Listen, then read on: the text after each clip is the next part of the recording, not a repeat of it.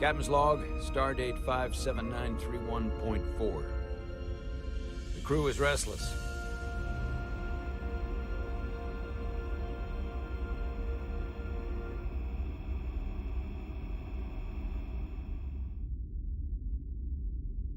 After spending too many months piecing our ship back together, we're finally about to venture out on a new mission. And the crew isn't letting this unprecedented ion storm slow them down. They're ready for something different. I know I am. Perhaps more than any of them.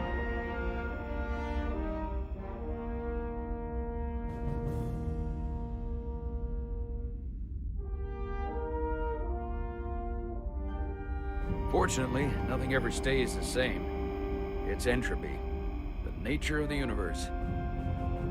Change is inevitable. And while entropy says order gives way to chaos, in this case, change is good.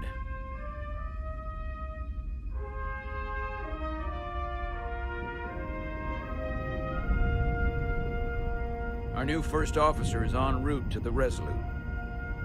Jara Rydek. I know she'll bring a welcome dose of new blood to the crew.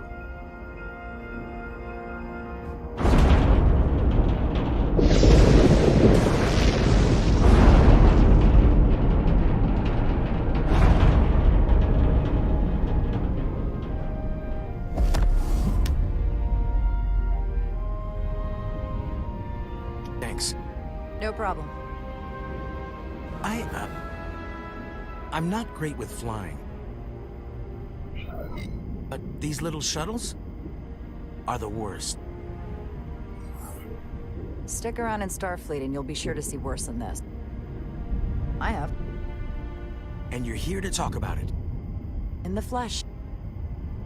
That's good.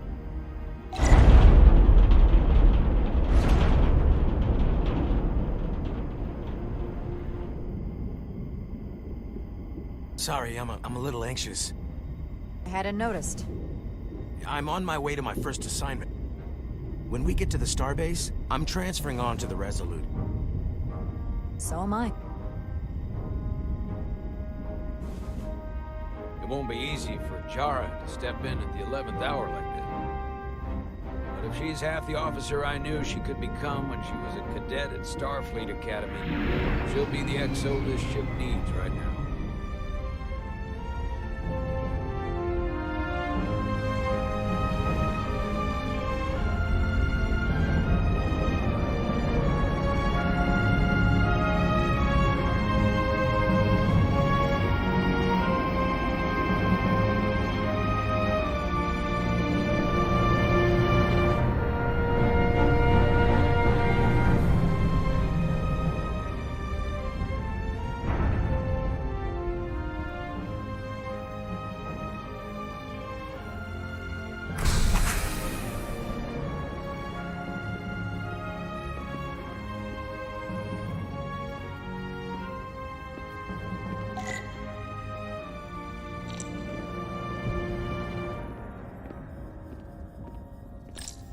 A starbase on the very edge of Federation space.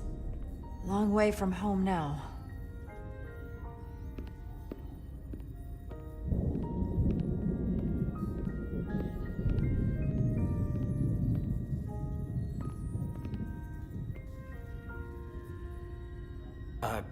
Commander?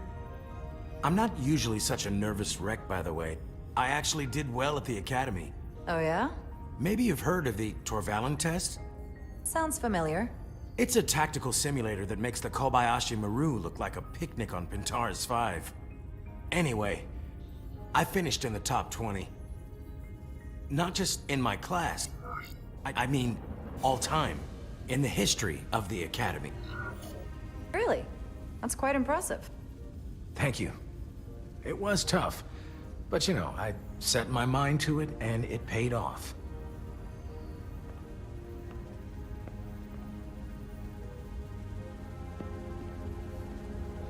Please place your hand here. Hold it there for a few seconds.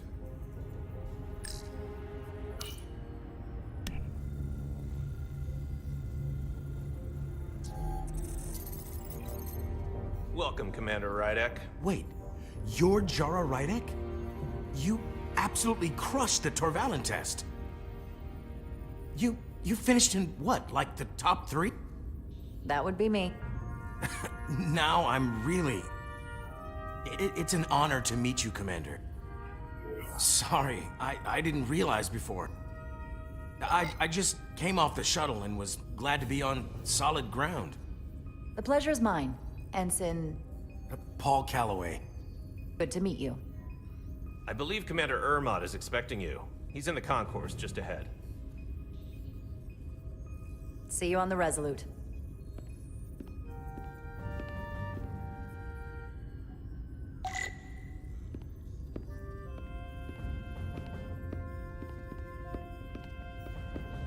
Good day, Commander.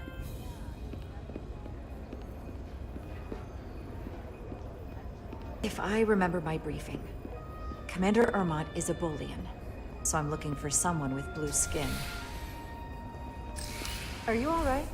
Yeah, I'm just... Well, I'm not sure where my departure dock is. The Resolute's gonna leave without me. Look here. The Resolute is leaving from this dock. Oh, you're right. Nerves must be getting to me.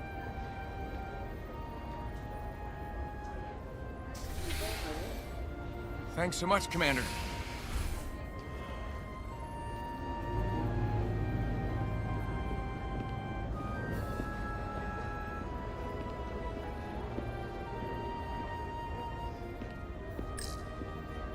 Starbase 128 has 4 docks.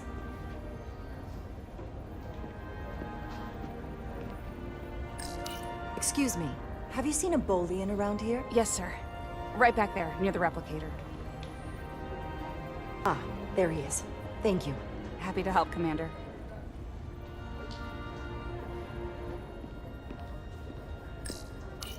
I'll replicate myself a meal once I'm on board. Excuse me.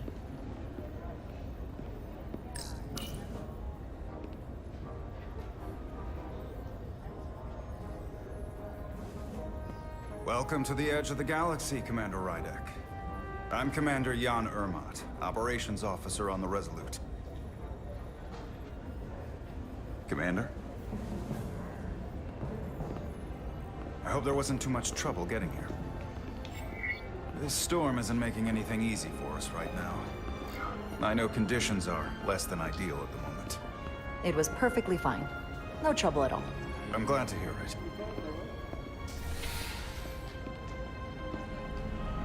We're grateful you were able to come fill our first officer vacancy at such short notice. From everything I've read and everything I've heard, we're lucky you were available to us. Coming from a premier starship and all. To our little research vessel. What exactly have you heard about me? First in your class at the Academy. Received the Starfleet Award of Valor during the Dominion War.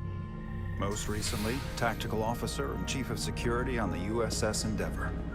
You've done your homework. Like I said, we're very lucky.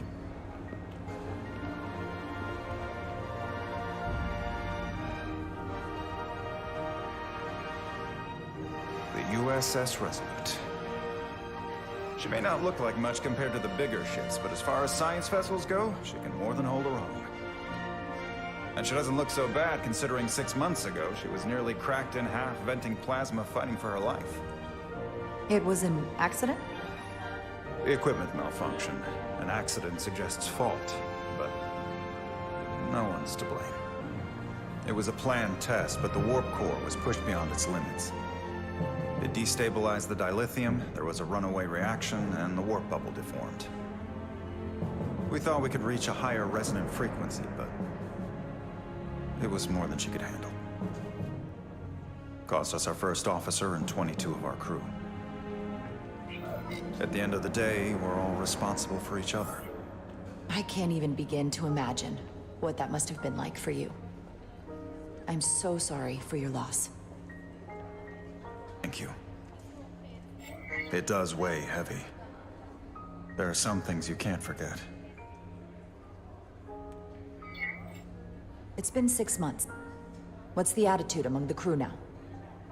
unsettled. But I hope that a new mission will help them move forward.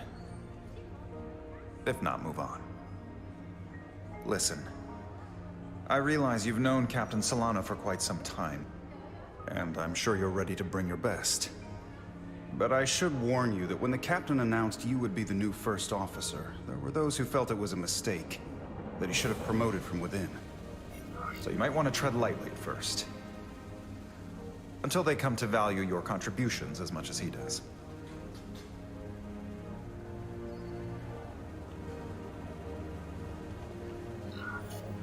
Thank you. Always good to have a sense for what you're walking into. I just thought you ought to know.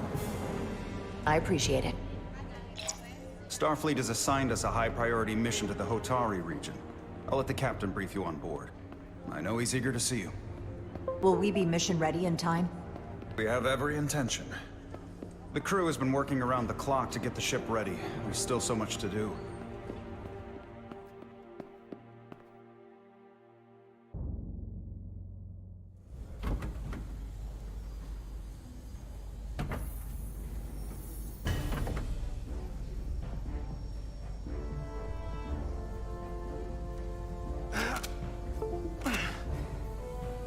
Stuck.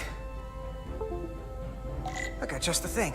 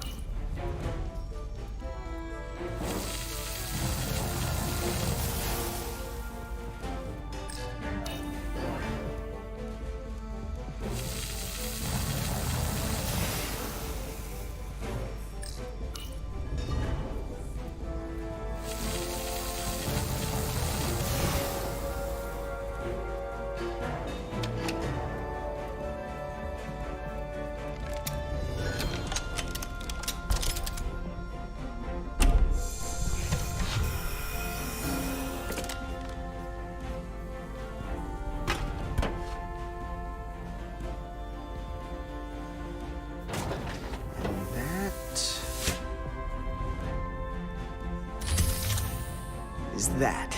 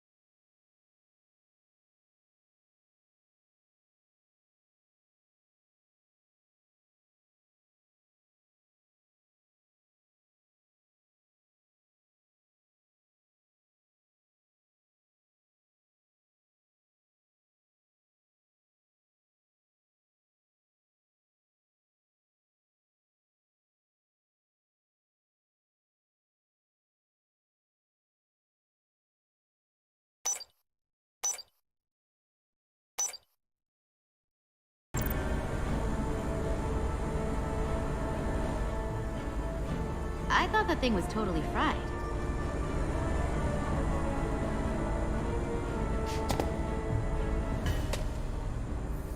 Nice work, Carter. Nothing to it, Millie. And not a moment too soon. The boss wants us down in engineering. Like, now.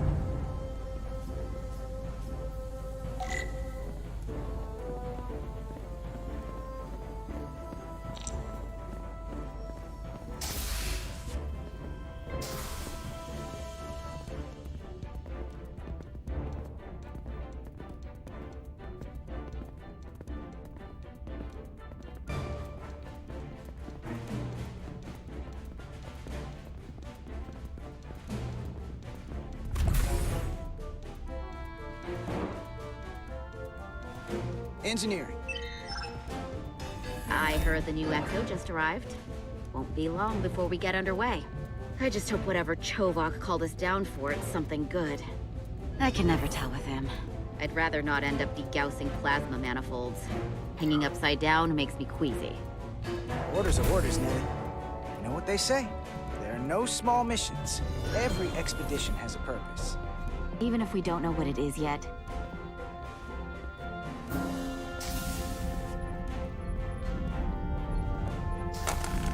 Looks like we got here before. Lieutenant Commander Chovak.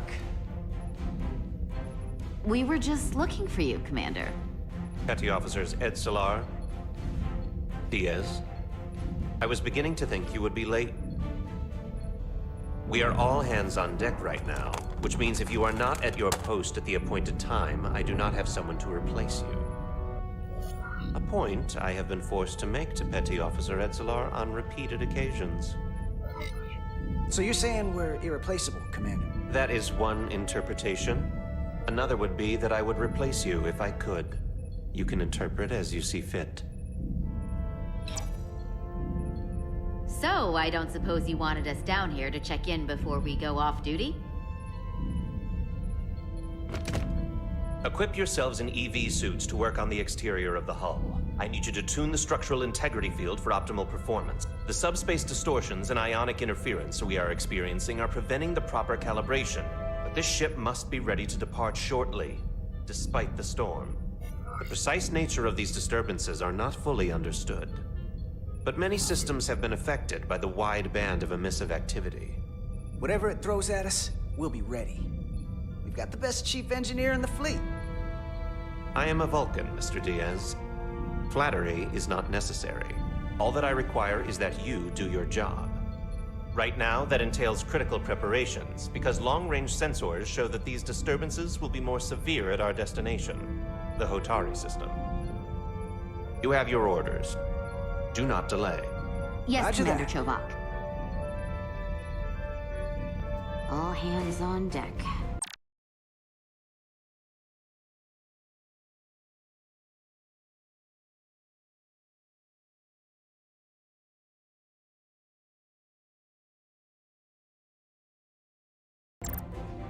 Oh, what's that? All hands on deck. That's what Chovak said. You know what that means? It means this ship isn't ready to go out, and the brass know it. So they're throwing every warm body at it.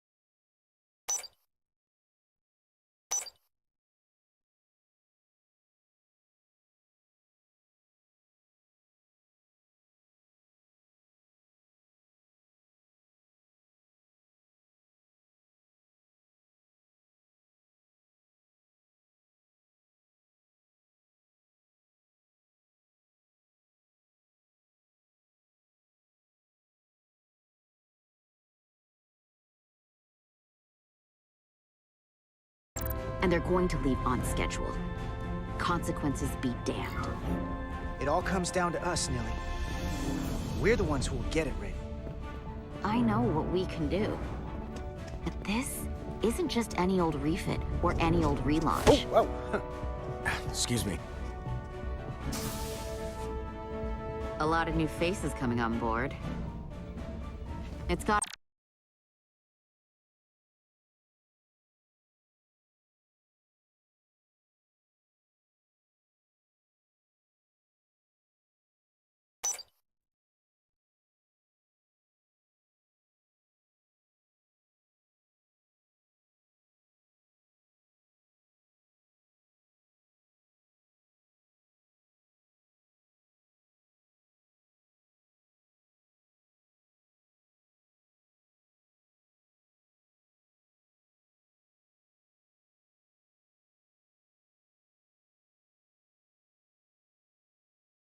It'd be tough coming as a replacement. That's for sure. They seem all right. Something that happened 6 months ago while they were off on another ship? Well, that's nothing to hold against them. Yeah, you're right. I guess getting a little new blood on board doesn't hurt. Hold on. Now there's an old face I didn't expect to see again.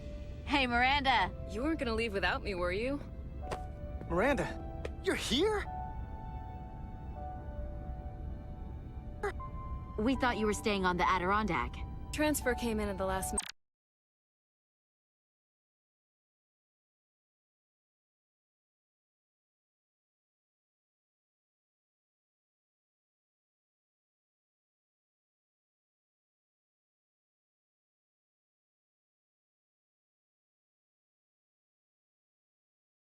So I figured I'd slum it on this bucket of bolts.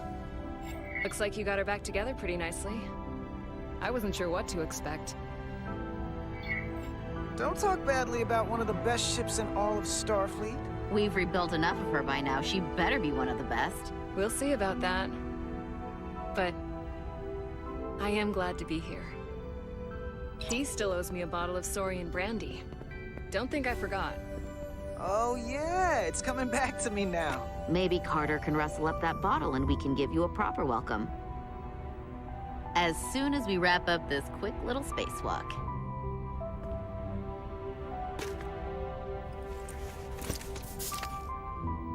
Here, let me help you. Thanks. So what's the word? Are you back in the security rotation? Yep. Still running with the usual suspects. Whoa. Good to go.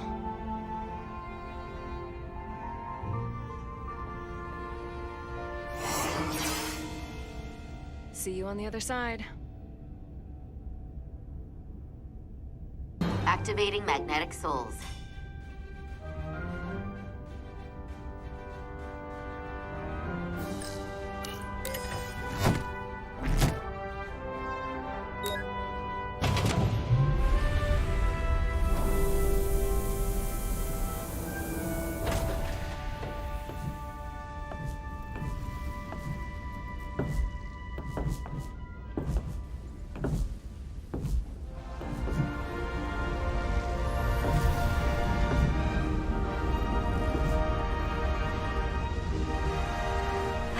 Never gets old.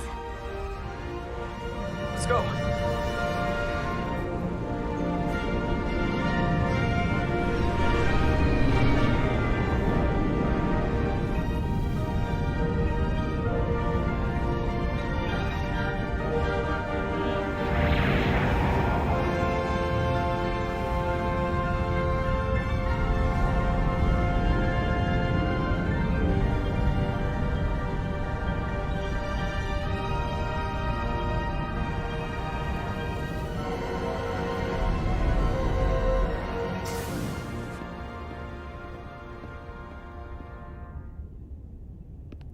Captain Solano should be here momentarily.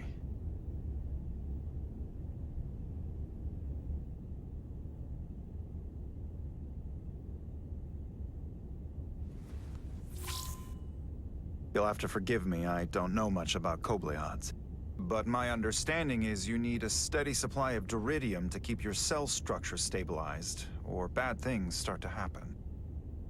And we have plenty of duridium in sickbay, so there's no risk of running out. Thank you. Feel free to make yourself at home. And help yourself to whatever you like from the replicator.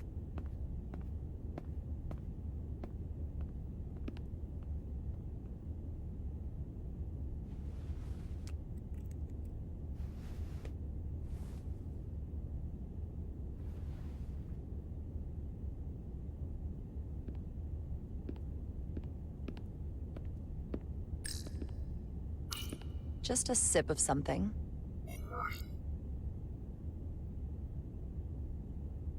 Decisions, decisions. Coffee.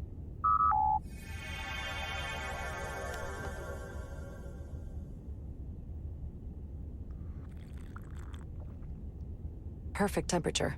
Don't know how they do it.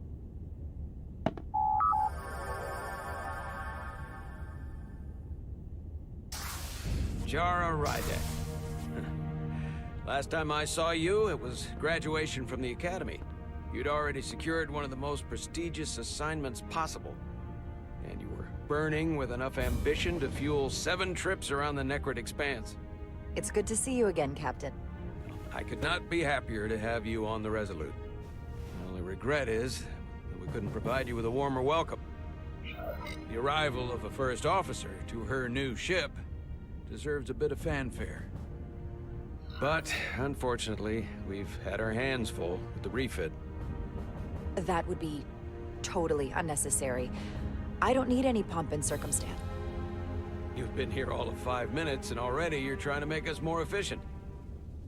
I like it. As I'm sure you've heard, we've had a rough go of it these last 6 months. The ship suffered some damage, but not nearly as much as the crew. I assume you mean the accident. That's right. The tragic accident, really. We were on the verge of a major scientific breakthrough. A quantum leap forward in warp core technology. 10,000 teradynes per second. The ability to travel at a sustained rate of speed longer and faster than we ever dreamed. What would have been the crowning achievement of my career. Right there, within our grasp. Until it all went so horribly wrong. We pushed her too hard, and a warp core malfunction overloaded the system, creating a pressure gradient way beyond what the ship can handle. It was heartbreaking. We lost some of our best people. As captain, I have to take full responsibility. It was my decision to make, and I have to live with the consequences. You're being too hard on yourself. It wasn't your fault. It's not a question of blame. It's about responsibility. No matter what the circumstances. In my defense, I will say, I might have avoided the whole ordeal if my senior staff had been willing to trust me. There was a lot of pushback from my former XO, and I think that cost me his confidence. I don't want you to pull any punches. Certainly not on my account. But once we decide on a course of action, I need everyone to fully commit to the mission. Anything short of that just won't work. And that's when things start to go sideways. This is your ship, and you are the captain. So as far as I'm concerned, whatever you say, goes. That's the kind of support I'm looking for. Look, I'll be blunt. We can't afford another mistake. Or at least, I can't. I feel like my career is hanging in the balance here. We need a win. Something to restore the crew's confidence. I understand. On a more positive note, Starfleet has tasked us with what they're calling a mission of the highest priority. Escorting a senior diplomat to Hotari space. 2 previously peaceful and otherwise non-aggressive civilizations now find themselves on the brink of all-out war. So it's a peacekeeping mission. I see it as a golden opportunity to not only prove what the Resolute and her crew are truly capable of, but also a mission for which we're uniquely qualified. This ionic storm. Our long-range sensors suggest it's several orders of magnitude stronger than anything on record.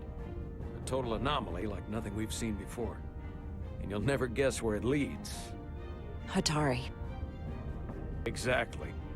Very nearly in the precise location where we're headed. Where I imagine the interference will be exponentially greater. But the diplomat will brief us on the details at the rendezvous. So basically, we're being sent into the eye of a storm, more powerful than anything on record. Well, yes. But we're taking every precaution. But I don't want to get ahead of myself. I expect we'll have some rough sledding when we arrive, so I need you to prepare the crew for the worst. There's just one more thing I want to clarify up front. The metric that, for me, will be the ultimate measure of your success. What is it? If after serving as my first officer, you don't one day find yourself with a ship of your own, then I will consider it my personal failure. And that might happen is entirely up to you. It goes without saying. You have my full support. Thank you. But I feel like I still have so much to learn. You'll have plenty of opportunity. And if you're willing to put in the work, I'll do everything in my power to help you along the way. Come, let me introduce you to the crew.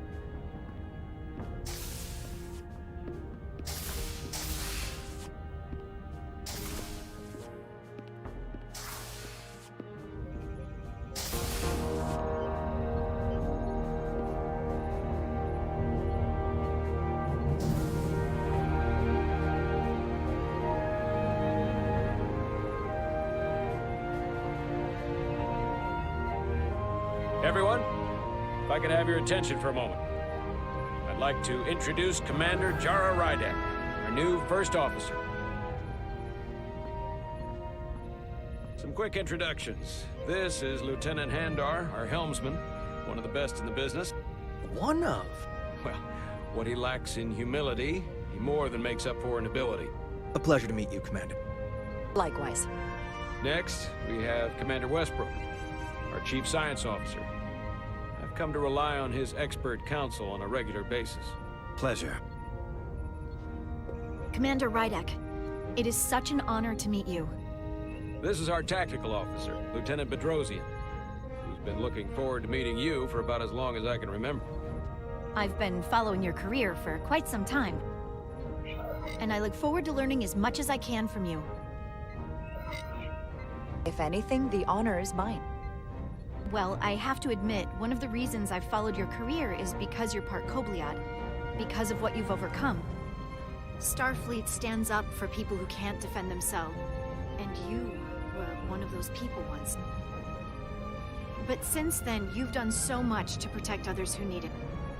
I really admire that. So, you've been something of an inspiration to me. Not that I've done anything close to what you've done, but you definitely set a standard to strive for. You really do know a thing or two about me. I'm glad I could inspire you, but it's important to chart your own path. Thanks. You can count on it. And then, of course, you've already met Commander Ermont. Please, do everything you can to make Commander Rydek feel at home here. I'll be on the starbase. I have an urgent meeting with the starbase commander to get our authorization to get underway. If they drag their feet any longer, we won't make our rendezvous. Bridge is yours.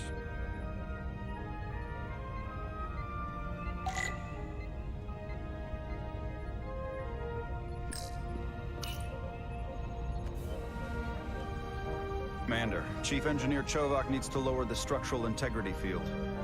He's sent a crew out to recalibrate the emitters in response to the danger posed by the storm. We just need your go-ahead. Permission granted.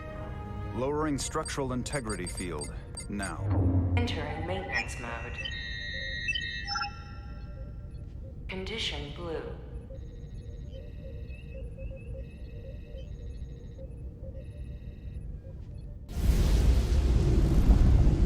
The storm is getting worse. Looks like they turned off the SIF.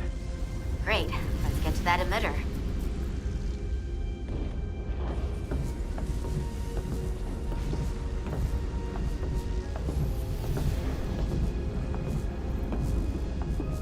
Every time we're out here, I half expect to see her in pieces again.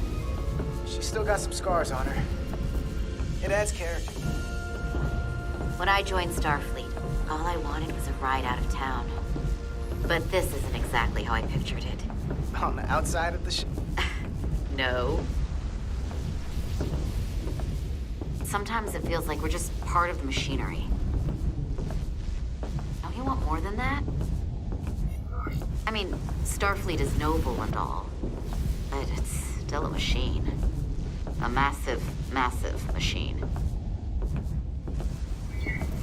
I am more than that. And so are you.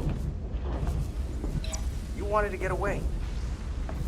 I enlisted because I didn't want to wait years just to get out and see the galaxy. I wanted to go somewhere. See new worlds. Look up at a sky no one's ever seen before.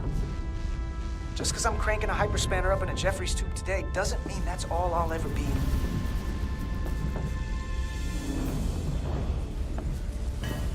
Diaz to Commander Chovak. We are at the Sif emitter.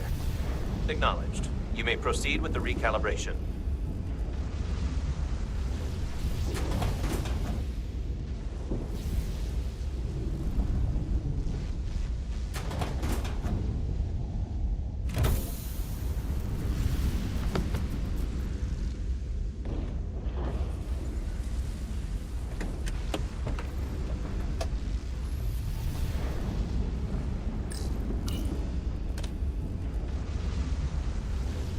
Beginning recalibration.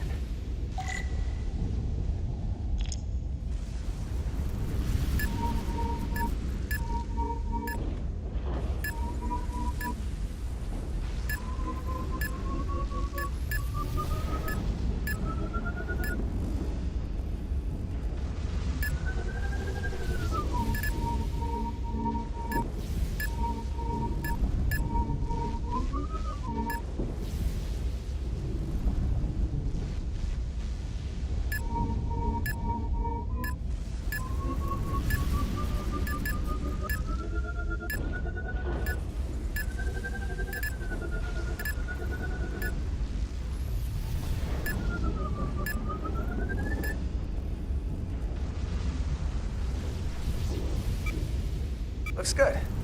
That wasn't so hard.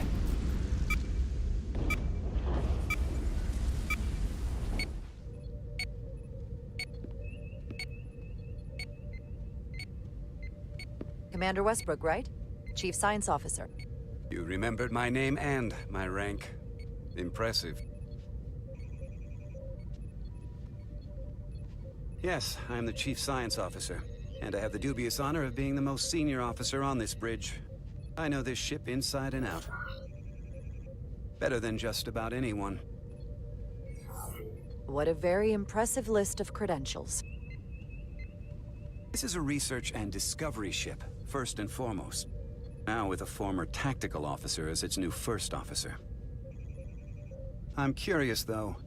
A Kobliad, or half in your case, is an odd choice for first officer, given your vulnerable condition and all. But if, as an example, we found ourselves in a hostile situation, and you were suddenly incapacitated because you needed an infusion, what would happen then?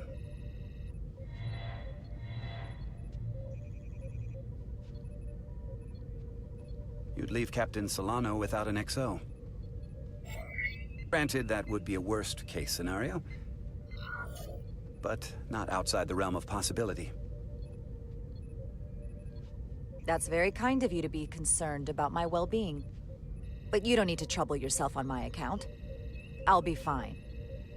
Well, I wouldn't say I was concerned, just curious, that's all. Listen, can I be blunt, Commander? I see no reason to stop now. Commander Sutherland, your predecessor, was one of the best first officers in all of Starfleet. His record was impeccable and his reputation was without equal. I mean no disrespect, but the shoes you're stepping into are almost impossible to fill. He was loved by the crew, and he was one of my closest friends. I don't think I could ever replace Commander Sutherland. And it would be a mistake to even try.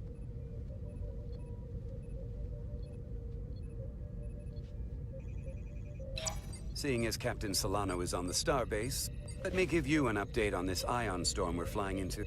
It's unusual, unlike anything I've ever seen.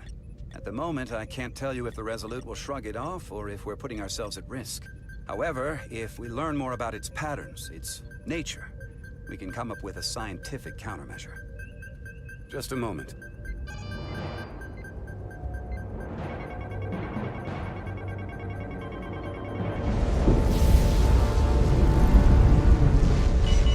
We've got a massive energy wave inbound. On screen.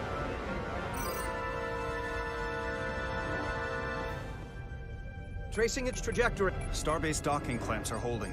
The storm's emissions are fluctuating, coming in waves. And if my projections are right, we're about to get hit by a wide-band burst of ionic energy. Like a tsunami.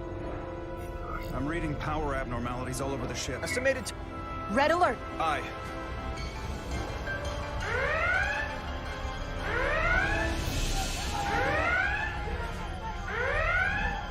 Evacuating main gangway and retracting. Sensor visualization on screen. With the structural integrity field shut down, we can't take a direct hit. Time to impact. 1 minute. Shield systems are severely impacted. We have limited protection. Need every available solution. What are our options? We can weaken the impact of the storm with a deflector pulse. There's a better way. I'm sending all auxiliary power to the deflector disk. Send the aux power to the shields. We can't reactivate the entire shield bubble, but it's a directional threat, so we can orient all we have towards the wave. You have to believe me. We only get one shot at this. We can't afford to get it wrong. That's right, which is why we need to send power to our shields. Drosian, get those shields up. Rerouting power to shields. Stand by. I need a heading. We've only got one shot. Understood. On my command. Heading locked. Raise shields.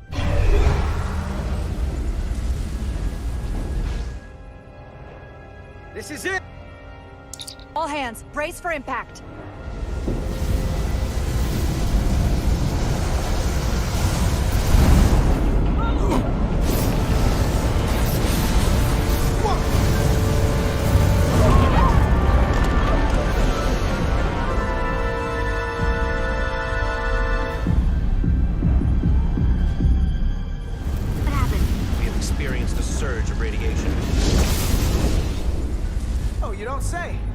This radiation supercharged the plasma, forcing it to backflush through the system and creating a dangerous imbalance.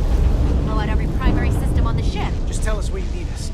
I need you to traverse the hull to the access port to recalibrate the port nacelle plasma regulator.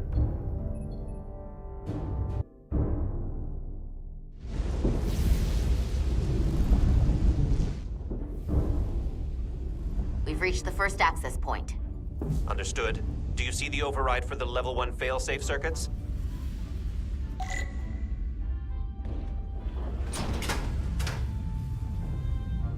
Affirmative. Engage the override. It should allow us to stop the EPS flow to the warp engine without triggering an automatic core shutdown.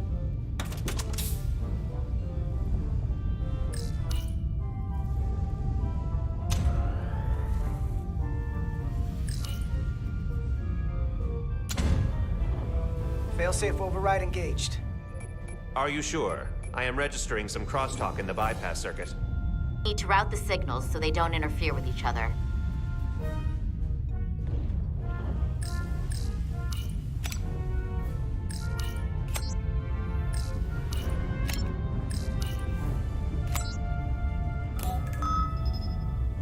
Diaz to Resolute.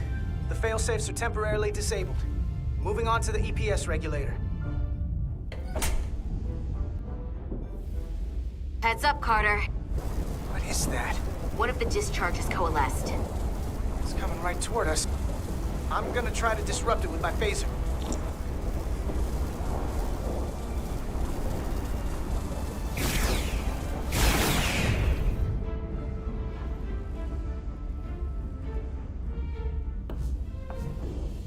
So we gotta climb up the pylon.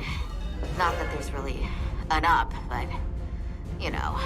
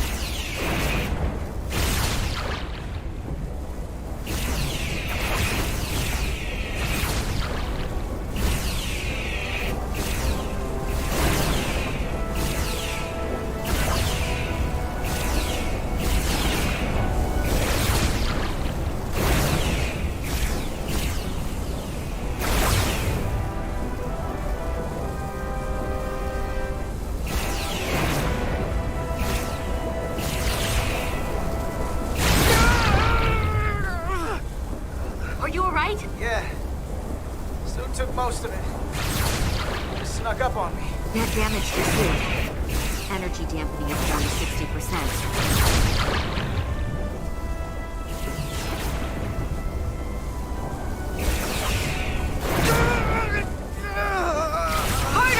That hurt.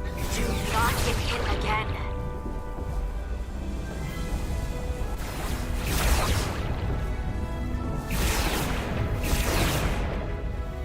We're at the regulator. Opening the access panel. And now halting the EPS flow to the port nacelle. We have little time before it causes an overload in the engine. You must work efficiently.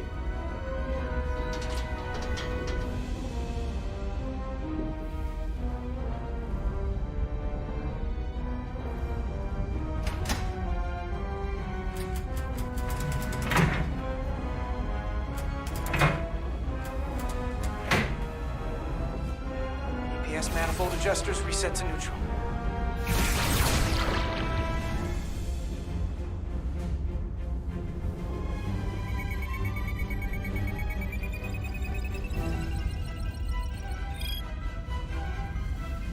The EPS lines to the port warp engine are back in balance. Almost done. Once I cycle the manifold nozzles, Chobot.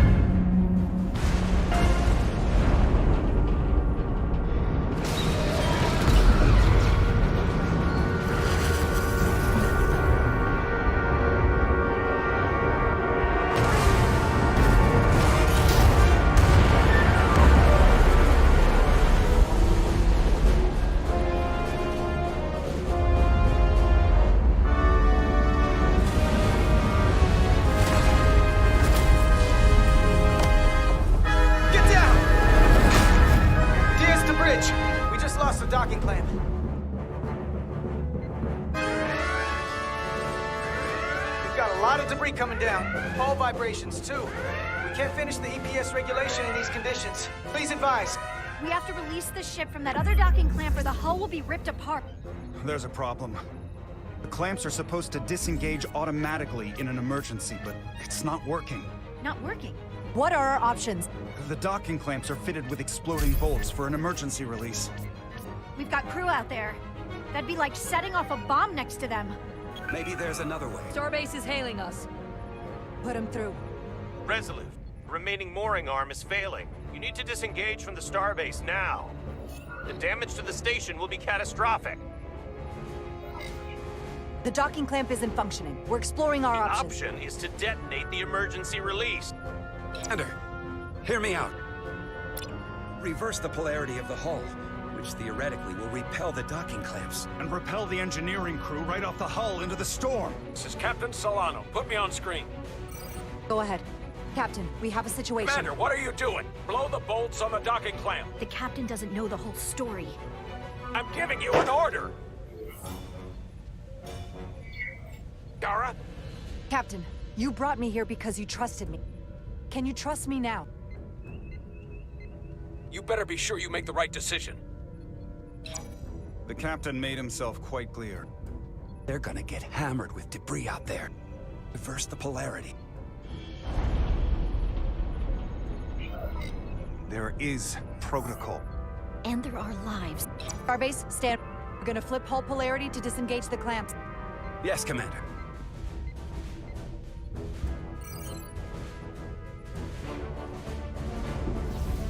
Repair crew, this is Acting Captain Jara Rydek.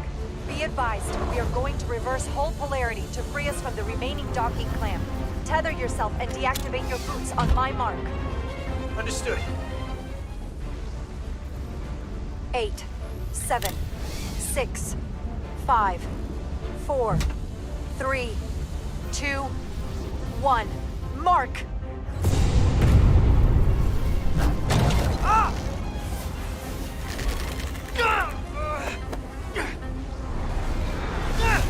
Grab my hand! I got you. Thank you. Plasma imbalance is reaching critical condition. We are moments from primary system failure. I got it.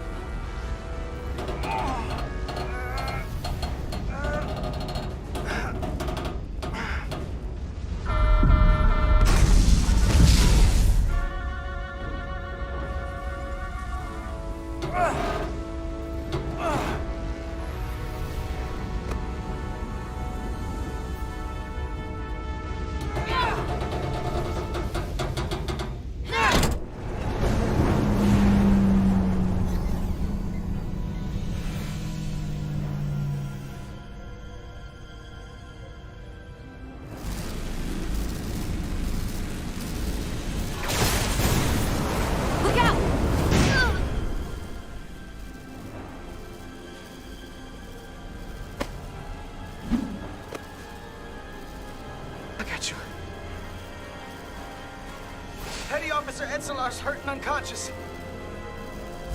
I'm gonna have to tow her back to the airlock. Mr. Diaz, the situation has changed. You are at risk of triggering a substantial electromagnetic arc if you approach the main hull the way you came. But Commander, the way we came is the nearest airlock. There is an auxiliary hatch near you on the far end of the pylon. You must bring Miss Edselar there to access the interior. Roger that. Going there now.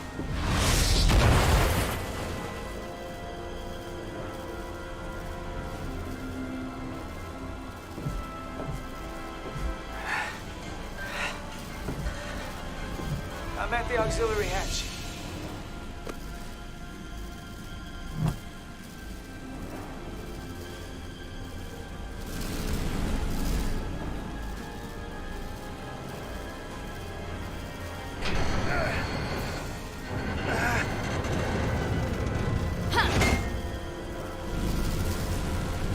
You go first. What? Let me save your neck this time. No time to fight me on this. Get in there! Not on your life. Let's not let it come down to that.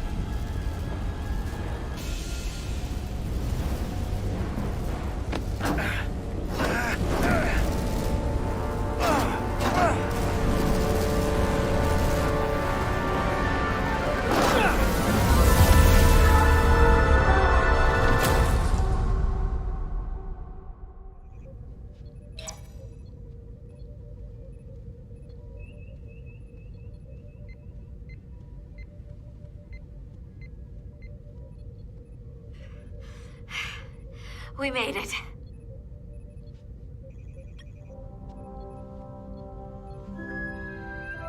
They're safe, bringing the SIF fully online. Do it.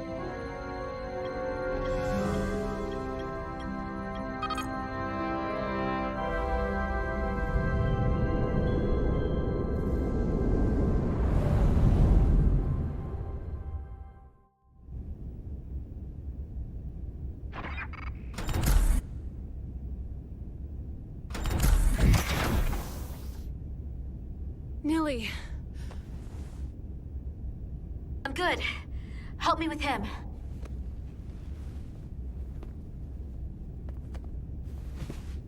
Let's get this off. Medical. Got one wounded at my location. Carter. You don't look so good.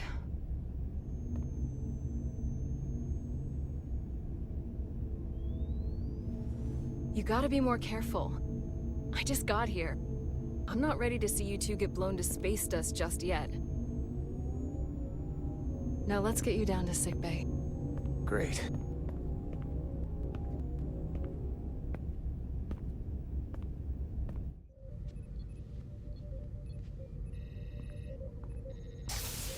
Status report. The repair crew made it inside. EPS flow is back to nominal levels. The SIF is back up. How does this affect mission readiness, Mr. Ermont? Releasing the docking clamps using hull polarity minimized damage to the Resolute. We'll have some last-minute repairs to make, but if we reapportion some of the staff, we can make our departure on time. As of now, however, we are successfully moored to the station. Good to hear. Send updates to my ready room. Commander Rydek, with me.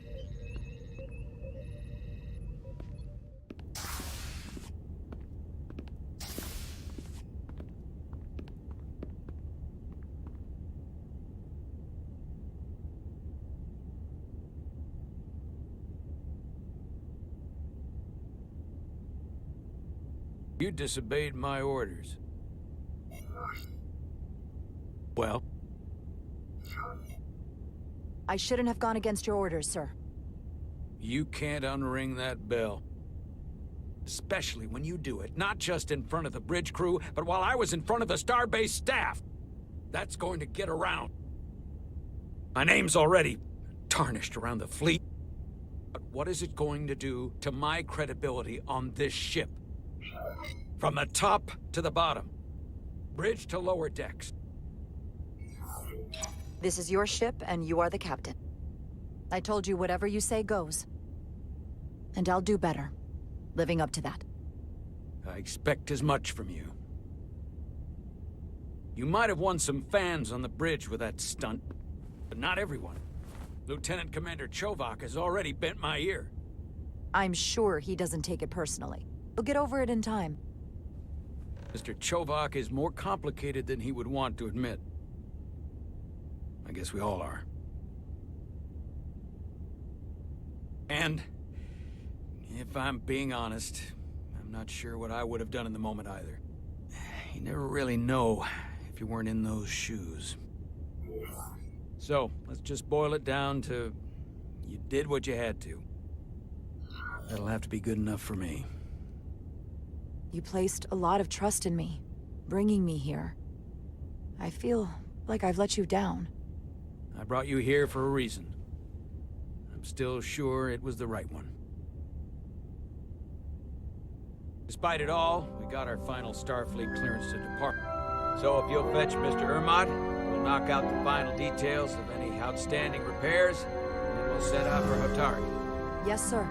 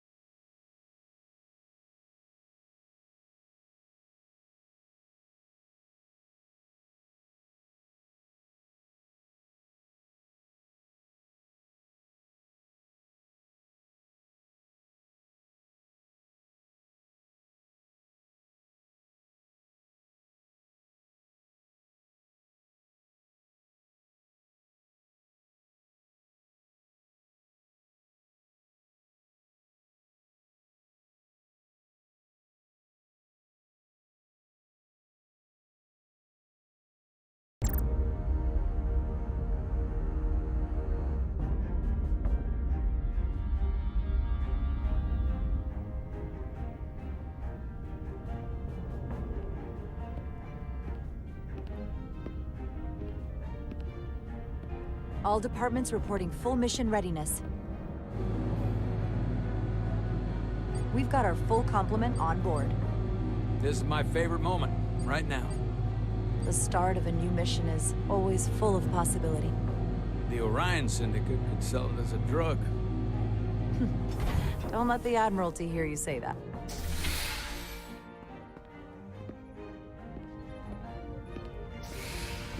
Captain on the bridge. Sit. Sit, everyone. You all know, I'm not big on speeches. We're embarking on the first mission since our refit. Let's make it a good one. Disengage docking clamp.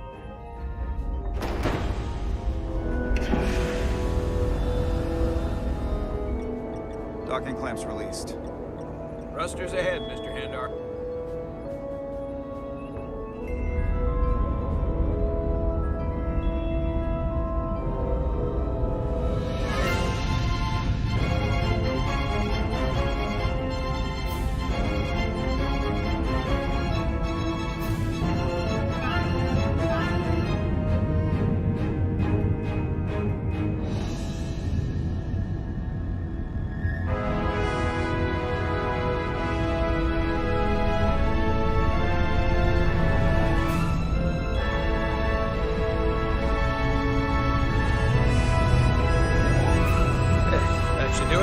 Set a course for the Hotari system. Prepare to go to Warp 8. Aye, Captain. You know what? You take this. Me?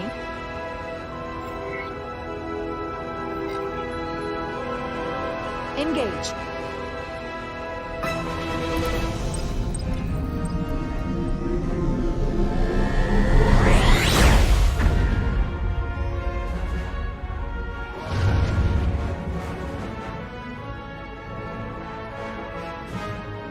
Simple, but effective.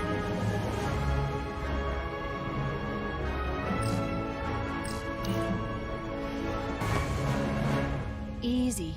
Thank you. I'm fine. Really, You don't look so good.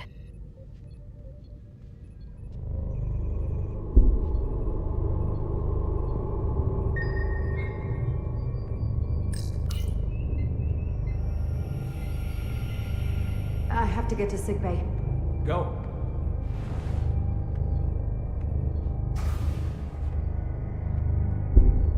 Commander, help me get her inside!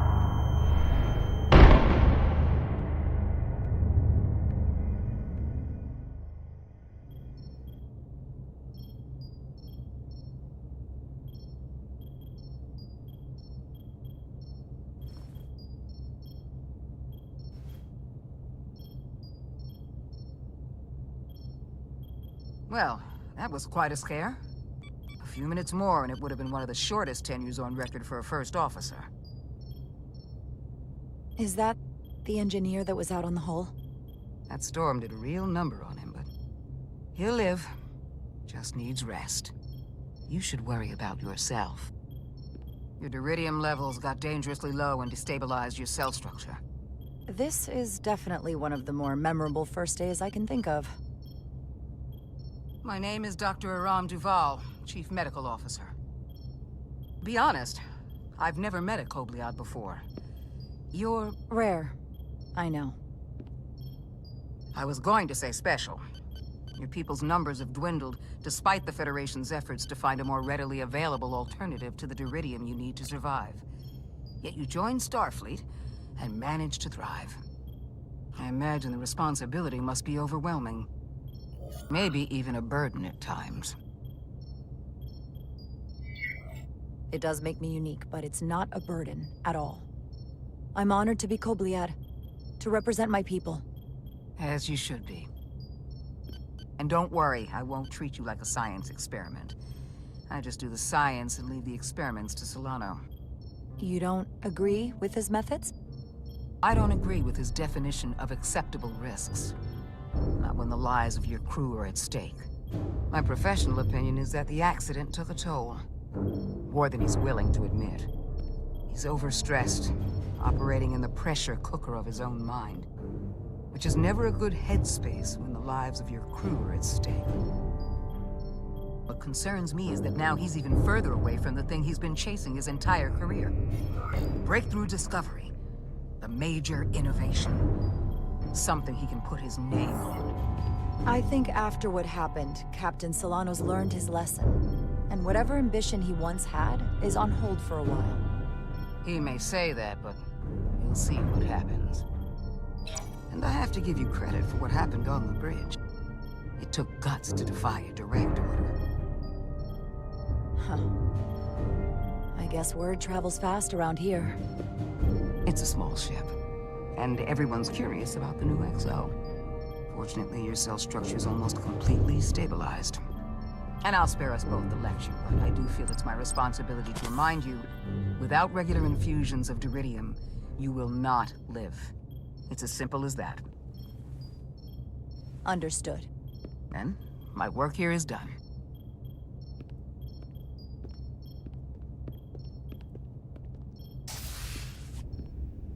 Lieutenant Bedrosian. I came to see if you were okay. We were all pretty worried on the bridge. No one knew what was happening. I don't want anyone to worry. This is just part of who I am. It doesn't define me. Of course. I completely understand. And I would probably feel the same way if I were you. You trusted me earlier with the shields, and I appreciated that. I want you to know that I have your back. Thank you.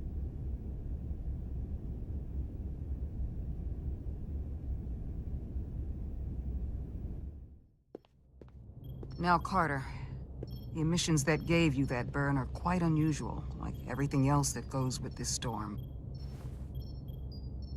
That's the combination of hyronolin and lectrazine to counter the radiation effects. That should help speed your healing. She's come by a couple of times to see you already. Be brief. It's good to see you awake again. I was starting to get worried. Not that you aren't in good hands with Dr. Duvall. Ah, come on. You know you can't get rid of me that easy. Don't push me, Diaz. You do not want to see me try. No, nope. I am not getting on your bad side. I am a formidable enemy. Millie was looking in on you too, by the way. But since it's just us right now, I had a chance to think about this while I was away. And I thought it was important that I just come out and tell you, instead of tiptoeing around it. Wait, are you angry at me or something? Oh, no, not that. I'm sorry. I'm probably making too big of a deal here. What I'm trying to say is, we've been really good friends for a long time. But I got back here and I couldn't ignore it anymore. I want to see if there's more between us than just being friends. Are you sure about this? They're my feelings. Of course I'm sure. Well, I just mean, seeing me in here, after we almost got killed out on the hull.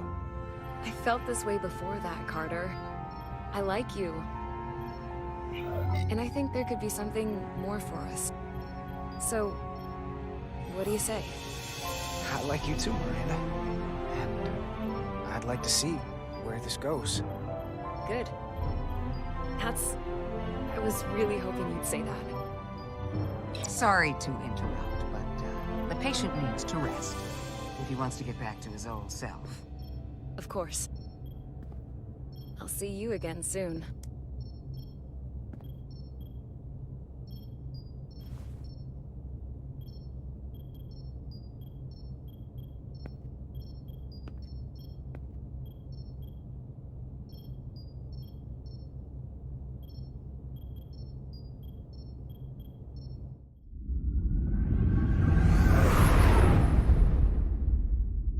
Approaching the rendezvous point outside Atari space. Helm, bring us out of warp. Dropping to impulse. Ionic interference surging, Captain.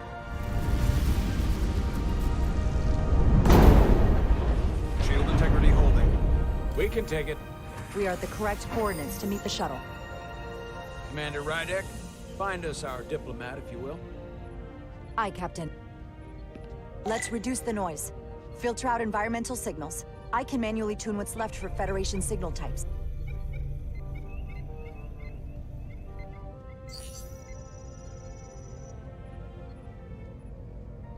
I've located the shuttle. Opening comm. On screen. Shuttle to Resolute. Shuttle to Resolute. Debris field. Lost maneuvering. Losing. I can't get it any clearer. We won't get a transporter lock. It's just not happening. Power up the tractor beam. We'll pull them directly into the docking bay.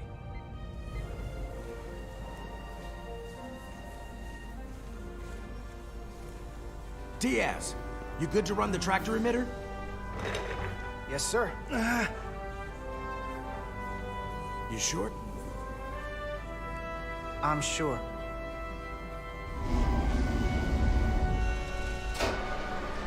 Come on, Diaz. First thing, lock onto the shuttle and stabilize the rotation.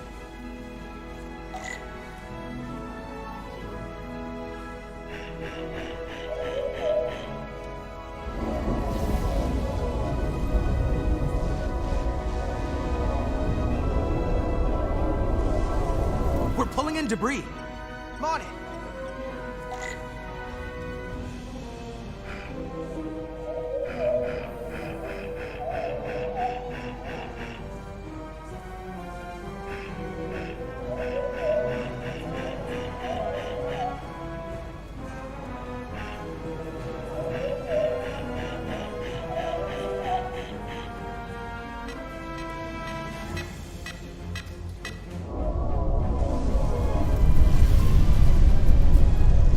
That's gonna take out the shuttle. It's the bridge. There's a large piece of debris headed for the shuttle. The tractor beam can't handle it. Can our shields take it? I believe so. Commander Rydek, plot an intercept course. On it.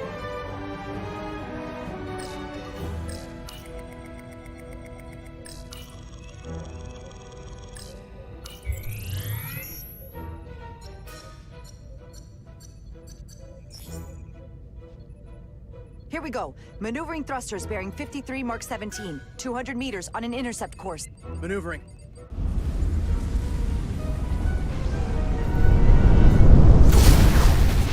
Got it. Whoa! Someone's working hard on the bridge.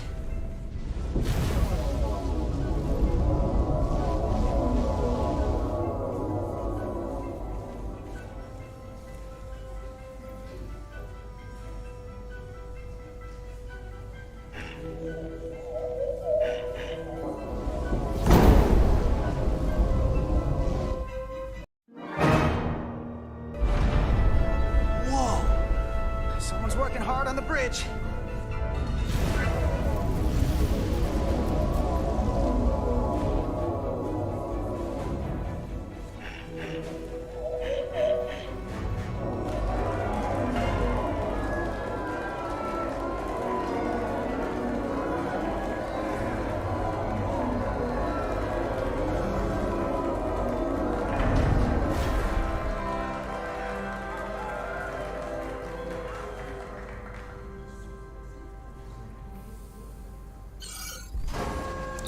Got the shuttlecraft on board.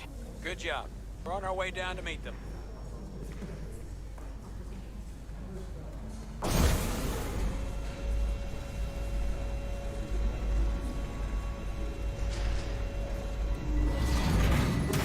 Terra firma, so to speak.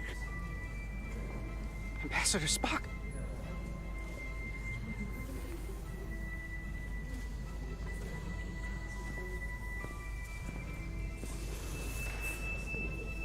The captain will be right down to meet you, sir. In that case, I will wait for him here.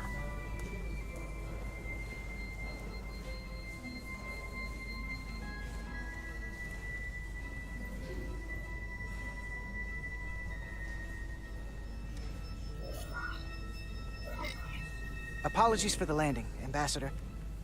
I was operating the tractor beam, sir. I take responsibility. Our arrival was the smoothest part of our journey. Your artistry with a tractor beam is commendable. We thought we were prepared for our arrival in Hotari space, but it is evident my craft was not sufficiently robust for such intense ionic activity. The storm has been pretty intense. There was an element that was most unusual. Before you came to our aid, our maneuvering thrusters and impulse engines were rendered inoperable. So we attempted a short traversal at warp speed, only to find that we could not achieve warp at all, even though our diagnostics computer showed no faults or anomalies. What do you make of that? When all indications say that warp speed is possible, but in practice, we find it is not. I'd rather investigate than speculate. A sound principle. Take readings, run some additional diagnostic checks, and we'll get to the bottom of this. Quite logical, Petty Officer... Carter Diaz. Sir. Thank you. Ambassador Spock. Excuse me. I'm honored to have you aboard. I'd like to get right to it. We're already behind.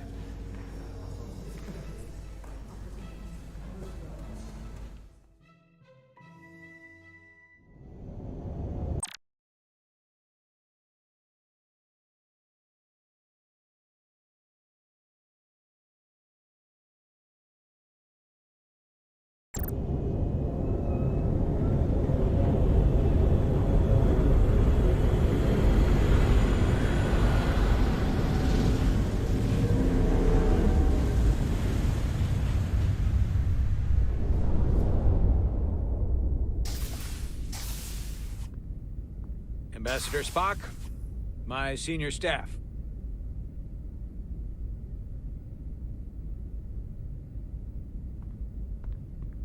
It's not every day that a captain gets to welcome a Starfleet legend aboard. You flatter me, Captain Solano. But legend implies the past tense, whereas I am very much focused on our present circumstances. I didn't mean to suggest you were stuck in the past. You're right, Ambassador. Your experience comes from the past. but our present situation calls for it. True enough. We were hoping you could fill us in on the details. We got the basics from Starfleet. 2 formerly peaceful neighbors are now on the brink of war.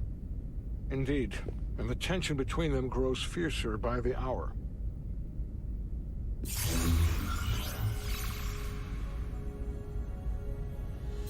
Ilidia and Hotari. Ilidians are the more advanced species. They made first contact with the Hotari over a century ago.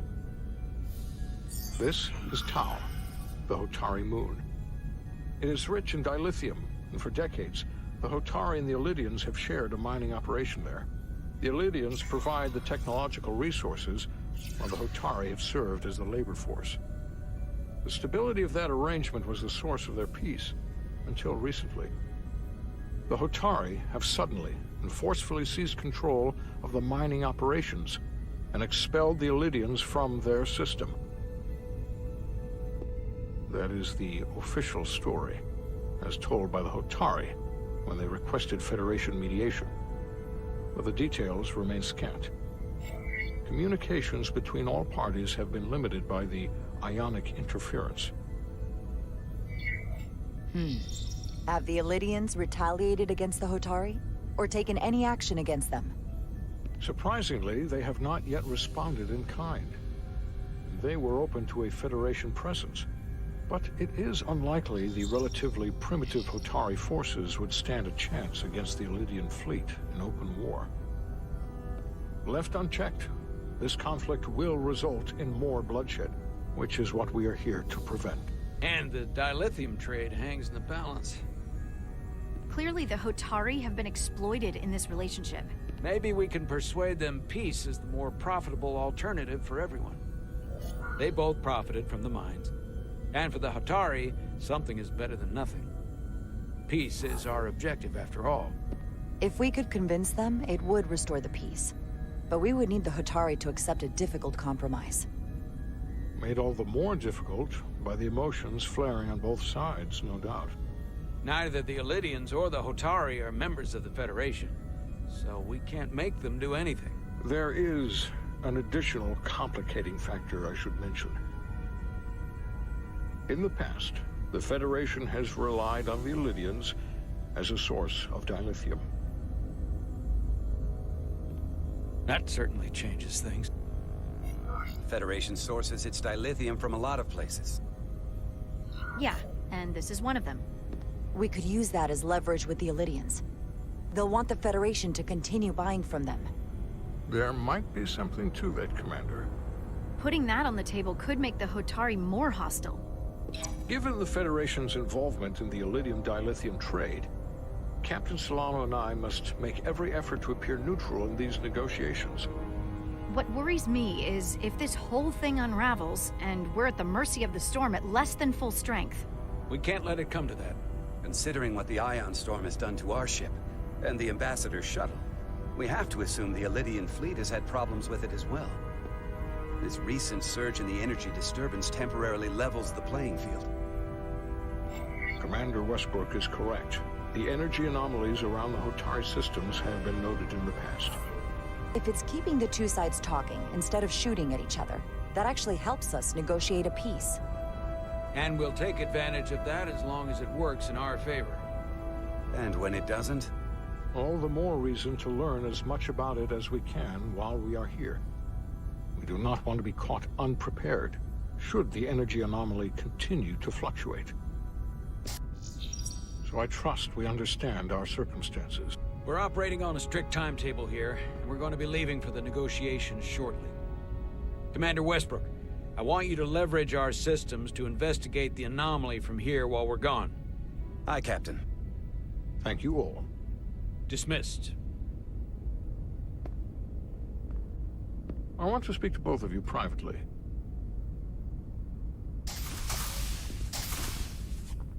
Ambassador Spock, I'd like to make a formal introduction.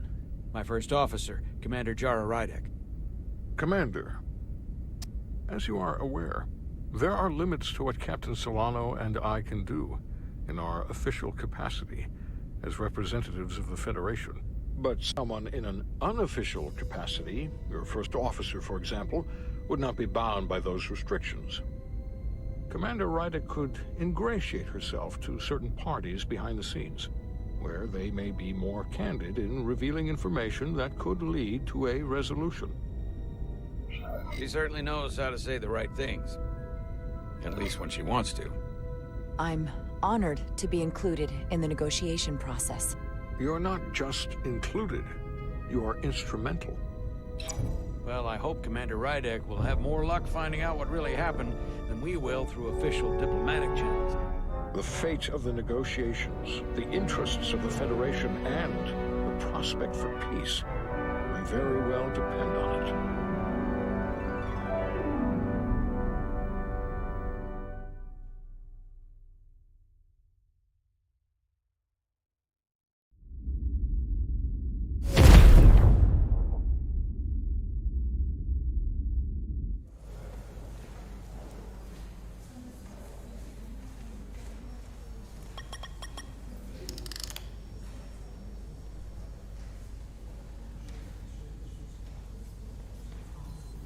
Mr. Diaz, I understand you have already discussed the warp drive failure with Ambassador Spock?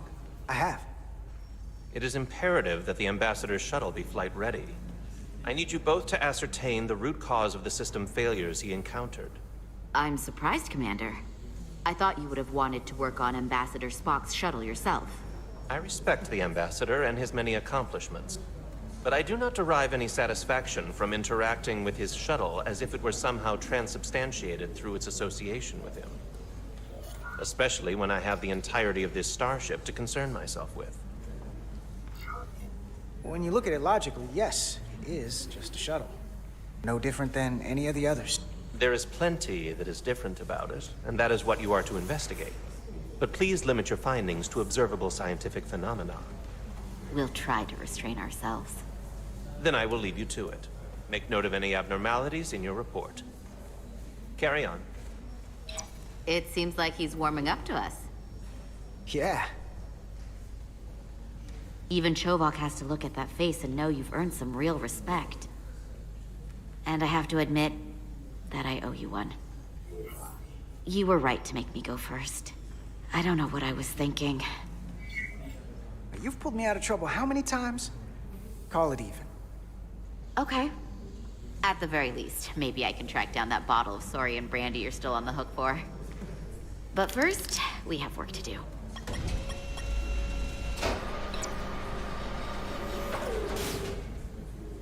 Ready to go? All set.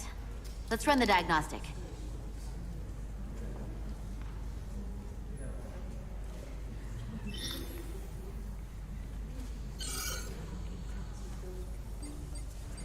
So, I know about your talk with Miranda. You do? She sent me a Priority 1 dispatch right after your conversation.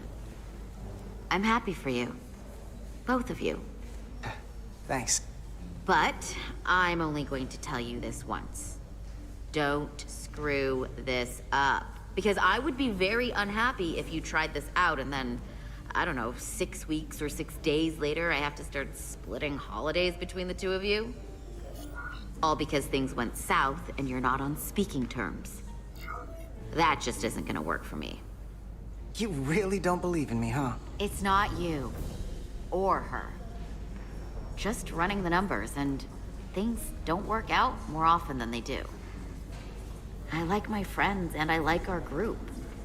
I don't want to lose that. Is that thing done yet? Yeah, it's wrapping up. Let's see.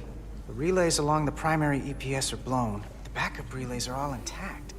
An EPS overload from the warp drive could cause that. But how did the shuttle end up dead in the water? Huh. Well, maybe the ship's data recorder can tell us something.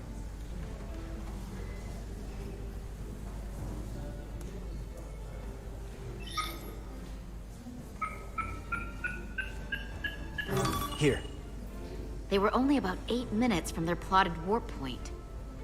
No faults, just those warnings. What are they?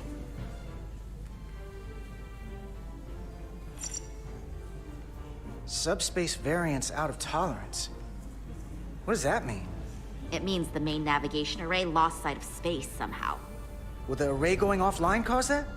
Yes, but it should have also thrown a fault code.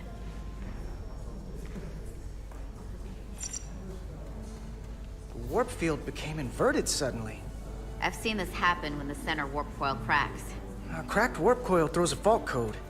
Still, we should take a look. There was a complete warp cascade failure. Wow. They're lucky the shuttle didn't turn inside out. Makes me think the computer panicked on the warp field equation. Any one of these failures should have thrown a fault. If it was caused by a system failure. None of this caused the relays to blow. Roll forward to when that happened. Yes, ma'am. So here, they take a moment to get their bearings and they attempt to re-engage the warp drive. There. That's the relays blowing. And look, there's another warp system alert. They're all the same. Subspace variants out of tolerance, or warp inversions. Finally, there's a complete warp cascade failure. Then it's one of two things. Either a warp coil is cracked, or the navigation array is offline. That makes sense.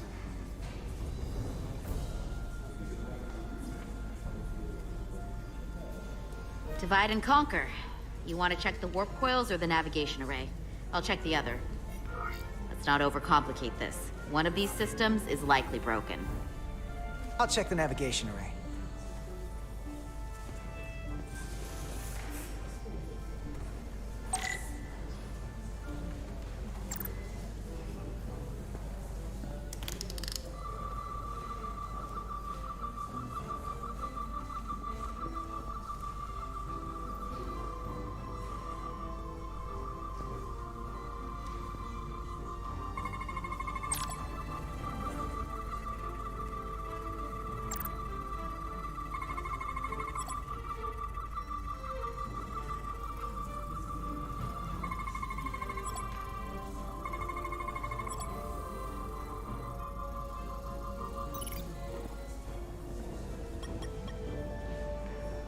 Navigation array checks out, so it must be a coil.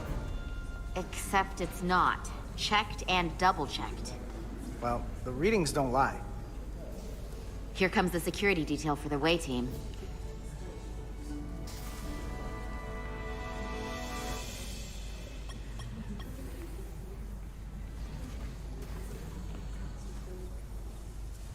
Hey. I'm not here. We're escorting the negotiating team to the surface as soon as they come down from the bridge.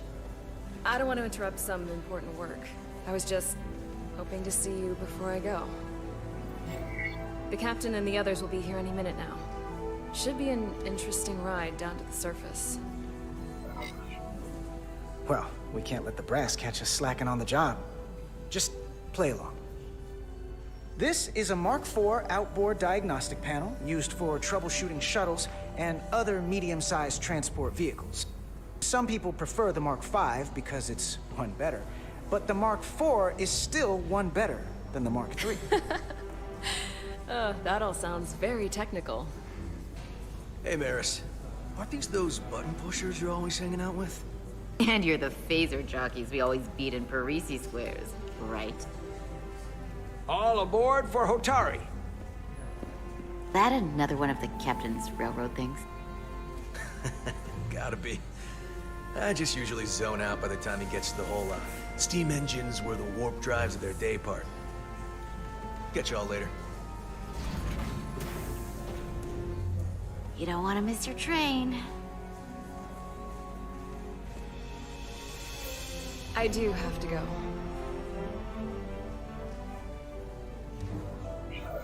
Not gonna lie, I'd rather not leave right now.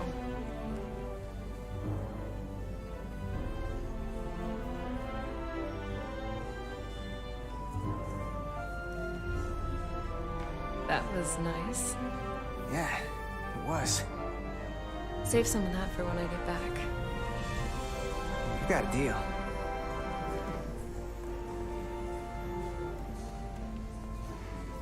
Be seeing you.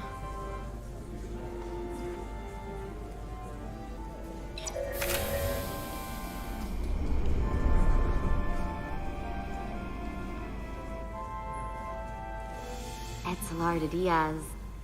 If you could float back down to reality, we still have a ways to go. All right, where were we? So, the warp coils in the navigation array are fine, but the nav computer doesn't seem to think so. I'm out of ideas short of field stripping the shuttle from bow to stern. You wanna take this out of the shuttle and throw it on the bench? Oh, real hands-on maintenance. I like it. Okay, the nav computer is patched into the ship. The ship's computer can double-check our work. If the shuttle's nav computer is putting out false data, we'll know it. Let's run through the shuttle's logs again. Running now.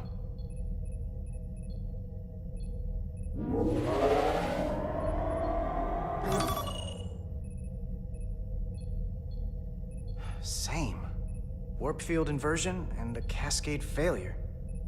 However, the Resolute computer doesn't show the same subspace variance. We're in the same conditions that the shuttle was in when it failed. Why wouldn't the ship's computer get a matching result? What if the subspace variance was a momentary occurrence? That's a possibility, and it would explain why the simulation under our current sensor readings failed to reproduce the issue. But a subspace anomaly strong enough to cause a warp field collapse would leave graviton ripples for days. Let's run with the momentary subspace variance theory for now. Roll forward to the shuttle's attempt to re-engage the warp drive. We need the conditions of space around the shuttle at the moment of warp failure. Resuming simulation.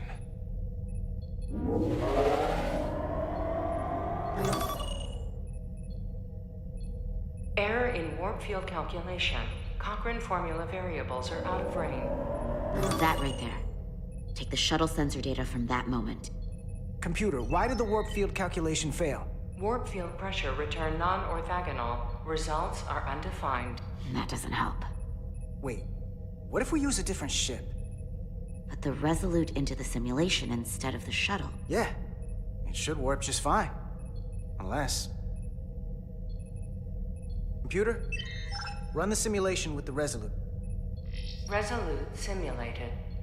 Computer, give me manual control on the warp power.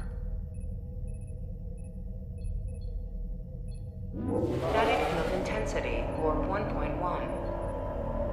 1.2. 1.3. Warp pressure is destabilizing. Error in warp field calculation. The warp drive has experienced a system-wide cascade failure. Warp field collapsed. Subspace variance is out of tolerance. Cochrane formula results are undefined. Bingo. What-o?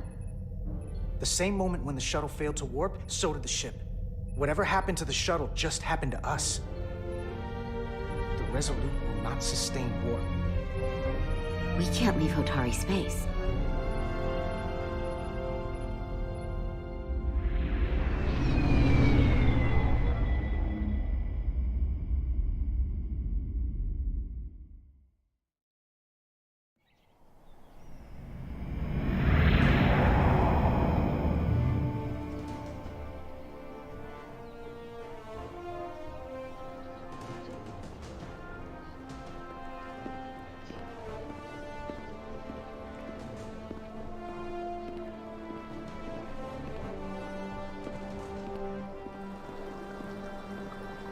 Ambassador Spock, Captain Solano, welcome to Hotari. We are honored you've come. My name is Tylos Altaris, Minister of Diplomatic Affairs. The honor is ours, and this is Commander Jara Rydek, first officer aboard the USS Resolute. You'll find she has a keen mind and unique insight into the dynamics between the Hotari and the Illydians. We are honored to be here as representatives of the Federation. I'm so glad. These must be the representatives of the mighty Federation. The reigning authority in the galaxy. Or so we've been led to believe. Whether that's true or not remains to be seen. But, either way, we're grateful you've made the time to come to our little corner of the universe. And you are? This is Galvin, and this is Sidron, the heroes of the revolt in the mines.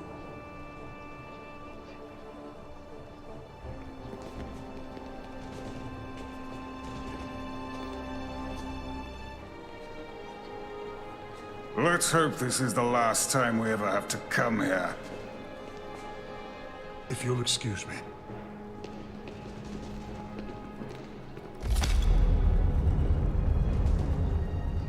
I think we're about to begin. Did you hear the arrogance from that guy? I don't know what we're walking into here.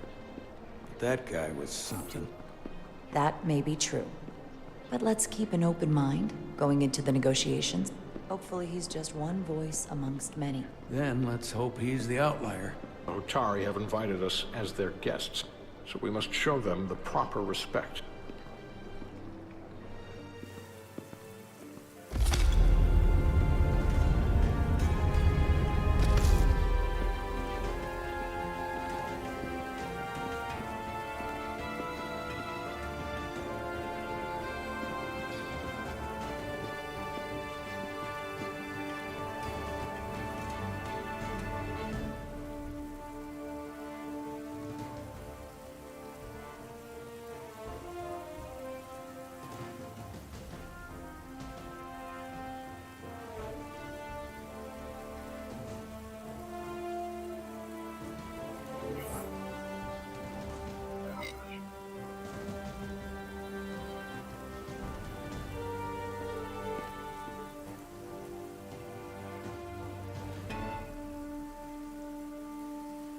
Ambassador Spock, welcome to Hotari Prime.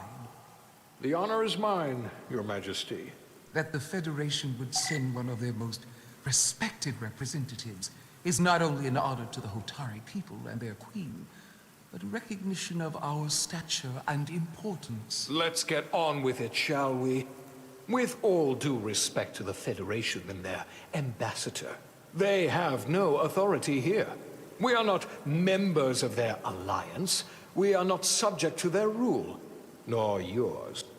We demand the immediate return of all mining operations to Elydian control, as it has been for centuries and will be for centuries more. That has always been our understanding. That understanding has changed. Then you invite war! And if you cannot remain silent, you will be silenced. But his point is well taken. What is the Federation's interest in this matter? Perhaps you would have us trade one oppressor for another? The Federation remains neutral. Our only interest is the peaceful resolution of this conflict. We are here at your request, Your Majesty. For now. I'm trying to keep an open mind here, but it's not easy.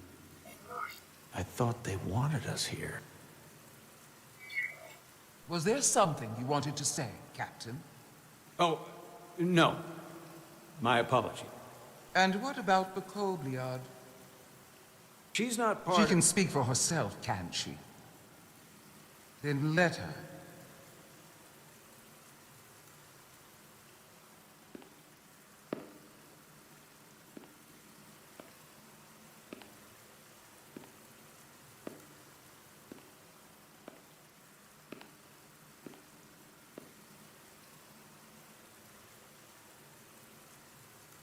Now then, what is your name?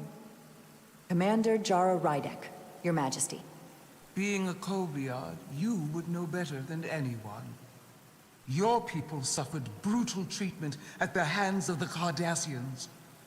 Their injustice towards the Kobliad is as unimaginable as it is unforgivable. Not unlike how we have been treated by the Elydians. As much as they'd have you believe they are the victims here, remember it was the Hotari who attacked us. Hundreds of innocent Elydians were slaughtered without mercy in those mines. The blood is on their hands, not ours. Quiet! If after all the Kobliad suffered, you finally had the chance to right that wrong, to get out from under their control, would you take it? Or would you negotiate a peace?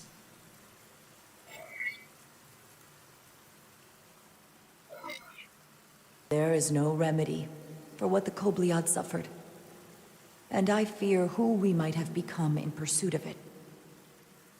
There is no justice if the oppressed become the oppressor. So I would willingly accept a peaceful resolution if it were offered. That is the real opportunity. Perhaps. Commander Rydek. Perhaps. Unfortunately, that was not the case, was it? No, it was not. Peace is often elusive to those who need it most. The Federation is the most powerful, most advanced alliance in the galaxy. It's widely known we have an abundance of dilithium in our mines. And it's in your interest to secure a steady supply. Your Majesty, if I may. Ambassador Spock would have us believe you're here as a neutral party in the interest of peace. So why are you really here? I want the truth, not your Federation rhetoric. As Ambassador Spock has said, we've come seeking a peaceful resolution to this conflict, and have no interest in your dilithium. I'm not nearly as naive as you must think. The Federation has done business with the Illydians for decades, which makes me question your motives. What they haven't said, but cannot deny, is a simple truth. The dilithium trade would not and will no longer exist without Illydian involvement. We created it for the benefit of everyone, especially the Hotari. We've given them warp technology. We've let them share in the profits. We've made their lives infinitely better than before dilithium was discovered. All of that goes away if the Federation turns a blind eye to their treachery. That is enough of your lying! Hotari are quite capable of running the mines. We've done so for centuries. Oh, tell me, who deserves control of the dilithium trade and the mines on Tau? Who should the Federation recognize? The Hotari or the Illydians? It can only be one or the other, not both. If there can only be one, then it would be in the best interest of all involved if the Illydians resumed operation of the mines. And that is why we should not trust our fate to the Federation. She speaks sense. You do well to listen to her. And you do well to hold your tongue. We will take back our minds by any means necessary. Then you will see more blood spilled. I am more than willing to address your concerns, Your Majesty. Yours as well, Representative. But I suggest we could have a more productive conversation with a smaller group. Perhaps only the most essential representatives.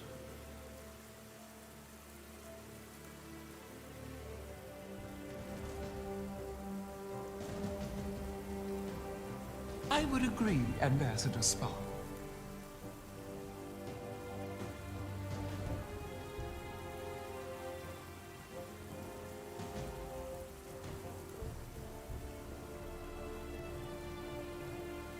I think this is best left to those of us with more experience in diplomatic matters.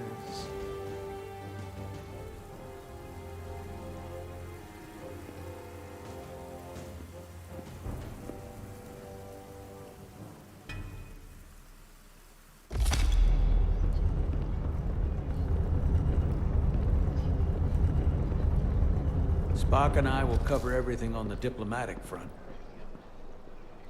You make nice with the locals and see if you can get some answers. We need to find out why the Hotari are so willing to risk war. What happened in those mines?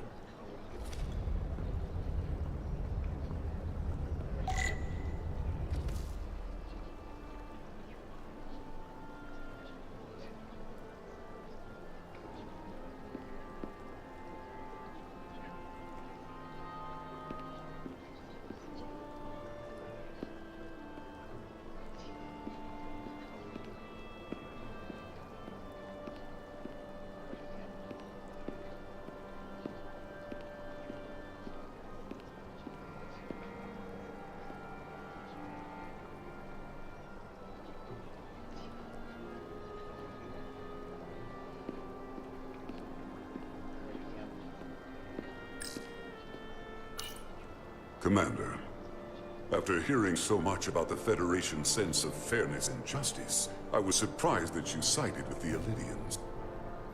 In all honesty, I expected more, especially from someone like you. To be clear, I'm not on either side of this conflict. Our only interest is peace. On the Illyrians' terms, apparently. I assume you were there, the day the mines were seized from the Illyrian. Not seized. Reclaimed. And restored to their rightful owners. Yes, I was there. We had to be decisive. Before the Illyrians could even realize their worst nightmare was upon them. Did you have help from someone else? Otari stands alone against the Illyrian forces. We don't need help from anyone. They respect one thing above all else, and that is force. The greater the force, the more certain the outcome. Any talk of making peace is just that, and worth little without the strength to secure it. Which makes me wonder about your ship, the Resolute. Undoubtedly the Federation's finest warship. Ready to contend with anything the Illyrians might have in store. Or is that not true? Maybe I've misjudged it. It wasn't designed as a warship. More for scientific research and exploration. But the Federation must have ships designed for war. Technically, they're Starfleet ships representing the Federation. But yes. I see. Sidron. A pleasure meeting you, Commander. I'm sure we'll cross paths again.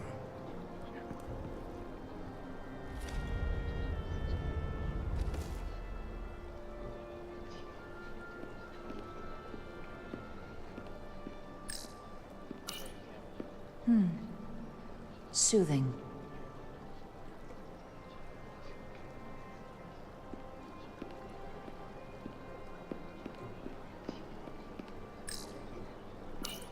Commander Rydek, I have to admit, I was surprised when you said the Illyrians should control the dilithium trade. I was under the assumption the Federation was neutral. But maybe I was wrong. I can assure you, we aren't on anyone's side. We are, and will remain, completely neutral. You have my word. I hope that's true. For all of our sakes. I saw you speaking with Sidron, our national hero. I'm curious, what did he say? He seems to be of the opinion that negotiating for peace is a waste of time. Because force is the only blunt instrument he understands. He's a miner, not a diplomat. For the first time in our history, the Hotari have the upper hand. We see ourselves as strong instead of downtrodden. New voices have risen up. Old voices shouted down. Galvin and Sidron have become national heroes. Now, they have the Queen's ear. Better or worse, depending on your perspective. I take it they're against a negotiated peace with the Illyrians. Heroes tend to want more of what made them heroic. If it were up to them, they'd wage all-out war and bring ruin upon us all. My fear has been that the Illyrians will launch an attack and crush us. You've seen their starship, no doubt. They could have retaken the mines whenever they wanted to, but it never happened. And as strange as this may sound, I'd almost say they're afraid. I just don't know what they're afraid of. It's still the same bluster and bravado you would expect from them. But it has no teeth. Like they're afraid of what might happen. Do you think it has something to do with the ion storm? Right now, it's stronger than ever, isn't it?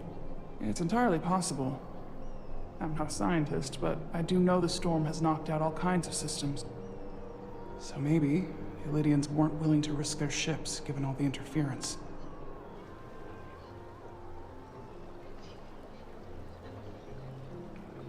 Since the day of the revolt, Galvin has seized control of the mines and restricted all access. no one's allowed without his personal authorization. And they've taken over a section of the palace with just as much secrecy and security. I'm told it could be something they brought back from the mines. I've made inquiries, but everyone pretends it doesn't exist. I strongly suspect they're hiding something. Are you sure of this? It's been the talk of the palace since the day of the revolt. How can we know?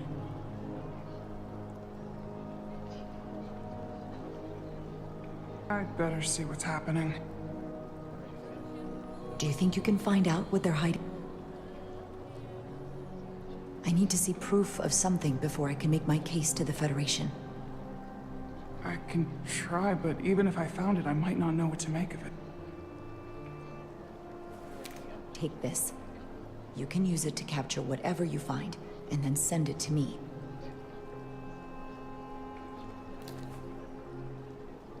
Thank you. I will let you know what I find. And I look forward to our meeting again.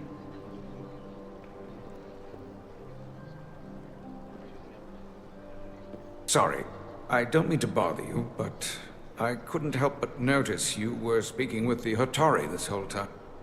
I figured it might be useful if I offered another perspective. Of course. I have to say, I fully expected you to side with the Hatari. But obviously the Federation wants a steady supply of dilithium. Something only we can offer. Without a Lydian involvement, there is no dilithium trade. Left to the Hatari, it would be nothing short of a disaster. Of all my concerns, dilithium is not one of them. I could care less about securing a supply, now or in the future. I'd be curious to know if the rest of the Federation shares your indifference. Major Solid Arminta, Special Attaché, Lydian Armed Forces. Pleasure to meet you, Commander. I have my issues with the Hatari, but I have to give them some credit. They know how to seize an opportunity.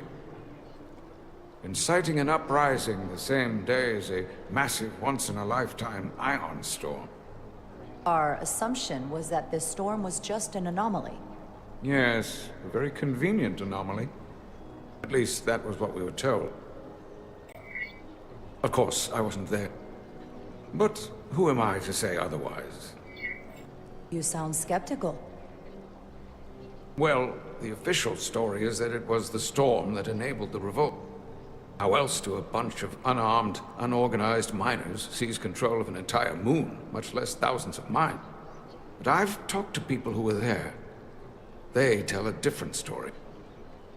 They say they're lucky to have escaped with their lives. That it was more than just the storm. That somehow the miners were able to harness the energy from the storm. I know it sounds crazy. I'm not even sure I believe it myself. But that's what they said. You just answered your own question. How do a group of miners do something that in theory can't be done? That's how. Harnessing the storm. But even if it's true, how does that even happen? You tell me.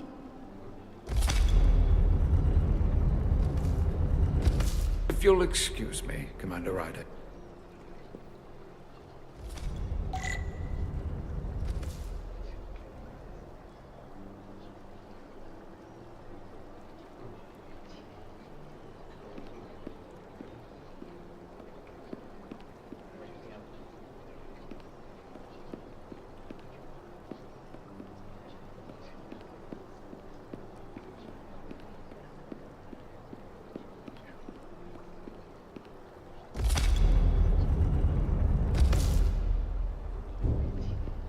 Well, that was a disaster. What happened? The Hatari refused to concede anything, so the Elydians stormed out. The Hatari did not invite us here as peacekeepers. I hope your efforts were more fruitful than ours.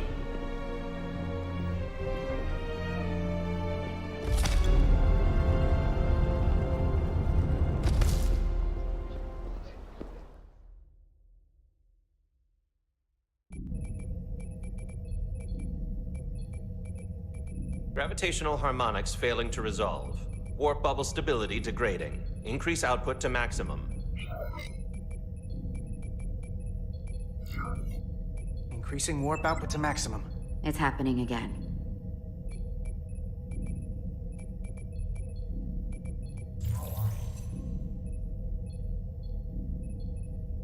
It is evident that presently, the Resolute cannot achieve warp propulsion. Since our diagnostics rule out any problems with our warp systems or anything about the ship, the problem appears to be the fabric of space itself. Space itself? You're saying something about this region of space prevents warp travel? Prevents it, or can't sustain it. However improbable, that appears to be the case. We need to know more. Otherwise, it'll be an extended stay in the Hotari system. The storm didn't stop us from leaving space dock and traveling here. But could it still be causing this interference with warp travel? We must follow sound investigatory principles. Do not let an assumed conclusion drive your analysis. Sometimes we need a little inspired thinking, Mr. Chovak. Captain Solano is on his way back from the negotiations, and I want to have some answers for him when he gets here. Indeed. Given the facts at hand, we may be able to deploy subspace probes around the ship to construct a clearer picture of the phenomenon. Around the ship. I'll prep a shuttle.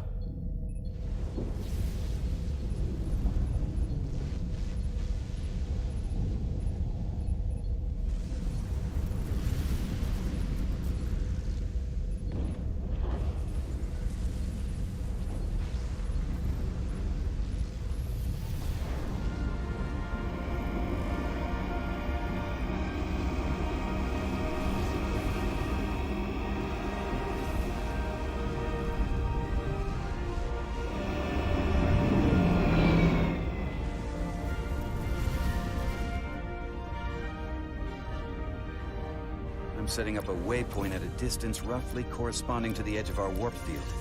When we get there, I'll deploy the first probe.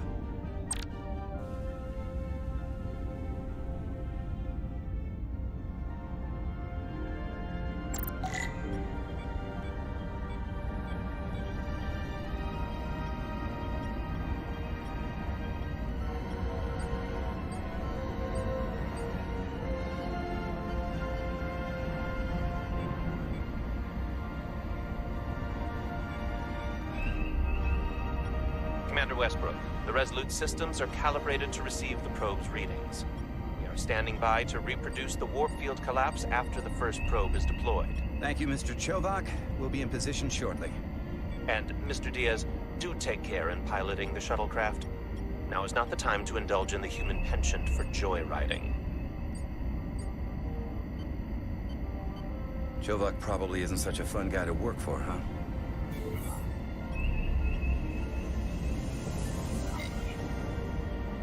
Nah, Lieutenant Commander Chovak's not so bad. You know, once you get used to him. And, I've learned a lot working under him. I have a feeling I'm going to have to work harder to be a political animal like you. With this new first officer coming aboard.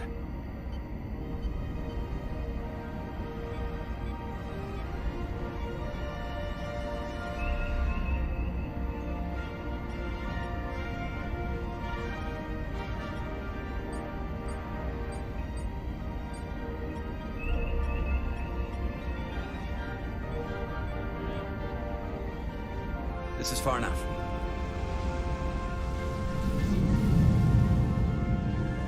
Transporting the first probe into position.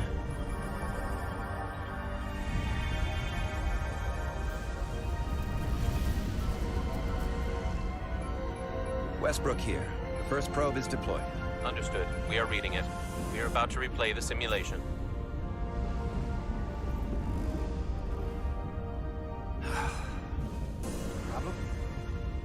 I just can't get a handle on her. Commander Rydek. She rejected my plan to use a deflector pulse against the storm surge. But on the other, she did listen to my advice and use the whole polarity trick to get you through that excursion alive. I'm not saying there's anything wrong with the new XO. I'm sure she's a fine officer, even if we don't see eye to eye. But she didn't go through what the rest of us did. You know that. And it's hard to figure out why she'd be the one Solano chose instead of... Well, one of us. I've heard some good things. You should at least give her a chance.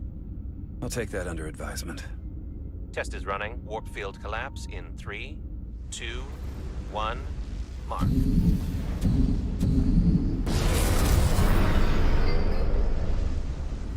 Whoa. All right, that is definitely a problem with the fabric of space. We need to get another probe out there.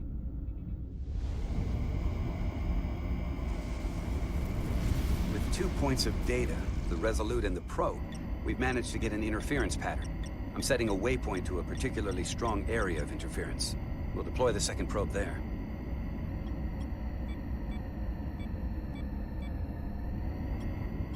Listen, I'm gonna give you a piece of advice I wish someone had given me. Make sure you're never just one thing. And don't get so focused on what's in front of your face that you lose sight of the big picture. Before Rydek showed up, the captain pulled me into his ready room and told me he didn't think I had the people skills to be first officer. What a load of crap. I mean, if he'd said that about Chovak, sure. I appreciate the advice, Commander. I'll make sure I keep my options open. I don't need to tell you how to operate. You're already well on your way. You're a capable engineer. You're good in the field. Keep up the good work, and who knows? A solid jack of all departments like you could be Commander-in-Chief of Starfleet one day. Hell, Admiral Jellicoe started as a shuttle pilot. And there are places to go in the enlisted ranks, too. I don't know. I'm pretty happy where I am. You must be a glutton for punishment. Lieutenant Commander Chovak has been known to take decades to warm up to people.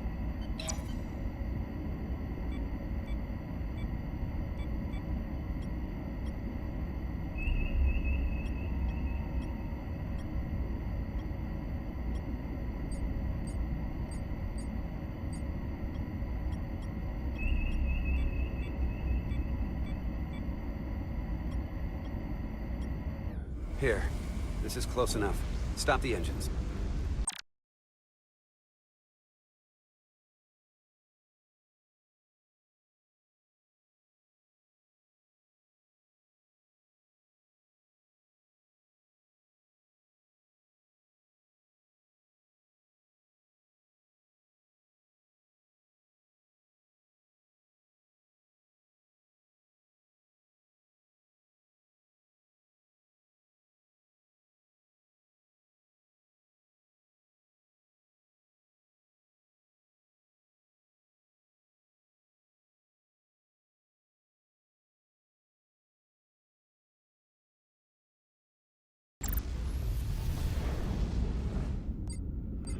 Deploying the probe.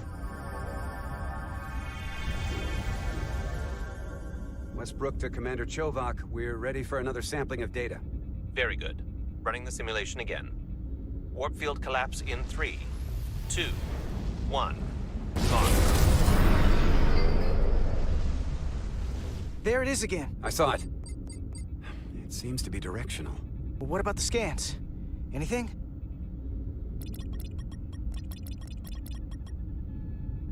Here's the readings in relation to our local space. We've got the Resolute, Otari Prime, and the probes. All this interference is overloading the sensor buffers. We're gonna have to triangulate the sensors manually.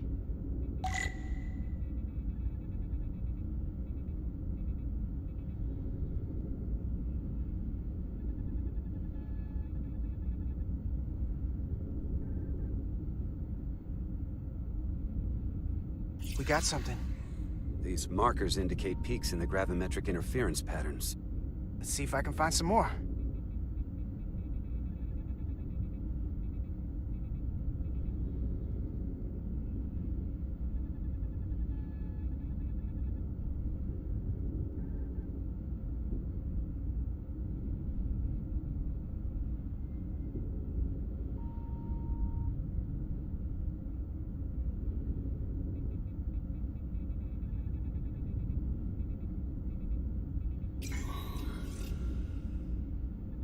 Hold up.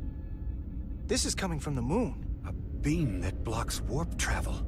Aimed right at us. Someone is doing this intentionally. I don't know how they're doing it. This is like nothing I've ever seen. Why would they be doing this? We came here to help these people. And now we're getting hit by some warp-killing weapon? Now, look here. It's current readings of the ion storm. These concentrations, they line up with the interference pattern. The storm and this beam, they're coming from the same place. Carter, whatever petty local conflict brought us here, it's just a small part of something much bigger.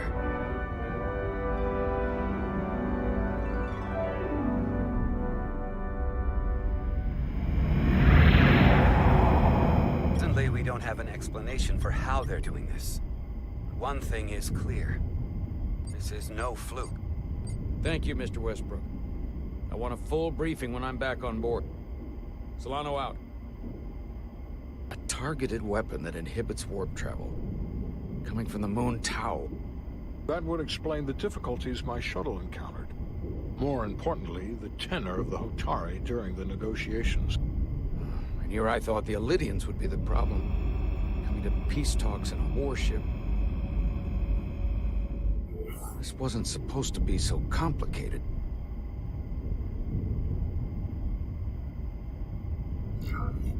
For all their posturing, every indication is that the Elydians are afraid of the Hotari. They didn't bring their warship as a threat. They brought it because they're scared. From everything we witnessed, I would say that is highly likely. But what are they afraid of? Tylus, the Hotari representative, said she thought they found something in the mine. Galvin and Sidron brought it back to the palace, but they're keeping it under tight security. She's going to investigate it. I gave her my tricorder. I expect she'll contact us soon. You found an ally. Why would Tylus help us?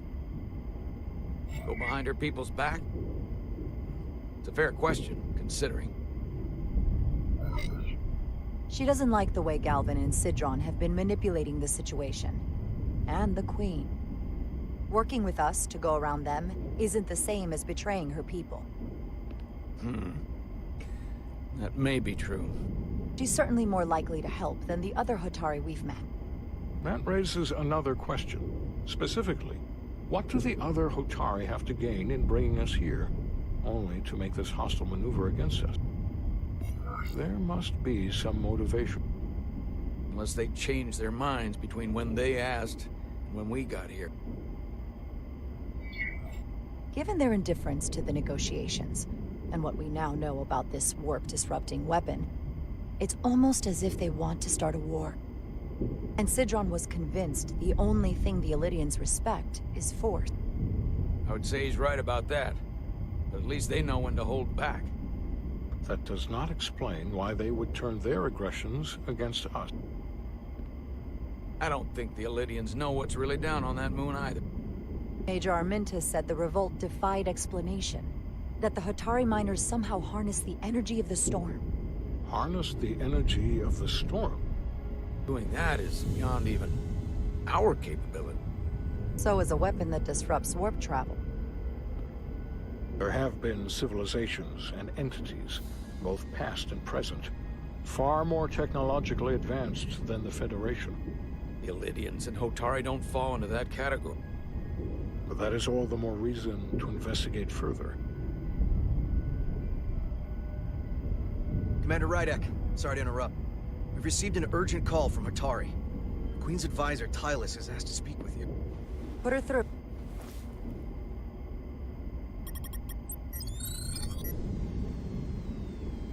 Galvin and Sidron are still with the Queen. I've enlisted help to gain access to the room they have under guard. I don't have much time. I'm not supposed to leave my post. It's only for a moment.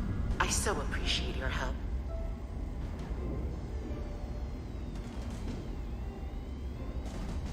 I found something. I'm sending you a scan.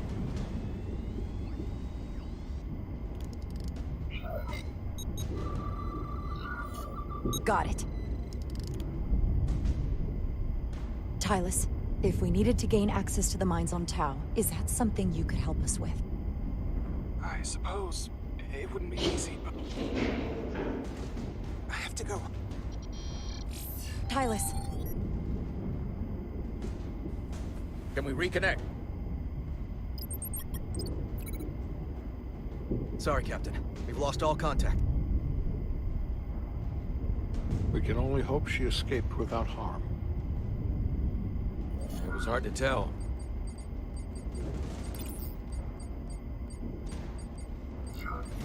We have to help her. Send another shuttle. We're not doing anything yet. Not until we know more. Let's see the scan of whatever the hell that was.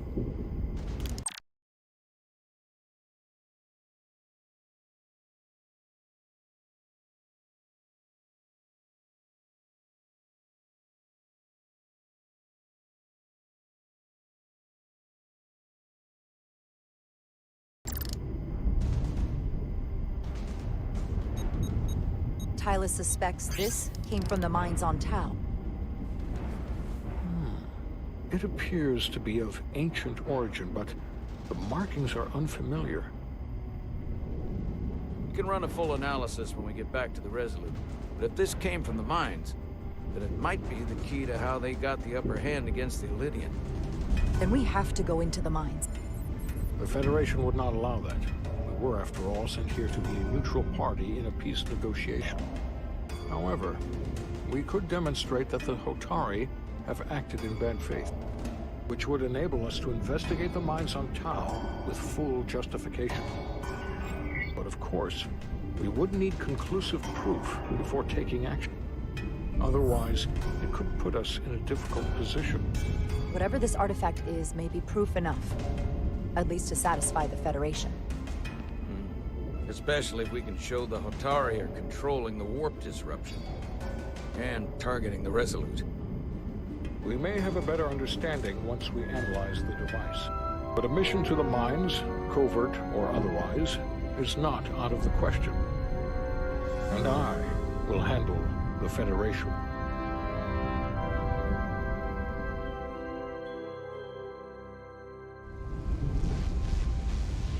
As I was telling Carter, I want all the data I can get on this warp problem. And the negotiating team's shuttle has been recording data all the way back from Hotari.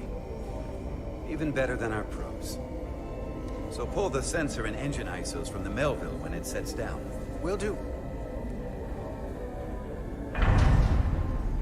I'll join you and Chovak down in engineering to run another analysis after the briefing.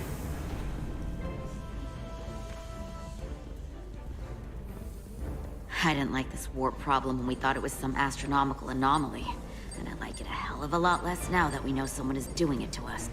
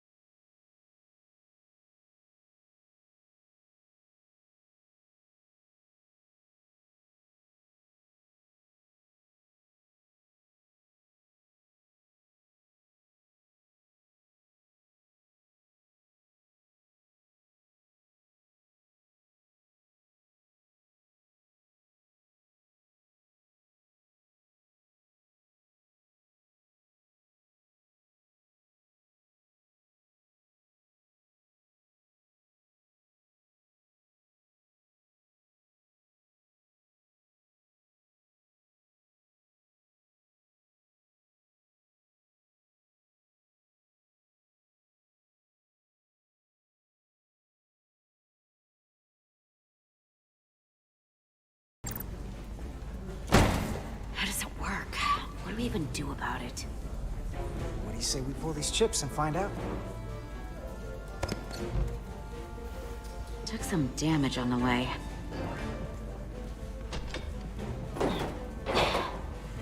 That ionic interference scored the hull plating.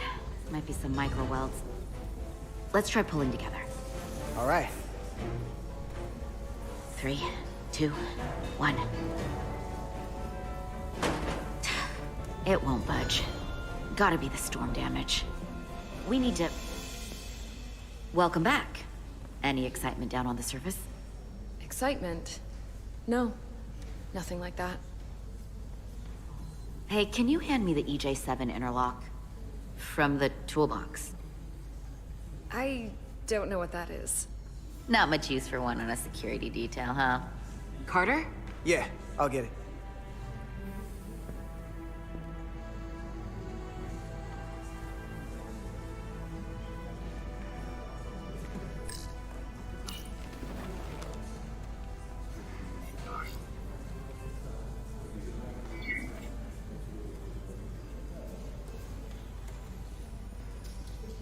Okay, I'll apply pressure while you decouple the panel.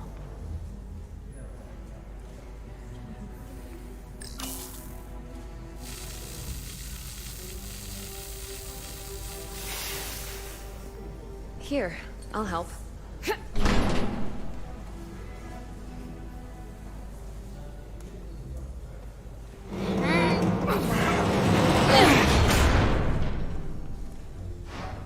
We've got this. Open up and say ah. Thanks for the hand. We have to get these isolinear chips down to engineering. No problem. You really know everything about these ships, don't you? The tools, the systems.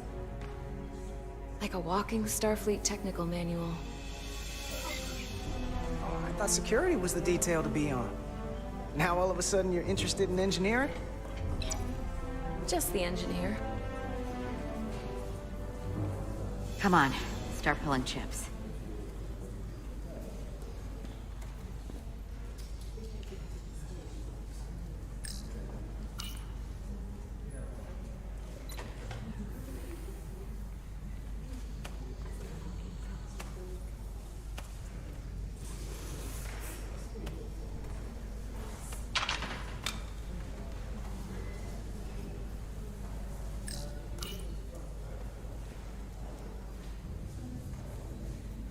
What's this?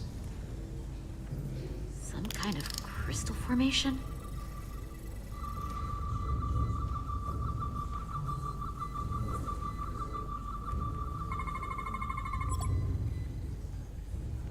Whoa.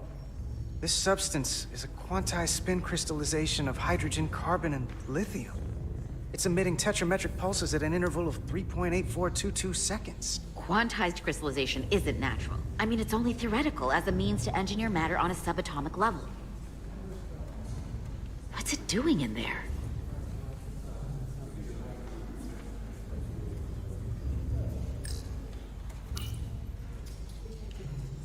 Wait. Regulation 364, subsection 9. What? Regulation 364, subsection 9 orders that in the case of an unknown foreign substance infiltrating a sealed system, it will be placed in secure confinement before further examination. Retrieve a containment module. Don't you think we're more equipped to deal with whatever this is? No. Before anything else, this is a security issue. You don't even know what this is. Which is why we need to study it. Once it's contained. Well, if it's not natural, then someone might have put it there. It could be a tracking device. Some kind of sabotage. Or even a bomb. Which is why we need to get it to the containment lab. Come on. I can't make an exception. Not even for you. I'm still going to report these crystals to Commander Westbrook when we send the shuttle data. And I will inform my superiors. I'm taking this just as seriously as you are. But I overheard talk about the warp disruption on the shuttle. Now these crystals? Maybe this situation is more than we can handle with just a science vessel.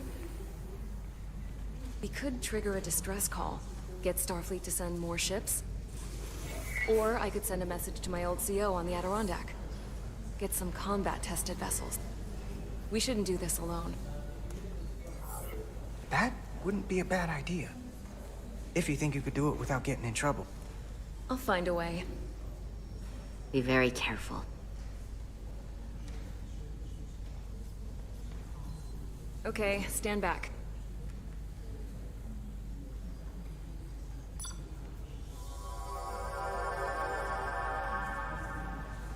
Get this to the containment lab. We'll get it set up for you. I'll let you know when it's safely confined. Oh, we'll be there. Last thing you want is to study this down in main engineering and have it explode next to the warp core.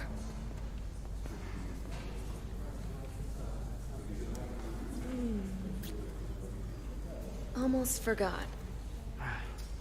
Can't have that. For a second, I thought she'd gone cold on you. Like she might have changed her mind. But I guess this whole situation has her spooked. Maybe she knows more than us? Or it's because this is all happening so fast?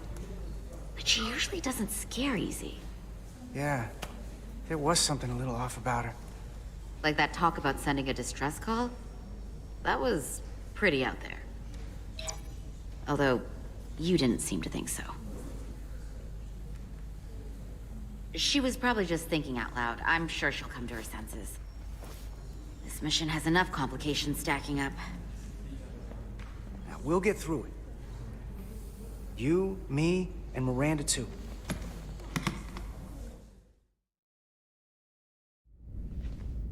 Commander Rydek was able to work behind the scenes during the negotiations and made contact with a representative from the Hotari delegation named Tylus. She mentioned an unusual artifact of unknown origin being held under tight security within the Hotari Palace, which she believes came from the mines on Tau. Now, this artifact might have a connection to the revolt, to the storm, and to the warp disruption we now know has been targeted at the Resolute. Commander Rydek, if you want to take it from here. Of course. Tylus managed to infiltrate the heavily guarded location within the palace and sent us these scans using my tricorder. It appears to be some sort of control panel, possibly connected to the warp disruption weapon originating on Tau. Of particular interest is this symbol, which we couldn't identify the origin of. The Federation database has records from a vast number of civilizations. If anyone from Starfleet has come across this before, the system should recognize it. Cross-referencing with Federation records. Displaying symbols from Federation database with a 90% probability of match or higher. Select a symbol to further analyze.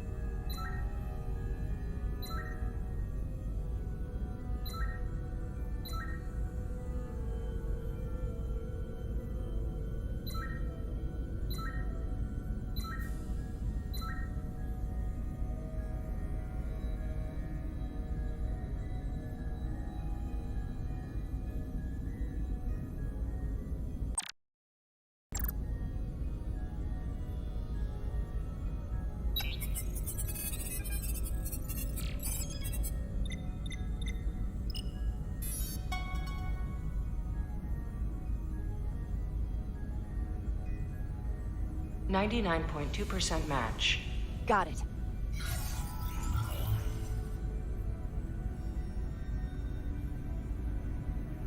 So, what are we looking at?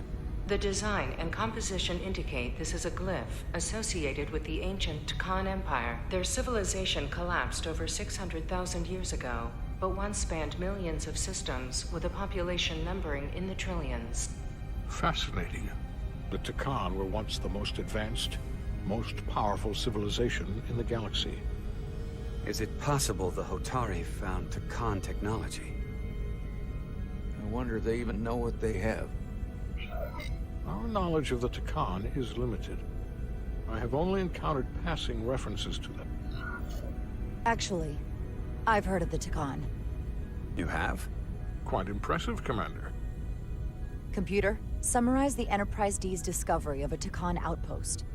On stardate 41386.4, the USS Enterprise D, under the command of Captain Jean-Luc Picard, discovered a Takan outpost in the Delphi Ardu system. According to the mission summary, an unbreakable energy-draining field was deployed against the Enterprise and a Ferengi ship. The Enterprise was only able to escape after negotiating their release with an entity known as Portal 63, Guardian of the Takan Empire. Unbreakable energy draining field. It starts to make sense. What else is there? There's a lot here. Let's take it piece by piece. Select the aspect you wish to learn more about.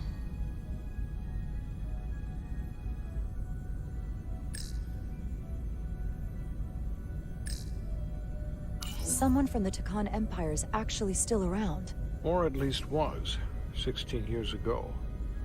Computer, what other information do you have on Portal 63, Guardian of the Takan Empire? The entity known as Portal 63 is of an unknown nature.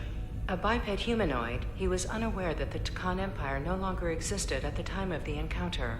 He was able to control the crystal-based technology of the Takan outpost through apparent telepathic means. It was by his choice that the Enterprise was released from the energy draining field after Commander William T. Riker of the Away Team argued on behalf of both Starfleet and the Ferengi. Telepathic control of their technology. As I have said, they were the most advanced civilization in the galaxy.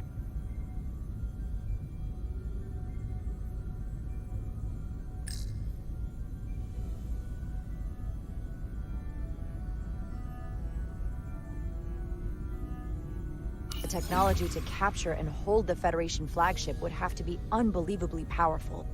Computer, what else can you tell us about the energy-draining field the Takan used? The Enterprise D was unable to break free on its own.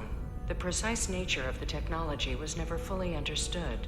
Only that the crystalline technology used was beyond the comprehension of then-current Starfleet science. The engineering team found a quantized spin crystal formation in the shuttle you took to Hotari. They registered tetrametric radiation coming from it. We have Takan technology on board right now? We might. I'll run a full analysis in the containment lab.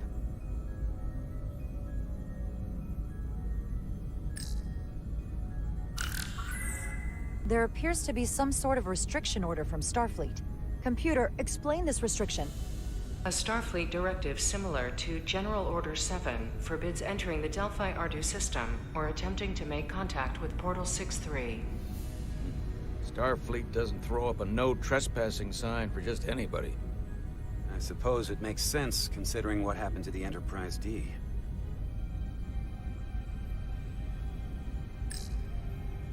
What sort of planet is Delphi Ardu 4? Delphi Ardu 4 is an M-class planet, a barren rocky world with little to no vegetation and frequent ion storms. The giant crystals that grow there absorb energy, but it is not understood how they do so. The entire Delphi Ardu system, consisting of 11 planets, was considered completely uninhabited until the encounter with Portal 63. Frequent ion storms. That can't just be a coincidence. The Elydians should have crushed the revolt. But if the Hotari have Takan technology and can control it, I see why they're willing to negotiate peace. For all we know, this could be just the beginning. And we're up against something greater than we can imagine.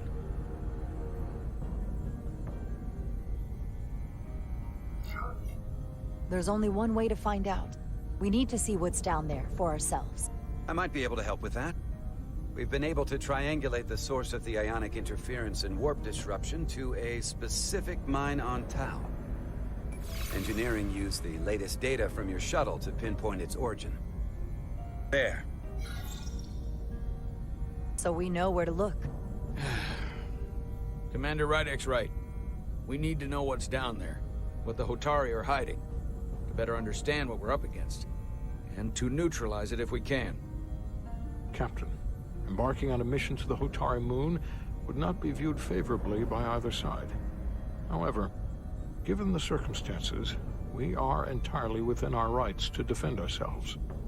I just want to make sure this doesn't blow up in our faces. We Which is why I'm thinking of sending Commander Rydek on a covert mission to Tau. Assuming you're up to the task. It would require absolute secrecy. And obviously, it's not without risk. I'll get the away team in and out. They're in safe hands with me. Under normal circumstances, that would be the case.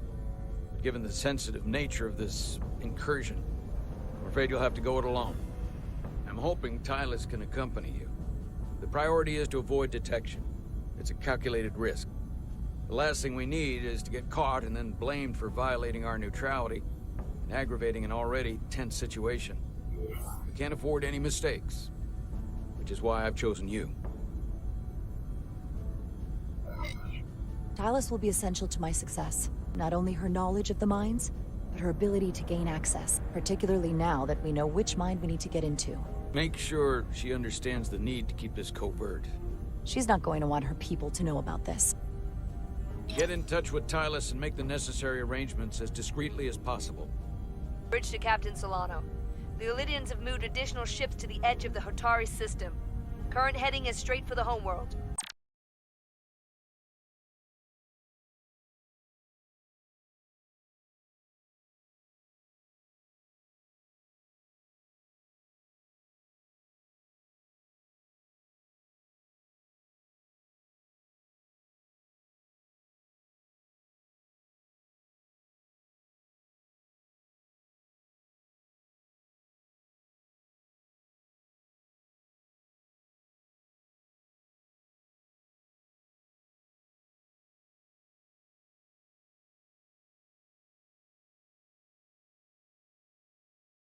Understood. It would seem we no longer have the luxury of waiting. In that case, may I suggest you and I return to Hotari Prime? Doing so will provide Commander Rydek as much time as possible to complete her mission. Agreed. We'll hail the Queen's delegation from my ready room. We all know what we need to do. Dismissed.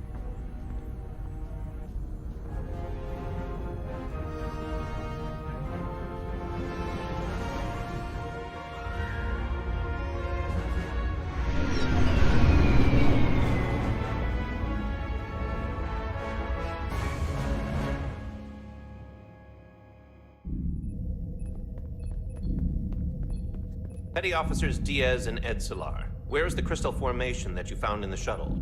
I have tasked Ensign Calloway with performing a full analysis of the tetrametric pulses. Security brought it to the containment lab. I was just there. They don't know anything about it. Security never checked it in. Miranda never got there? She's the one that had the crystal formation? Yeah, her and the rest of the security detail from the negotiations. Diaz, Tamaris. Try her again. Commander Westbrook to Petty Officer Miranda Maris. Respond. Something's not right. She's still on the ship. She has to be. Computer, locate Petty Officer Miranda Maris. Petty Officer Miranda Maris is in the isolinear storage array on Deck 5. I'll go find her. Good. I am sure Mr. Diaz can attend to this on his own.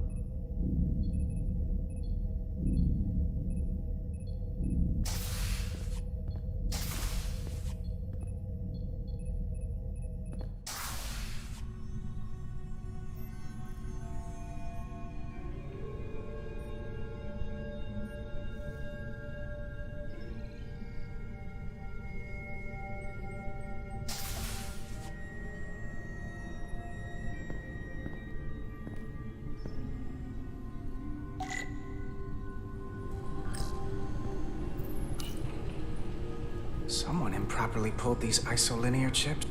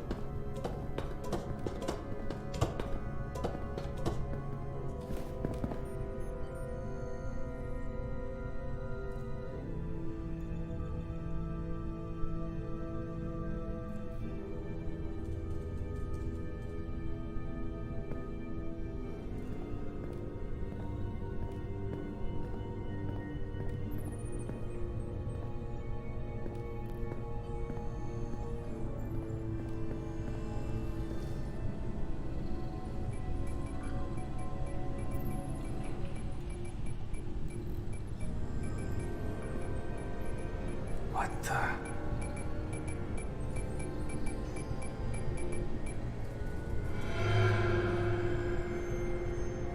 Oh, it's just you. I'm busy right now.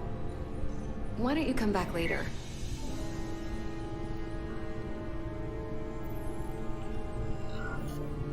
I'm glad I found you. I was worried. We tried you on the comm badge and you didn't answer. Oh, I guess I was just caught up in my work. But I'm through here, so I can't stay and chat. I have other things to do. Sorry you came all this way for nothing. What exactly were you doing in here? I saw you accessing files, copying them onto that. This is secure data. It's really not my place to talk about it. Look, I appreciate that you came to check on me, but I'm fine. You worry too much. We're on a starship. Nothing's gonna happen to me here. Miranda, you can be honest with me. Are you in some kind of trouble? Commander Westbrook said the crystals you took never made it to the containment lab. Will you drop it? I don't like being interrogated, Carter. Hey, wait up!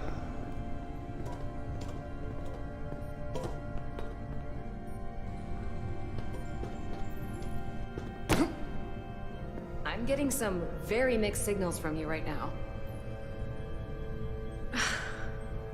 I'm sorry. I'm under a lot of stress right now. Just tell Chovak or whoever I don't know where the crystals are, and let me go about my business. I know we have some things to figure out. I don't have time to stand around and debate with you. Not right now. I want to help you, but you're not making it easy. Then I'll try to make it simple. You don't have to say anything at all. Miranda, hold on! No. Get out of my way.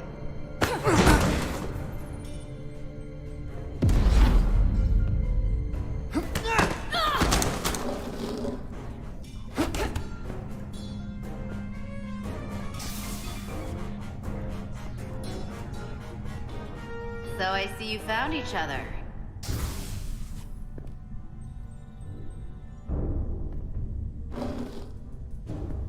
You were taking so long, the commander sent us to see what the problem was. Diaz, you were sent here with specific orders, and fighting your crewmate wasn't one of them. What the hell is going on here? Let's just let them explain. I'd like to hear that, because I know what it looks like. There's something seriously wrong with her. She's not herself, I'm telling you. What does that mean? It doesn't mean anything. Well, for one, she was copying data onto this. This drive is unauthorized. There are ISOs all over the floor. And that's why I was in here, investigating this situation. And when Carter came looking for me, we got our wires crossed. It wasn't anything more than that. Look, I wish I was wrong about this. That I was overreacting. More than anything. But I know what I saw. It's not what she's saying. I can't believe this. I don't know what's going on here, but I think we need to call it into security. She can explain herself in the brig. Hold on a minute. We don't need to put this on anyone's permanent record. Carter said you're not yourself. If something's wrong with you, we should head to sickbay and the doc will fix you right up. Yeah, I haven't felt right since I came back from Hotari. I think I should see the doctor. You two know her? If you really think she's not well, we can take her to sickbay first. But what I know is this is a security breach, and we should treat it as such. Please, just let me go see the doctor. She did have a bumpy ride back on the shuttle. Come on, Carter. Let's take her to sickbay. It's better than the brig, isn't it? Yeah. Yeah, it is. Fine. Get checked out by medical. You two go with her. I'll put this back together.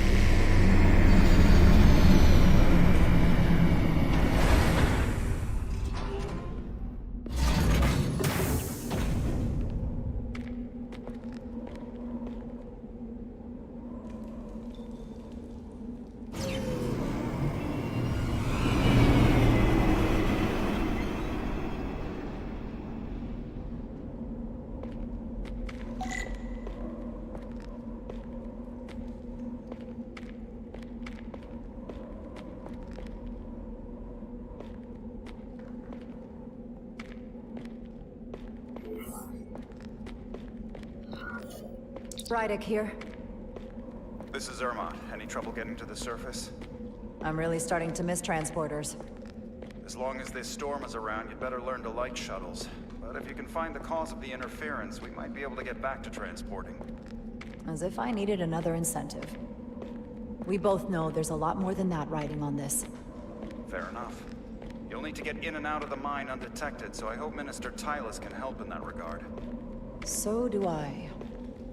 And to keep this covert, we'll refrain from contact unless absolutely necessary. Understood. Rydek out.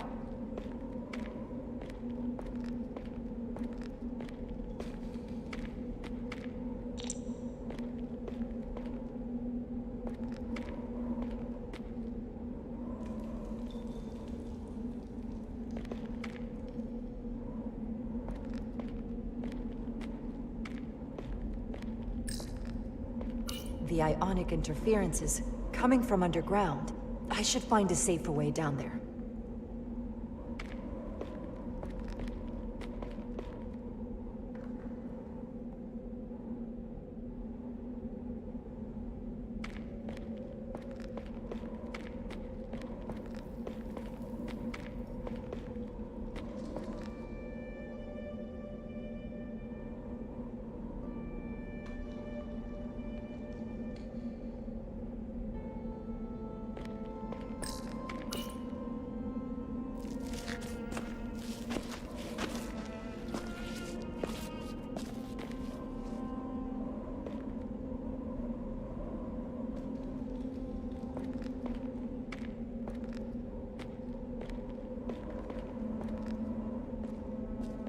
I saw your shuttle take off. Hopefully no one else did. It's good to see you. Even under these unfortunate circumstances. Thank you for agreeing to this. You've already taken risks on our behalf. It means a great deal that you would do so again. If it's for my people, no risk is too great. Lead the way. I'll fill you in on what we've learned about the situation. Follow me.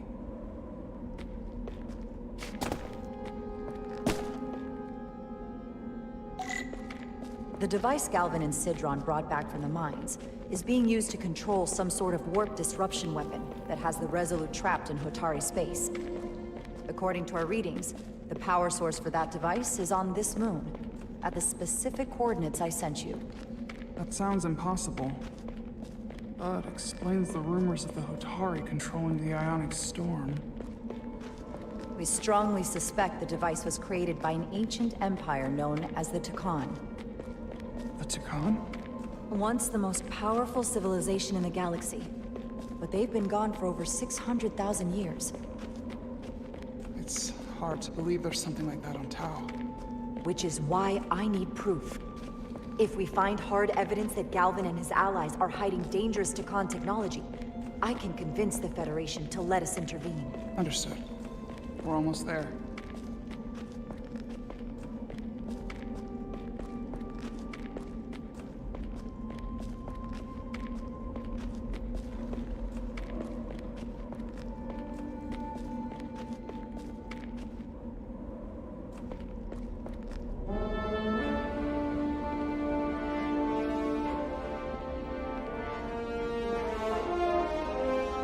That's the mine? Prospect 614 North, Subdivision 20. It's enormous. Just one of the thousands across Tau. The pride of Hotari. How do we get inside? The structure that circles the mine has entry points for transporting equipment into the lower levels. They're guarded, but nothing I can't get past using my authority. Well, that's good to hear. As long as you can avoid being seen, I should be able to talk my way past any miner. And provide a little distraction for you in the process. How do I avoid being seen? You don't use the door.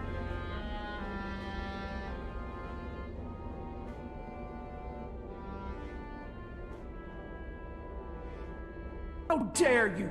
Don't you know who I am? I am Tylus Altaris, Minister of Diplomatic Affairs. That's not... The Queen would be furious to hear you tried to deny me entry. The Queen? But I just... You just want Just now realize the trouble you've made for yourself? And who exactly do you think you're going to report this to? Because I'll be reporting it as well, to someone much further up the ladder. You have no authority here. Do you understand who pays your wage? I can inform the Queen directly in this instance. Not going that way. You should have opened the doors the second I appeared before you. That's not the protocol. I didn't know. Obey my entry. Processed and permanently marked. Okay. Let's get a look inside you. Do you speak our tongue? I have more. How should a fellow lieutenant not understand this? You're digging your own grave. I've reached the end of my patience. Escort me to the Queen's bed. I told you I can't just... Now. But fine. A wise choice. Lead the way. Be quick.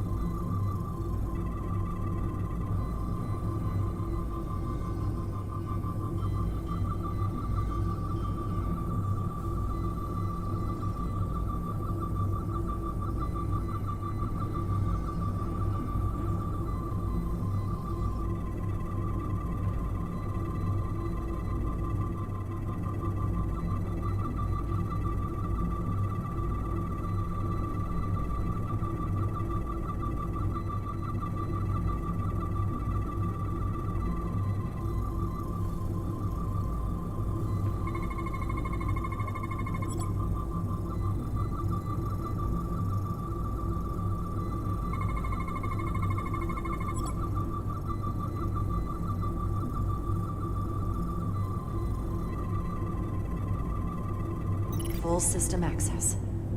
Let's see if I can just... Bingo.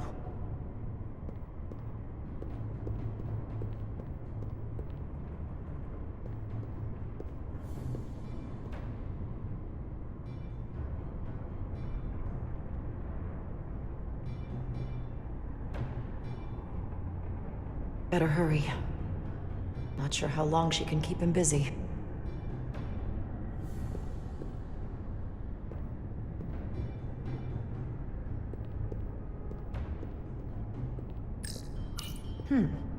Might be rigged to only open for registered users. No control panel here. I should take a look with my tricorder.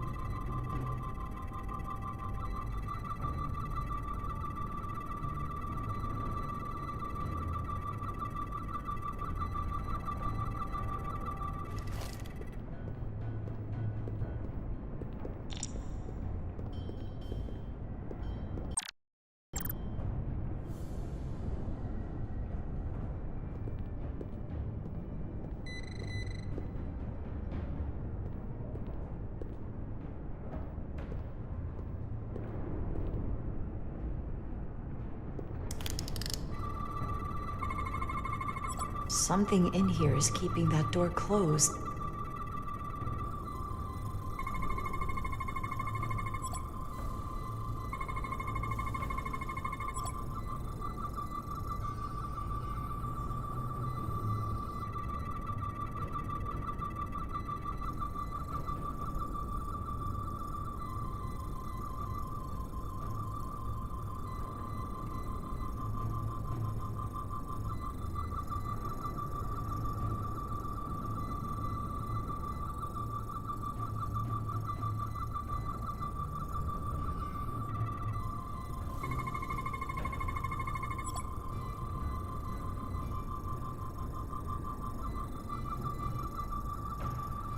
Got it. Should remove the security check on the door.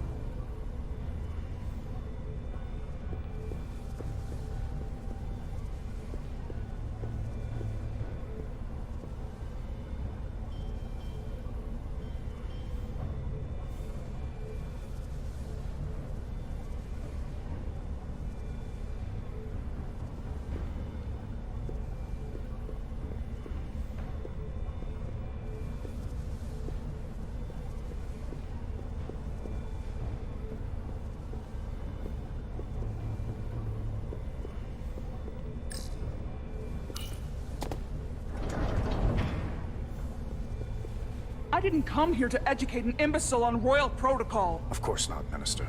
So I will be about my business here, and you will take yourself out of my sight.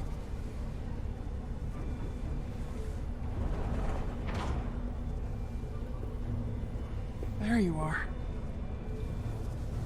Really let... It worked, didn't it? I'm used to having to throw my weight around. Hard to get anyone to listen to you otherwise. Gotta admit, I'm a little afraid of you now. You're lucky we're on the same side. I'd say so. The catwalks were booby-trapped. Galvin and Sid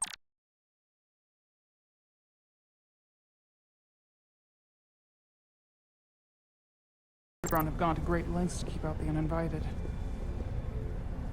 Well, we're inside. Where do you want to start? The ionic interference is coming from below us. Go deeper. That lift goes down, at least to the changeover station.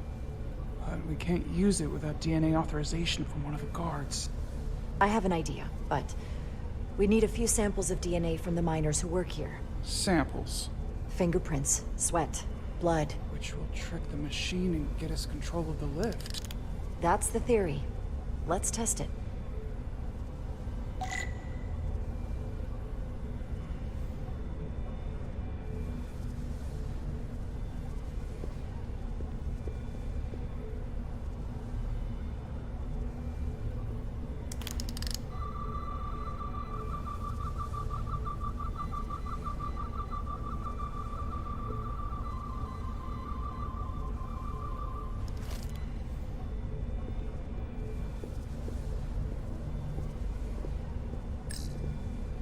Do you think we could just find a way to climb over this? Possibly. But the console on the lift itself is locked by the same system that locks this ramp. No shortcuts, then. I'm sure you can figure something out.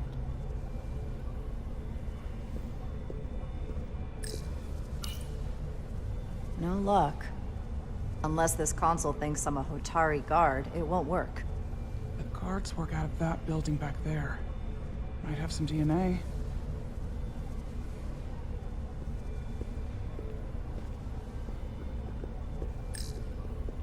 What's in all these containers? These contain mining supplies, tools, energy packs for machinery. Shouldn't mining supplies be inside the mines? It is troubling. If the workers here aren't mining... An Illydian console. All the managerial technology in the mines is Illydian. So they can keep an eye on their investment. That's how it is.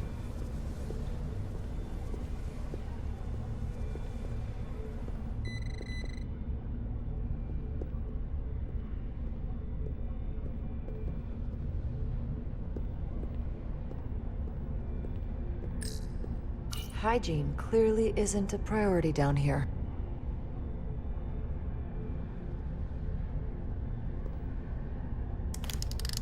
Wow, that is a lot of DNA. I should look for the most concentrated spots.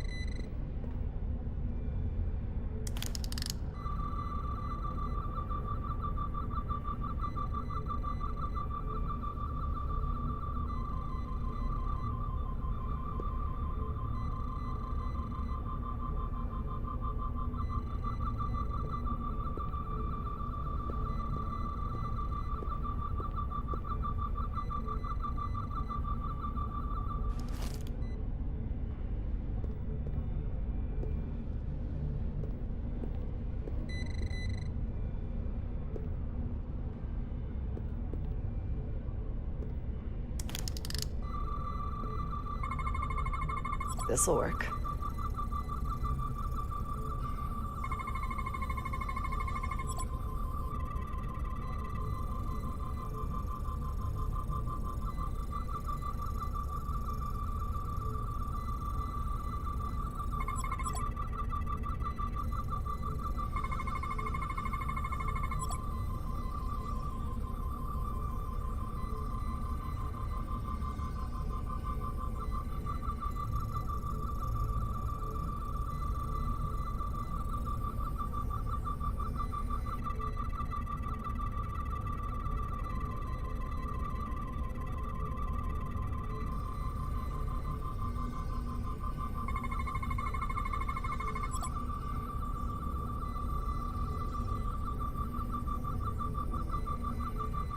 That's a stable DNA sample.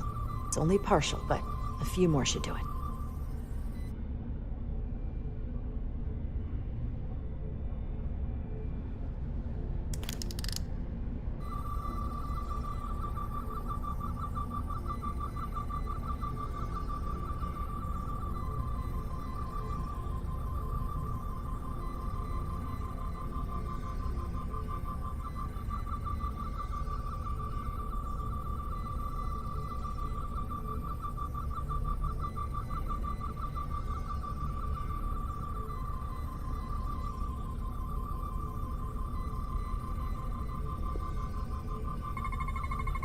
Not concentrated enough. I should try somewhere else.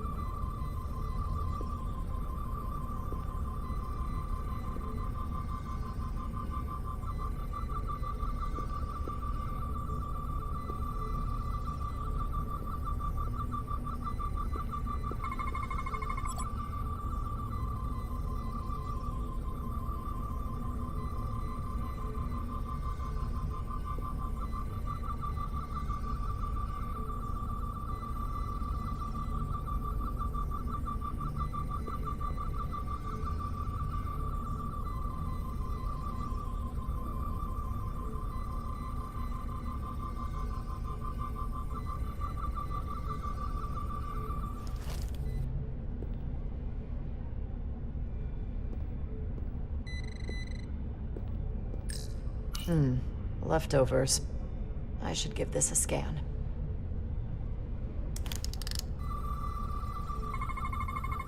There's gotta be stable DNA here.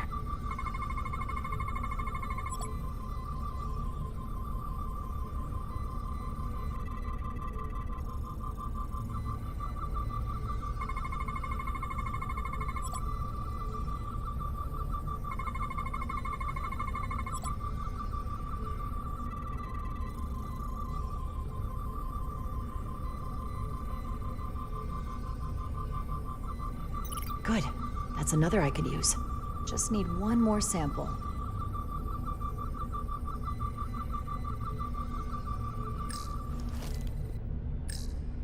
Some kind of glowing mineral being used as a light source.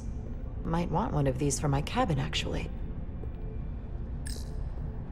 Almost looks like coffee. Almost. I'll have some Ractigino when I get back to the ship.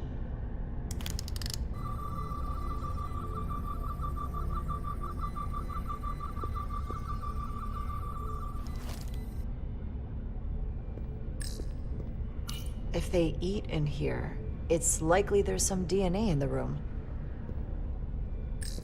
Hotari must be tough on the inside, too.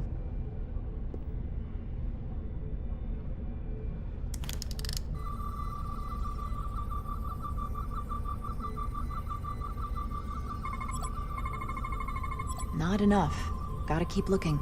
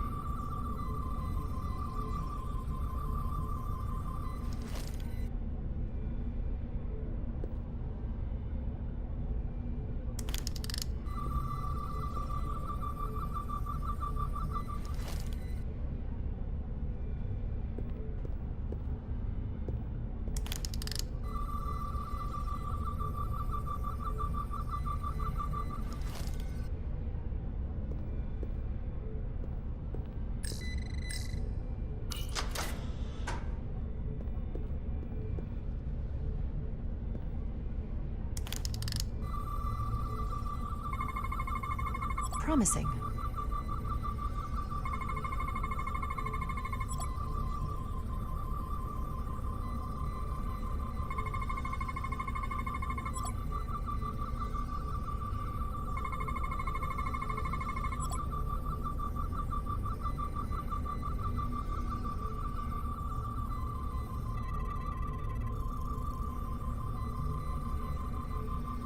Perfect. That's enough to make the DNA profile. Time to go back to the lift. You're not coming inside? There are some things I'd rather not smell. Ah.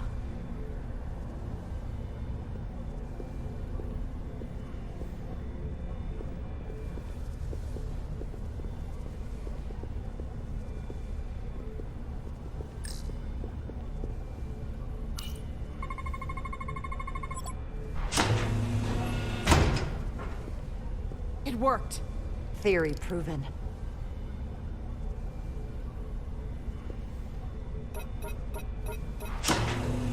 Ready?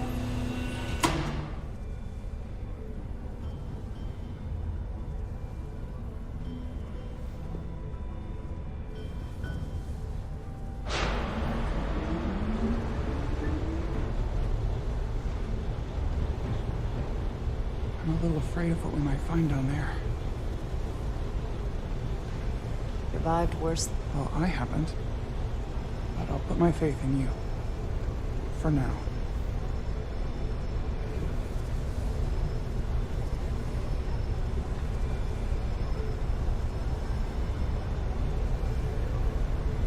Jara. Stay back. There's a guard at the station. You'll have to hide.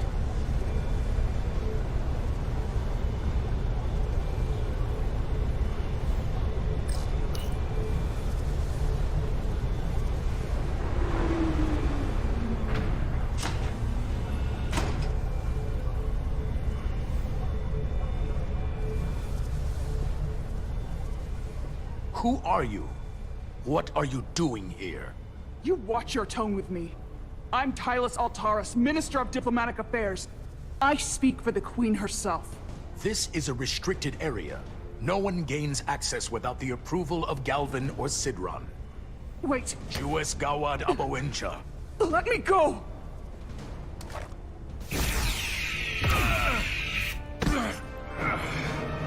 Are you all right? I don't know. Are you injured? No, I thought if I could talk my way through like always, I'd be fine, but... I'm a diplomat. This isn't what I do. I've never even fired a weapon. This is just... It's real now. I wasn't ready for this. Tylus, you can do this. I don't see what you're basing that on. All you've shown me so far is an iron-willed determination to save your people. I don't expect that's changed. No. No, it hasn't.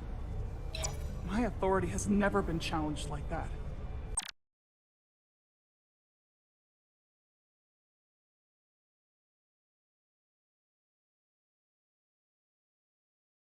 It meant nothing to him. So we should assume any Hatari we encounter from here on can't be reasoned with. Agreed. The only loyalty they have down here is to Galvin and Sidron. Can you switch over the lift? The guard should have a scan card that will allow us to operate the switch.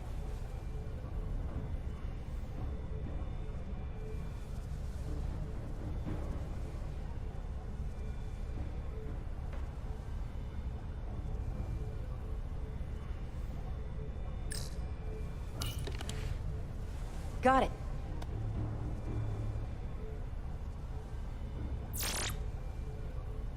He's not dead, is he? He's still one of my people, and I didn't come here to take Otari lives. My phaser's set to stun. He'll be perfectly fine, just unconscious for a while. I see. We don't have that sort of technology on our weapons. Good to know.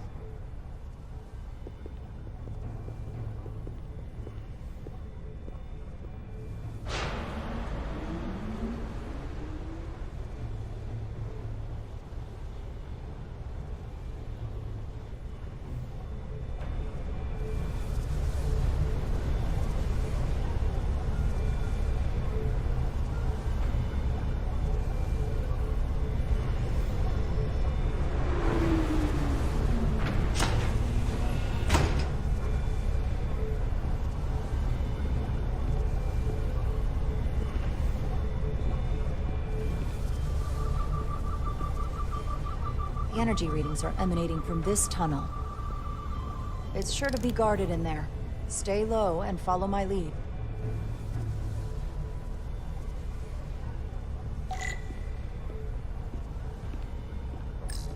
Is that all dilithium? Not all of it. We excavate large chunks of rock that contain varying amounts of dilithium ore.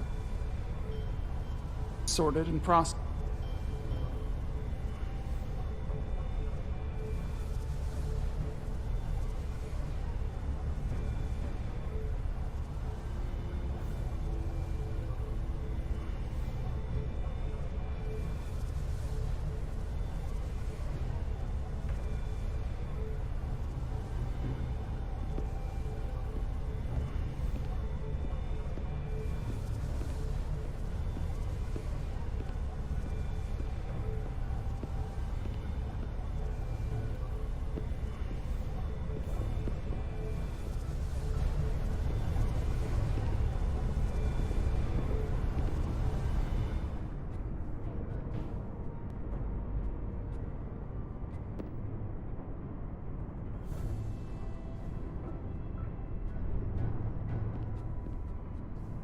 More guards.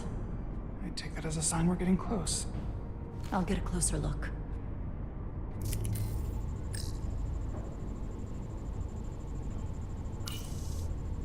Looks like they've improvised a barrier. Yes, we must be getting closer.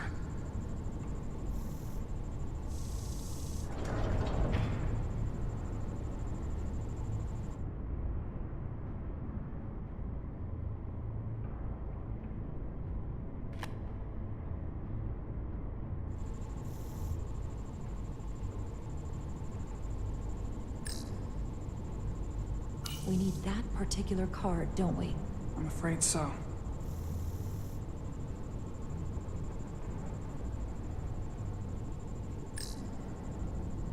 We don't have time to wait for them to finish whatever they're doing. We'll have to try to keep low and sneak past them. I'm starting to see the utility of a phaser. I wouldn't stand a chance against all three of them.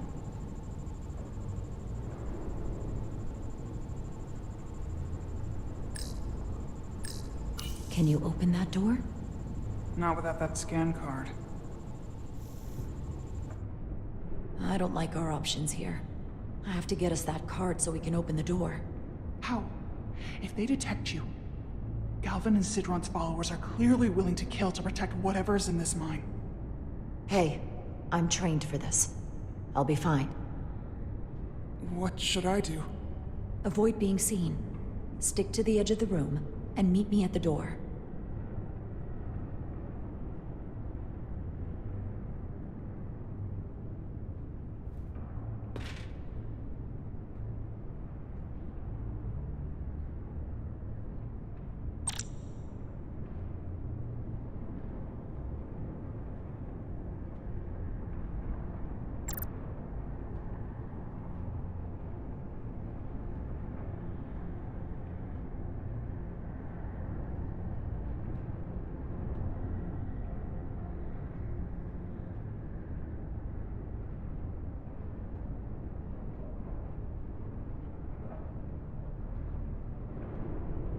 It's coming along.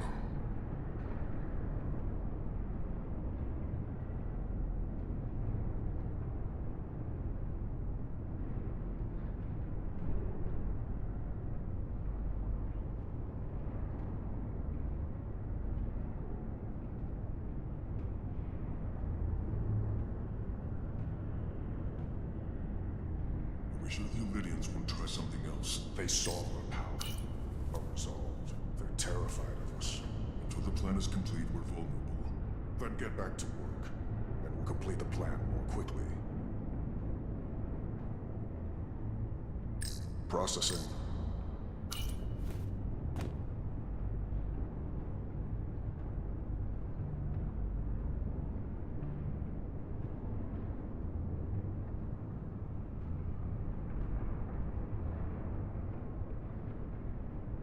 Are you hiding from me? We need more light in here.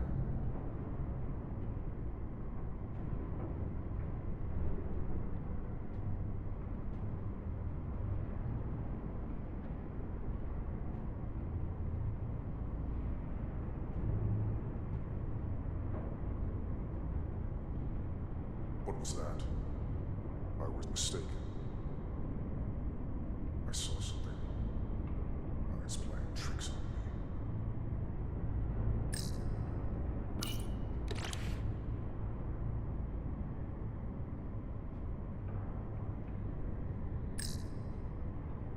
Someone's here.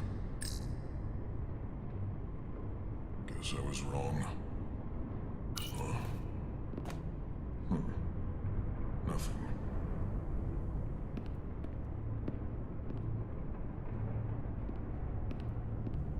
How long is Galvin going to make us wait? I'd melt if I went through there. As well so far. Keep moving. It's a miracle we're even here. We've been waiting for so long. Patience, brother. We'll get our chance. It's inevitable after all. That it is.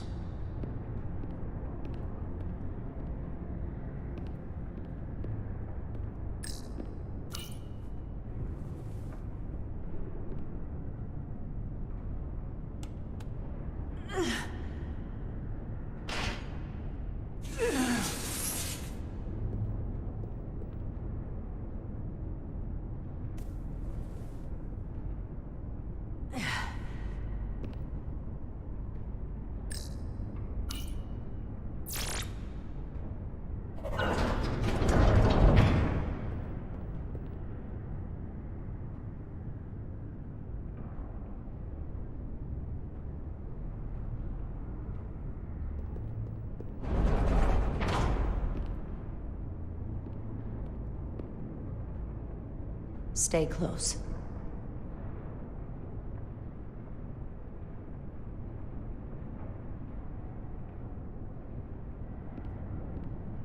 Stop! What?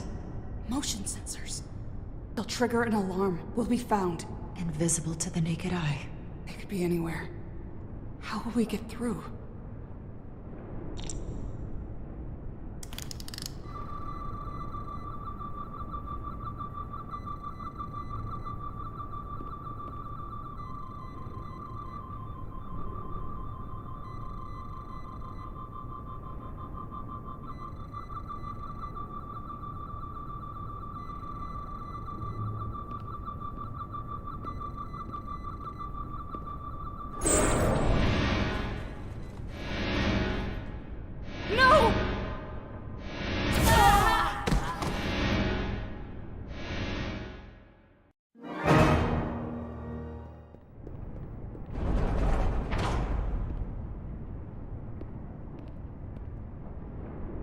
Stay close.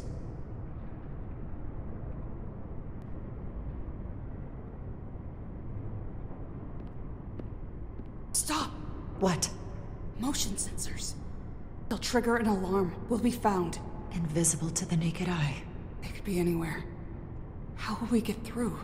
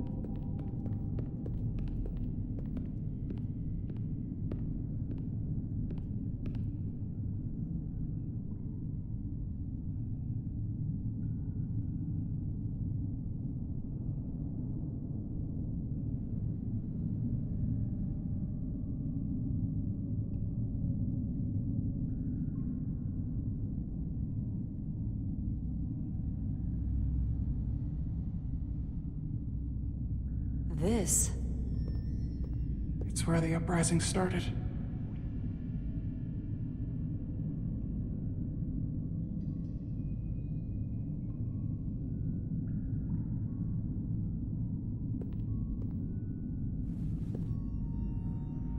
Hotari don't do this. We defend ourselves, but we don't kill on this scale, this level of savagery. There's no such thing as a bloodless rebellion. I don't know if we should keep going. So much death. I don't want to end up like them. We'll make sure they didn't die for nothing. What we learn here could save the rest of your people. Okay. Okay. Whatever happened here, it made the Illydians abandon the mines. Let's find out what they're so scared of.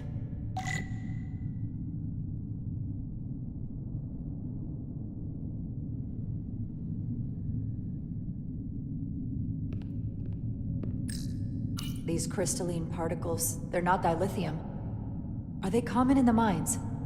Not that I've ever seen. Is this the effects of an Illydian disruptor? Yes. Disruptors are cruel weapons.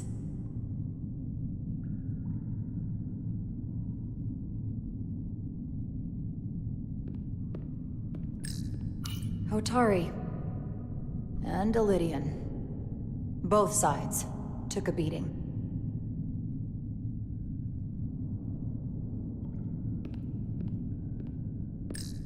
The Hotari fortified the side of the room opposite the door.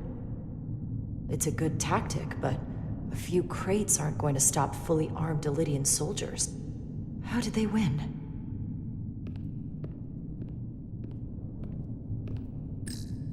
From the blast marks, it looks like the Illydians had far greater firepower.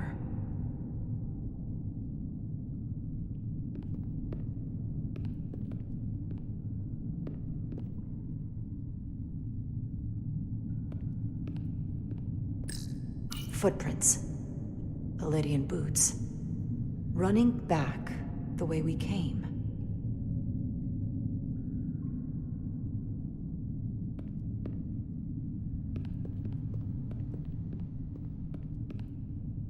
Tylus. What? What kind of weapon did this? This is like nothing I've ever seen or heard of. My people don't have a weapon that does this. What else can you tell me?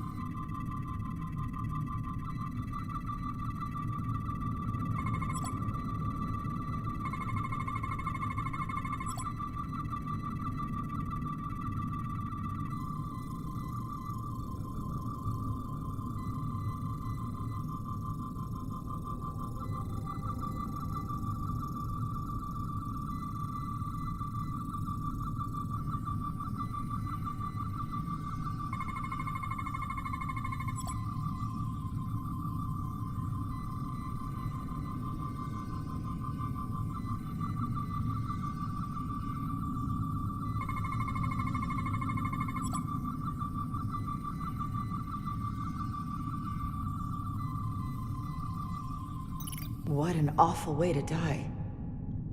This must be why the Illydians are so afraid.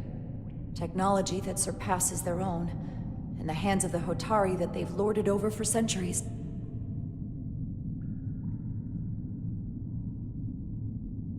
Where did this weapon come from? Well, the crystals are giving off tetrametric pulses. If I set my tricorder to search for that frequency, it'll lead us right to the source.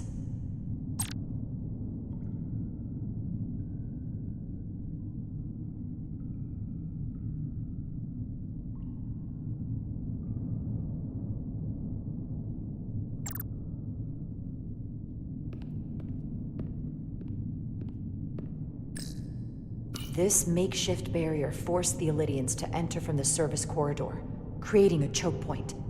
Quite the advanced tactic for a species that's never waged war.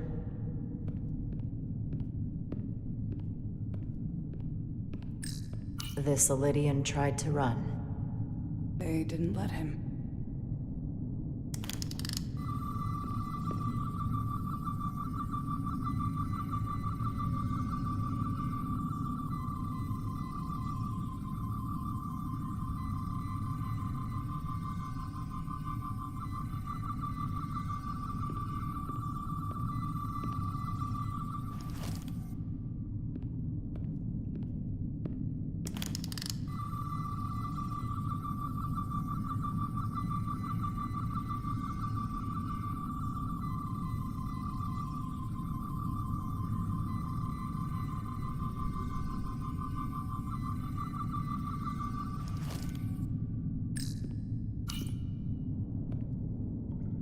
The Illydians shot to kill.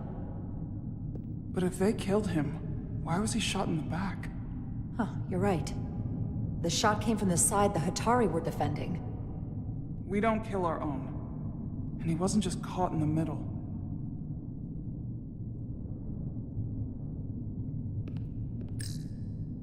Killed by the same crystallization as the Illydian. Whose side was the killer on?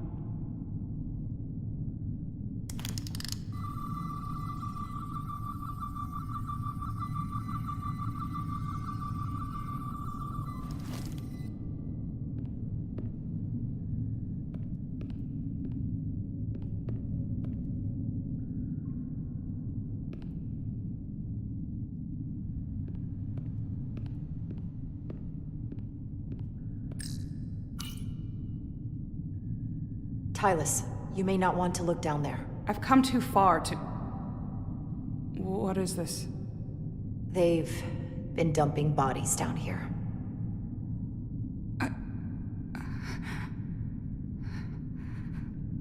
Unforgivable. Galvin and Sidron will be made to answer for this.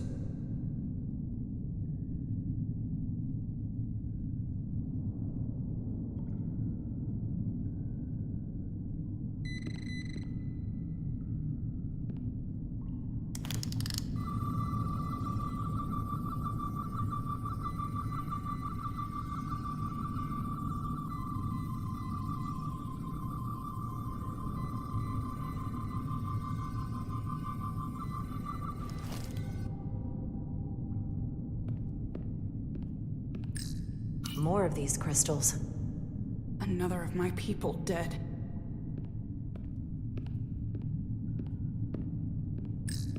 Tylus, what is this machine? It's for tunnel boring. The cone on the front is covered in disruptors that allow it to melt through the solid rock. They don't seem to have finished the tunnel. Why stop here, I wonder?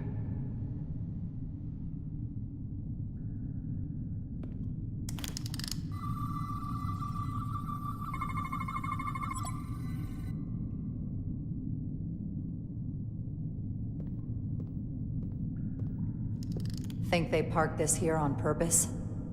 One way to find out. Need any help?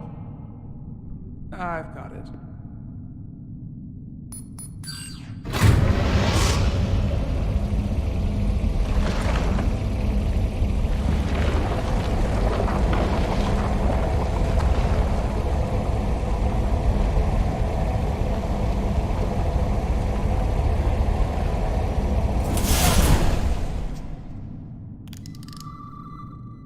This concentration of tetrametric radiation has never been recorded. Whatever they're hiding, it's right through here.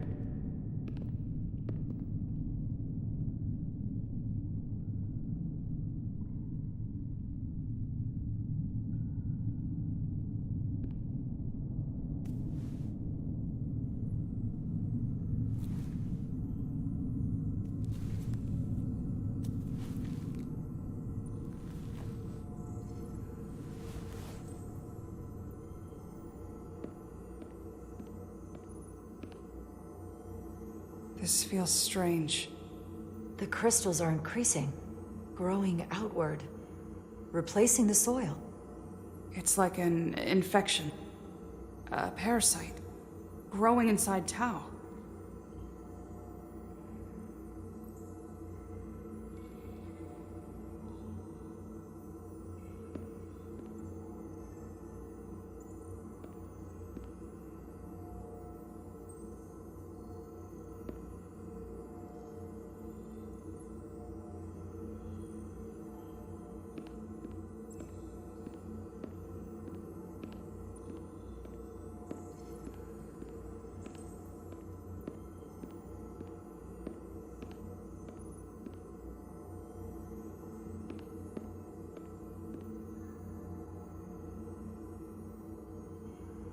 Incredible.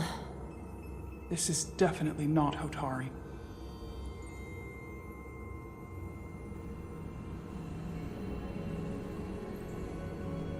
It's the remnants of the Takan Empire.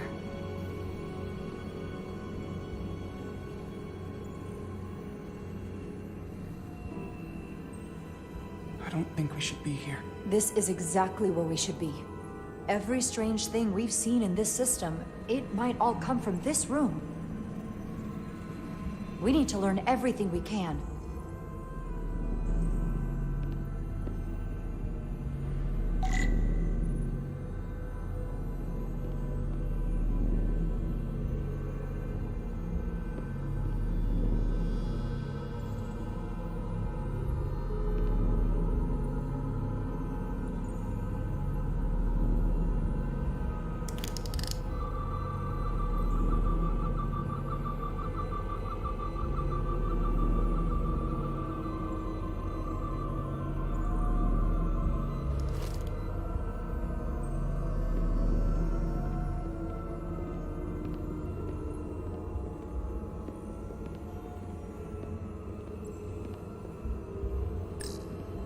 Somewhat resembles a transporter pad.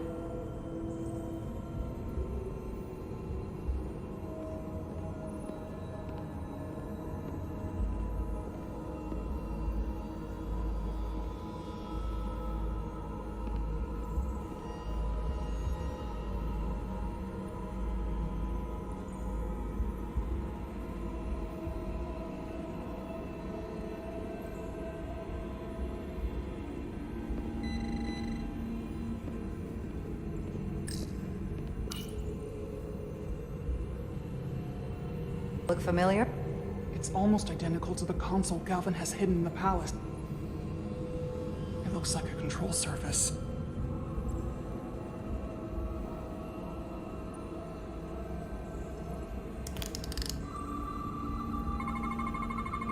What are we looking at? It's made of the same crystalline material as the rest of this place. But I can't tell much else. Might be some kind of sleep mode. I can't analyze this further unless it starts working normally. Maybe we can turn it on from somewhere else. Hopefully. Let's keep looking around.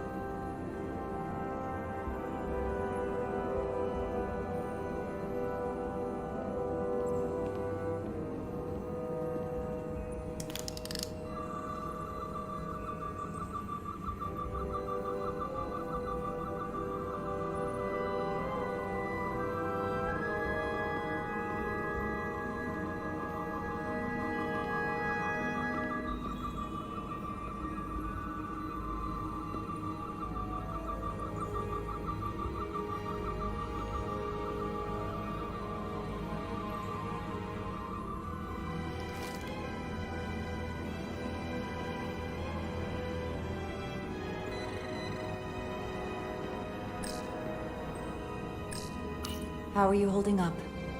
I knew Galvin and Sidron were dangerous. Now I know they're more powerful than I could have imagined. But the worst of it is knowing they got there by turning our people against their own.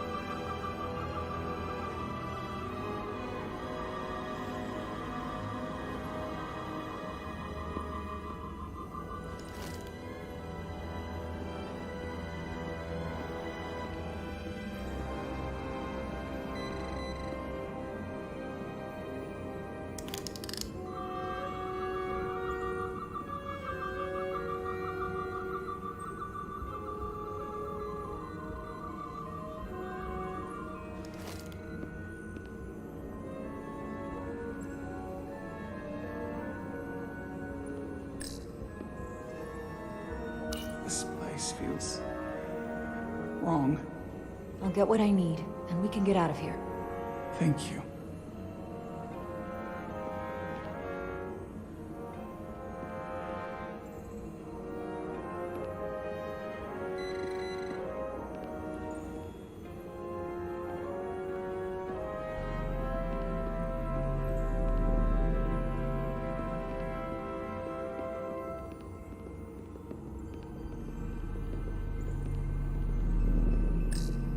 Can your device read this? It can roughly translate the words, but We don't have enough Taconian language on record to understand how it's structured. Oh well.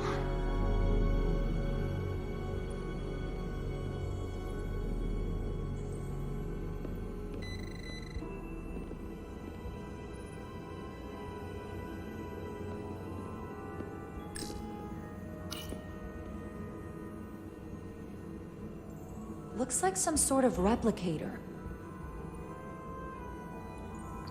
I can't get it to work. It has power. Must be looking for some other kind of authorization.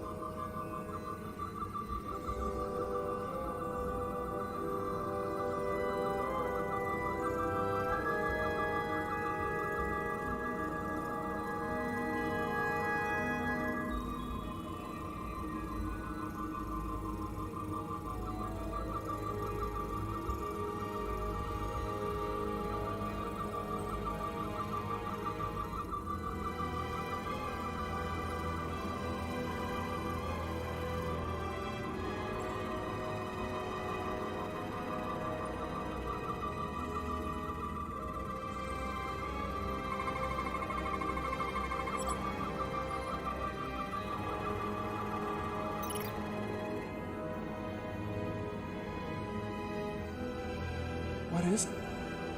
The device's primary function is to transmute lithium into this quantized crystalline compound.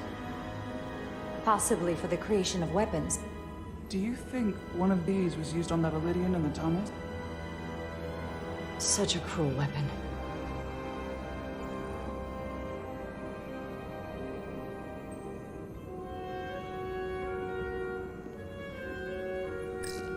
Is it too, convenient that we found this place unguarded? There's an old Earth saying about never looking a gift horse in the mouth. What's a horse? Never mind.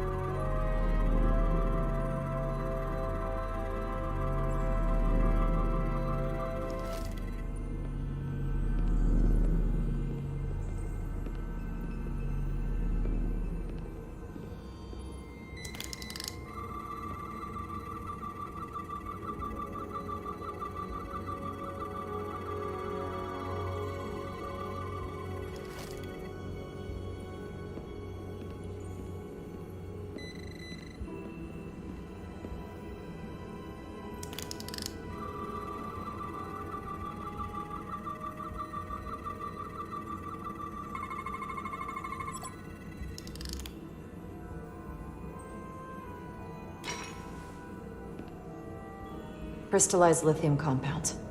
Its internal structure is extremely ordered. In fact, the states of these crystals on a subatomic level suggests a storage device of some kind. Energy levels are both stable and ordered, like information. Some of them appear to be depleted. What kind of information would you deplete?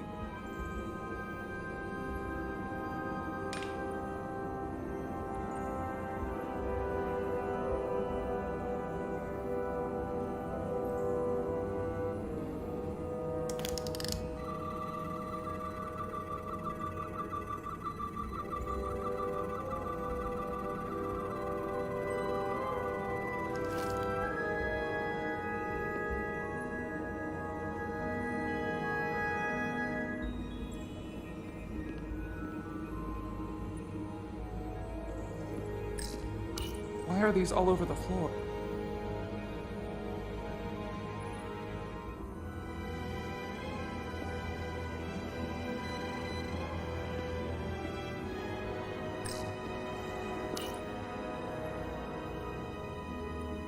They look different than the others.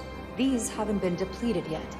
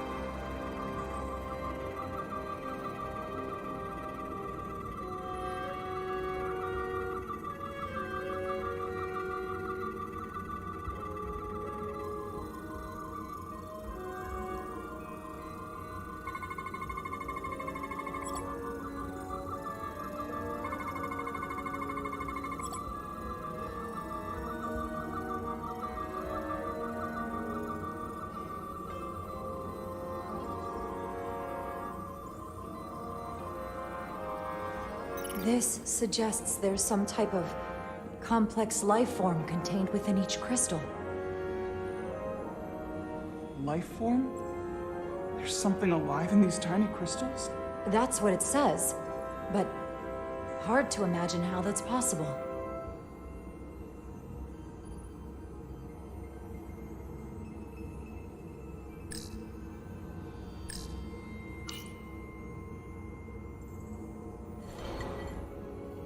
Our science division will have a field day with this. We need to study it on the ship.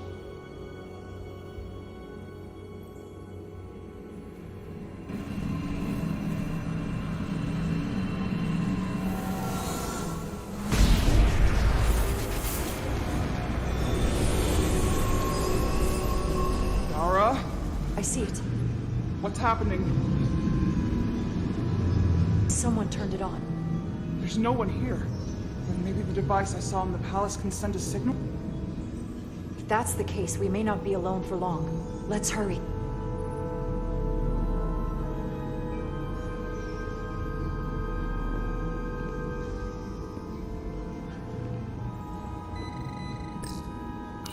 I can feel the power coming off it. I've never seen this kind of energy before. I'll need to record this with my tricorder.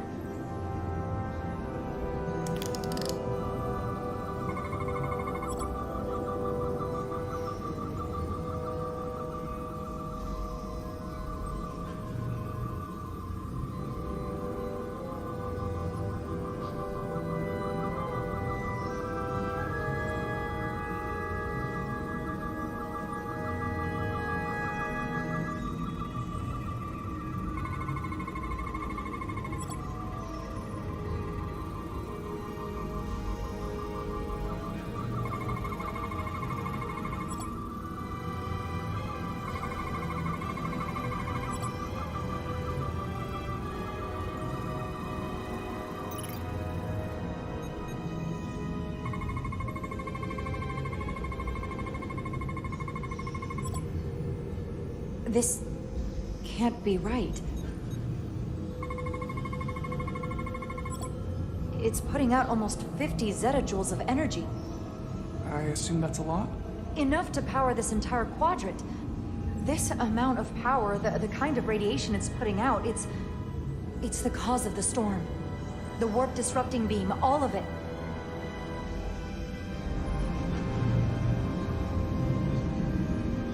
What do we do now? We get back to the Resolute. They have to know about this. Come on, let's...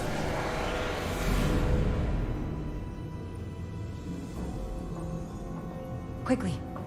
We have to hide.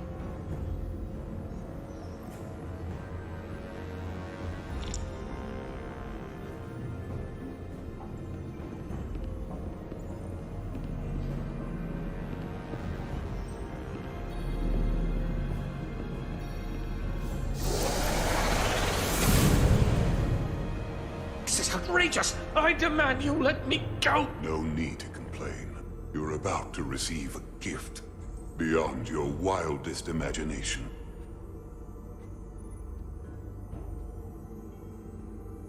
If anything, I consider it an honor.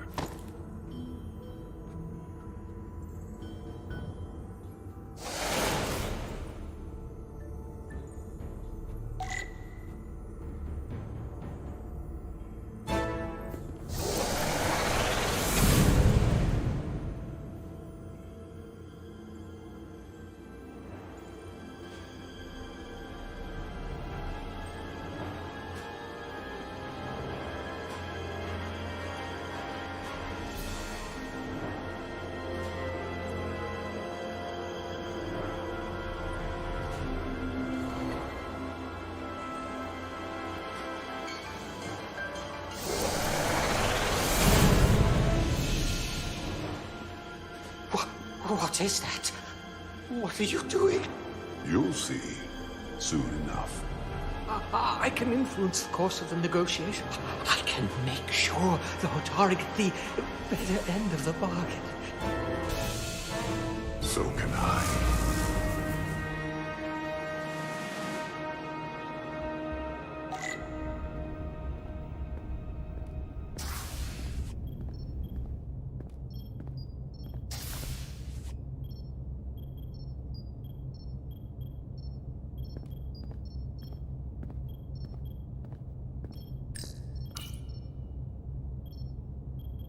She'll get better. She has to.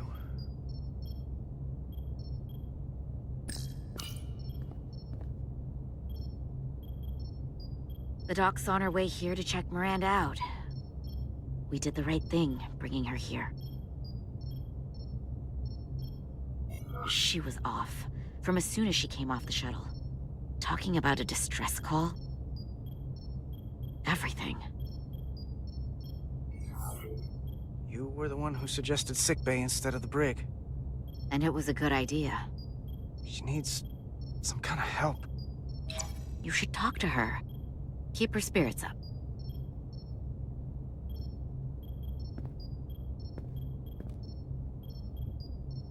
And to think, yesterday I couldn't wait to get back on the Resolute. To get back to see you. You can't imagine how stupid I feel right now. I can't even believe it myself. You're not stupid. Not by a long shot. We'll figure out what's happening. And we'll get you fixed up. I'd like to believe that. I'm scared, Carter. I don't want to find out that there's something really wrong with me. Something they can't fix. Or even explain. I'm really scared. Look, ignorance is never the answer. We need to go after this as aggressively as a breach in the warp core. It doesn't mean I'm gonna like what they find out.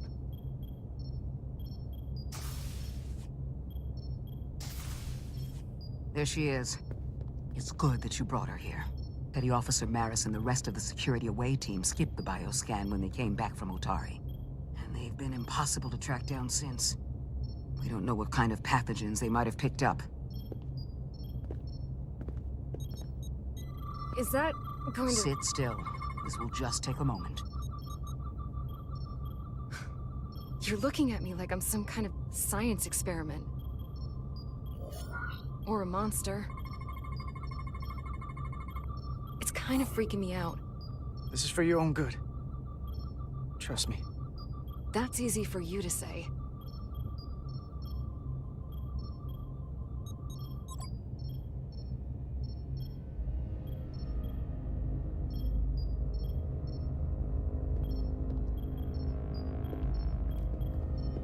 What is it? A pathogen?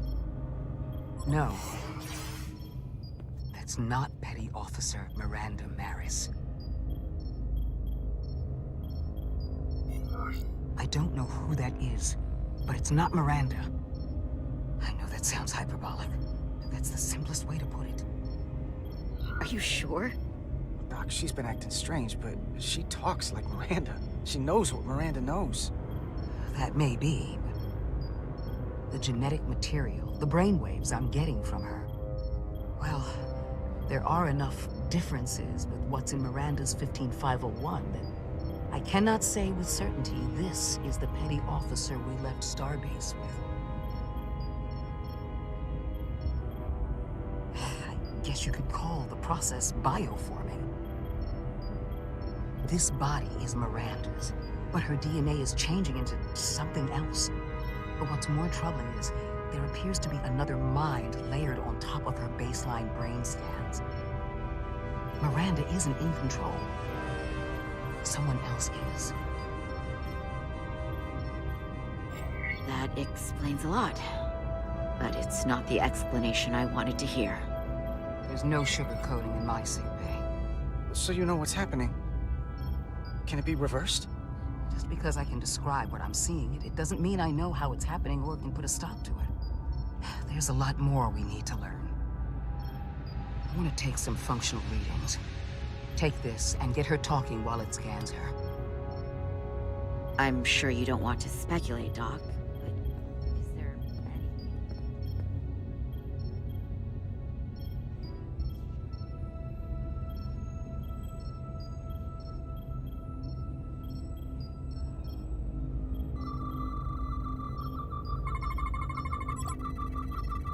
I don't want to be incinerated as biohazard.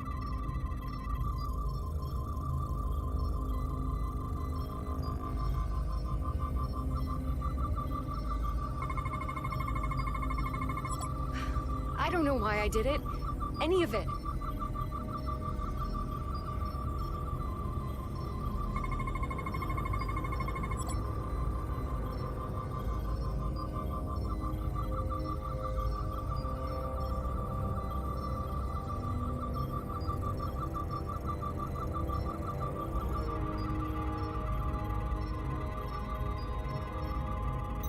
But it's like there's a voice in my head. It was telling me to go download the data. It told me not to let you stop me. And there was nothing I could do to say no. But I didn't want to. I swear. It's okay, Miranda. I know it wasn't you. Thank you. It's hard to keep straight what is and what isn't.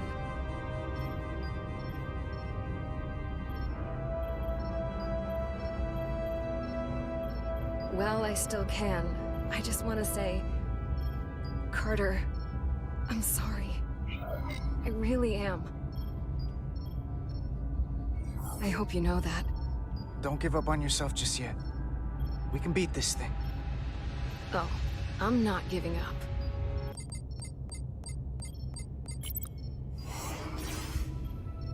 What the... Back off! Computer, erect a force field between biobeds 2 and 3. Computer, lower force field! You do not have authorization.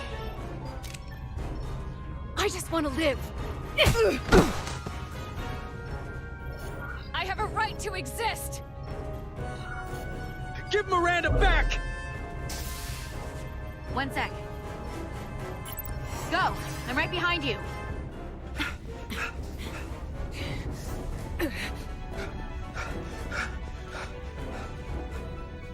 Osmia Kellam Kalujo.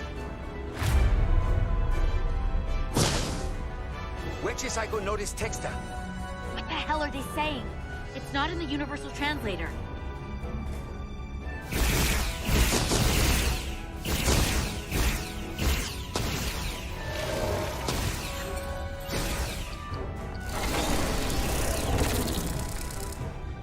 Is that some kind of transporter pad?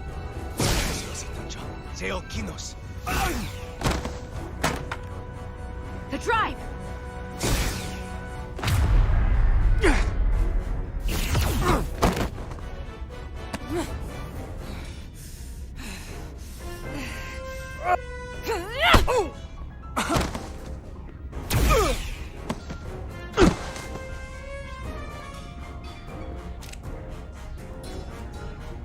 Who the hell are you? We are Scions of the Flame. They can't get away with that. You have to shoot Miranda.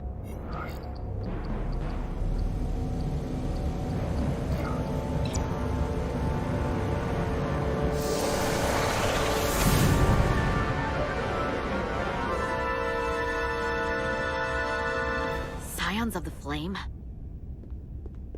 I don't like the sound of that.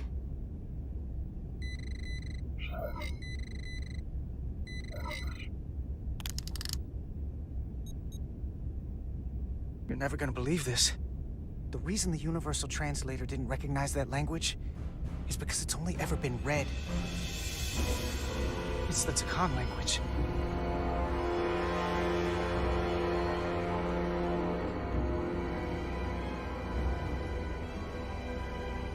Get your filthy Hotari hands off me! We'll burn your planet to the ground! Animals! Wait. No!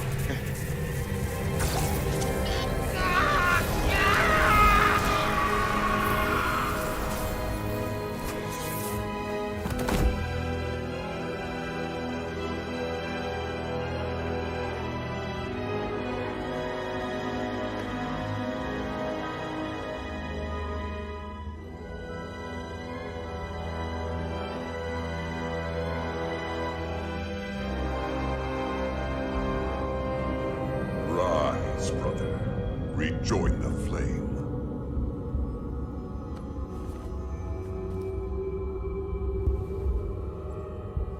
This can only mean our time has come. I'm only sorry I couldn't find a more suitable host for you. All in good time. This is only the beginning.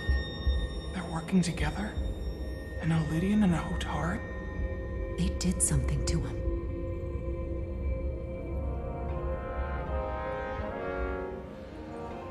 Secure the Cartabula. Cartabula? It's the energy source.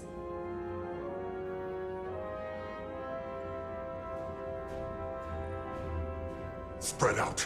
Search the vault. Go back through the mine. Cut off their escape. Find them! Time to go.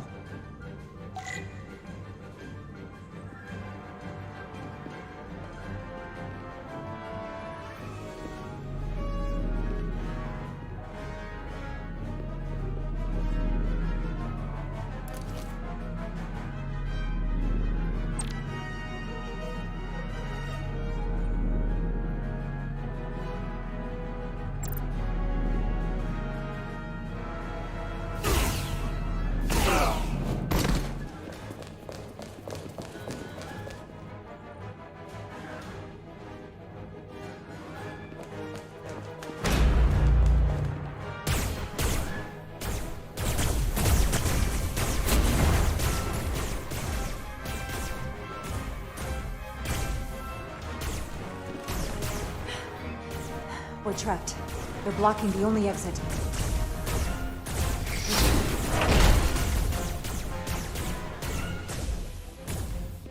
Maybe not. Can you buy me some time? For what? This vehicle looks a lot tougher than that barrier.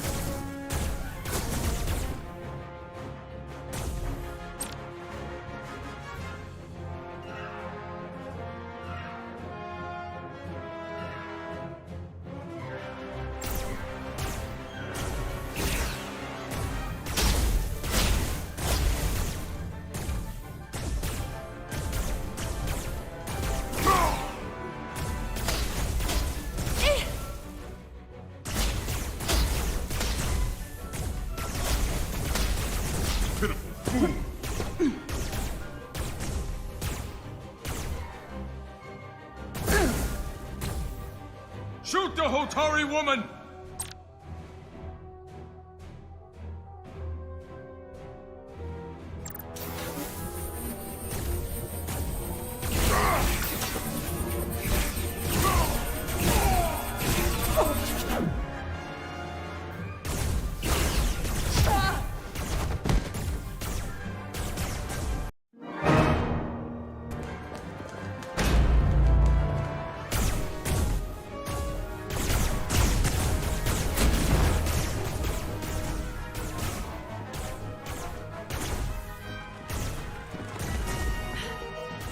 We're trapped. They're blocking the only exit.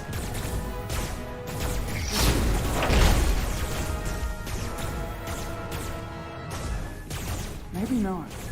Can you buy me some time? For what? This vehicle looks a lot tougher than that barrier.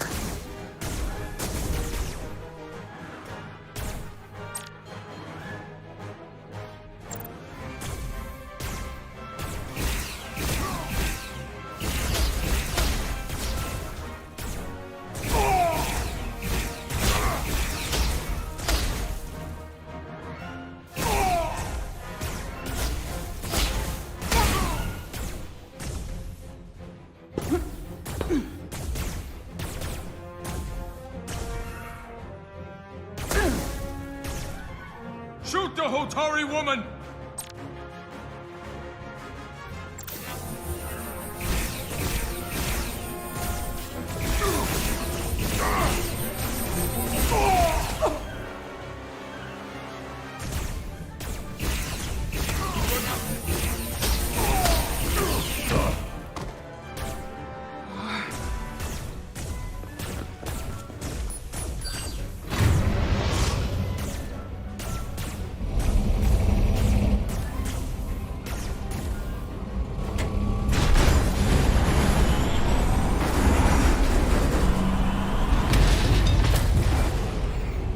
Jara!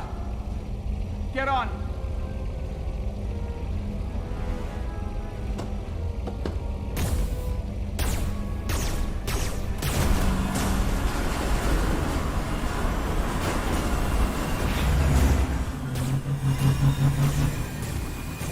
Hold on to something.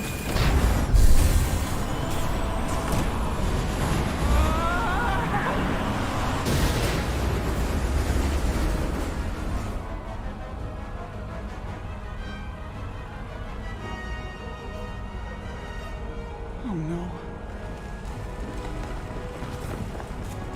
Don't stop. I'll handle them.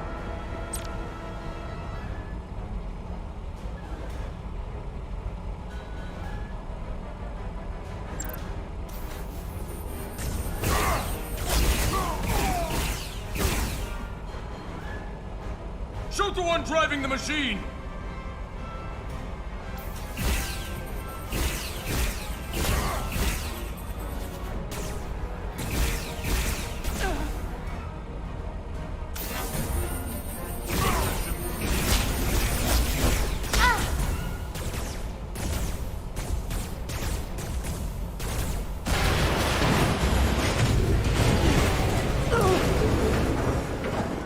Tyler! We're surrounded. I'll get it working. I just need some time.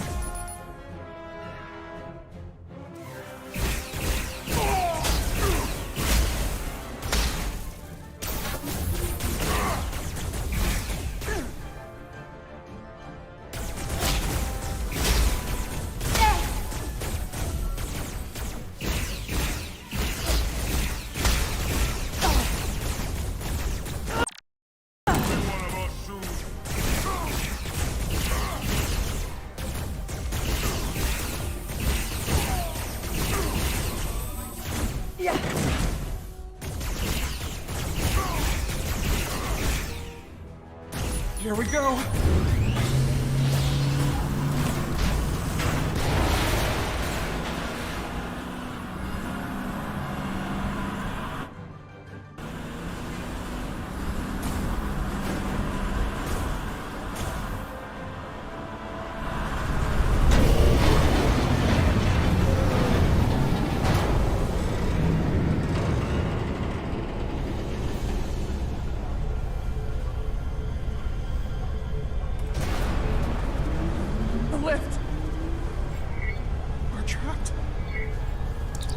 Resolute, 2 to beam up immediately. Resolute, come in. Jara!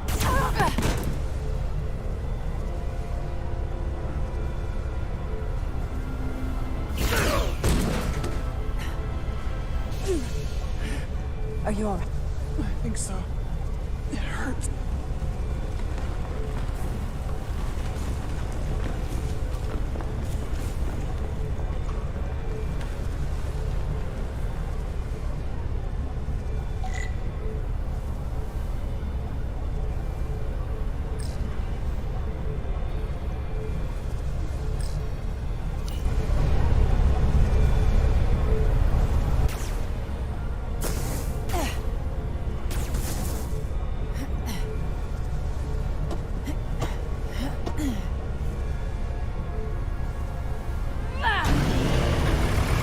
What are you doing? Hold on to me.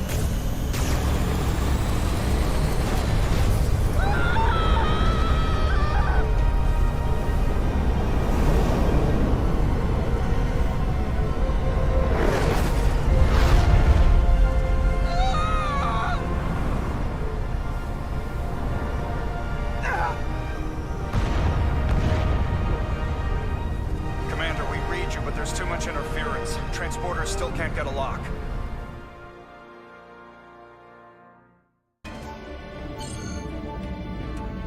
Miranda was able to transport through the storm. There has to be some path through that we're not seeing. Tetrametric radiation is saturating our sensors. There is too much interference to pick up the residual transporter signature. Wait. Tetrametric radiation. Of course. I can align the transporter with the tetrametric signature. The crystals emit tetrametric pulses every 3.8422 seconds, roughly 26 centihertz. All of this is connected. The storm, the warp-killing field, the crystals, Miranda's alien transporter tech.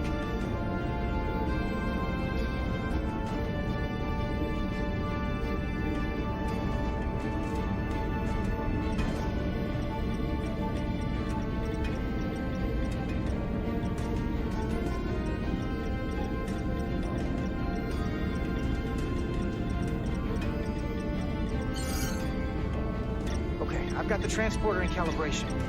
There are a lot of biosigns in that mine, all stacked on top of each other. I need something to identify the commander signal. Something loud, energetic. Understood.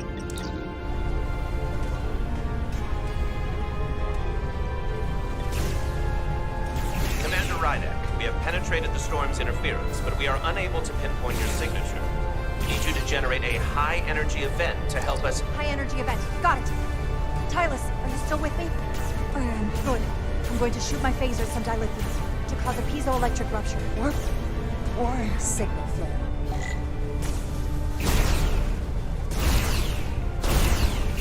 These crystals have to be pure enough. Figure still.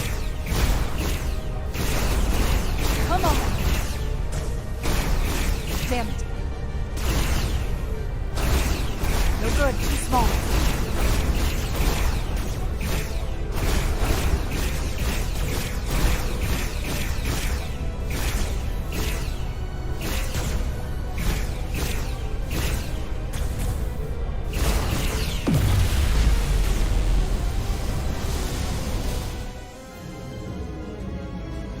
Dilithium explosion. Is that energetic enough? More than enough. I can lock onto their biosigns now.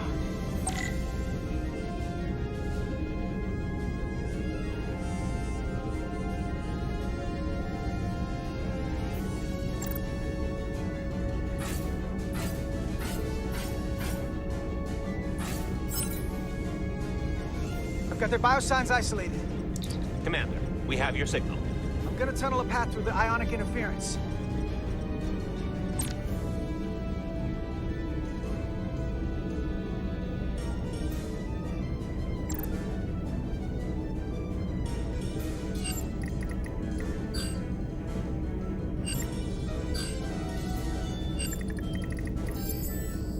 I've got a path.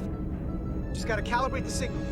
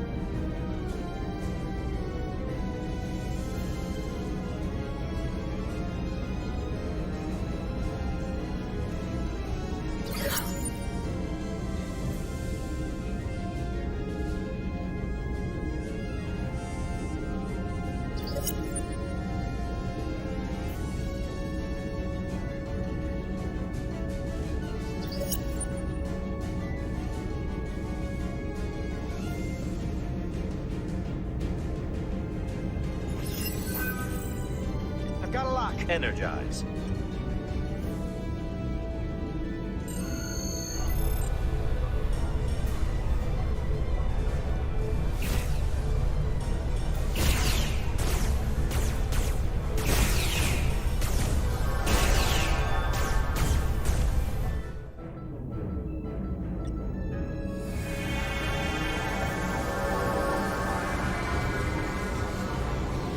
Petty Officer Diaz. We're losing her. The pattern is degrading. Can you hold the signal? I'm trying.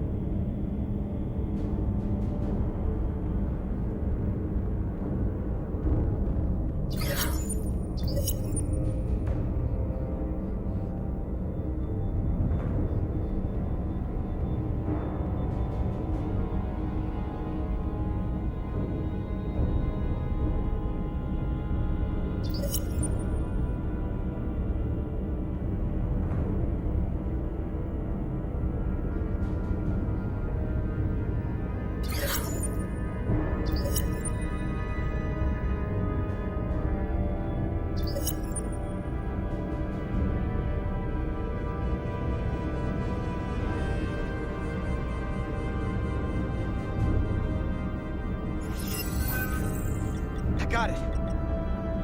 Come on, come on.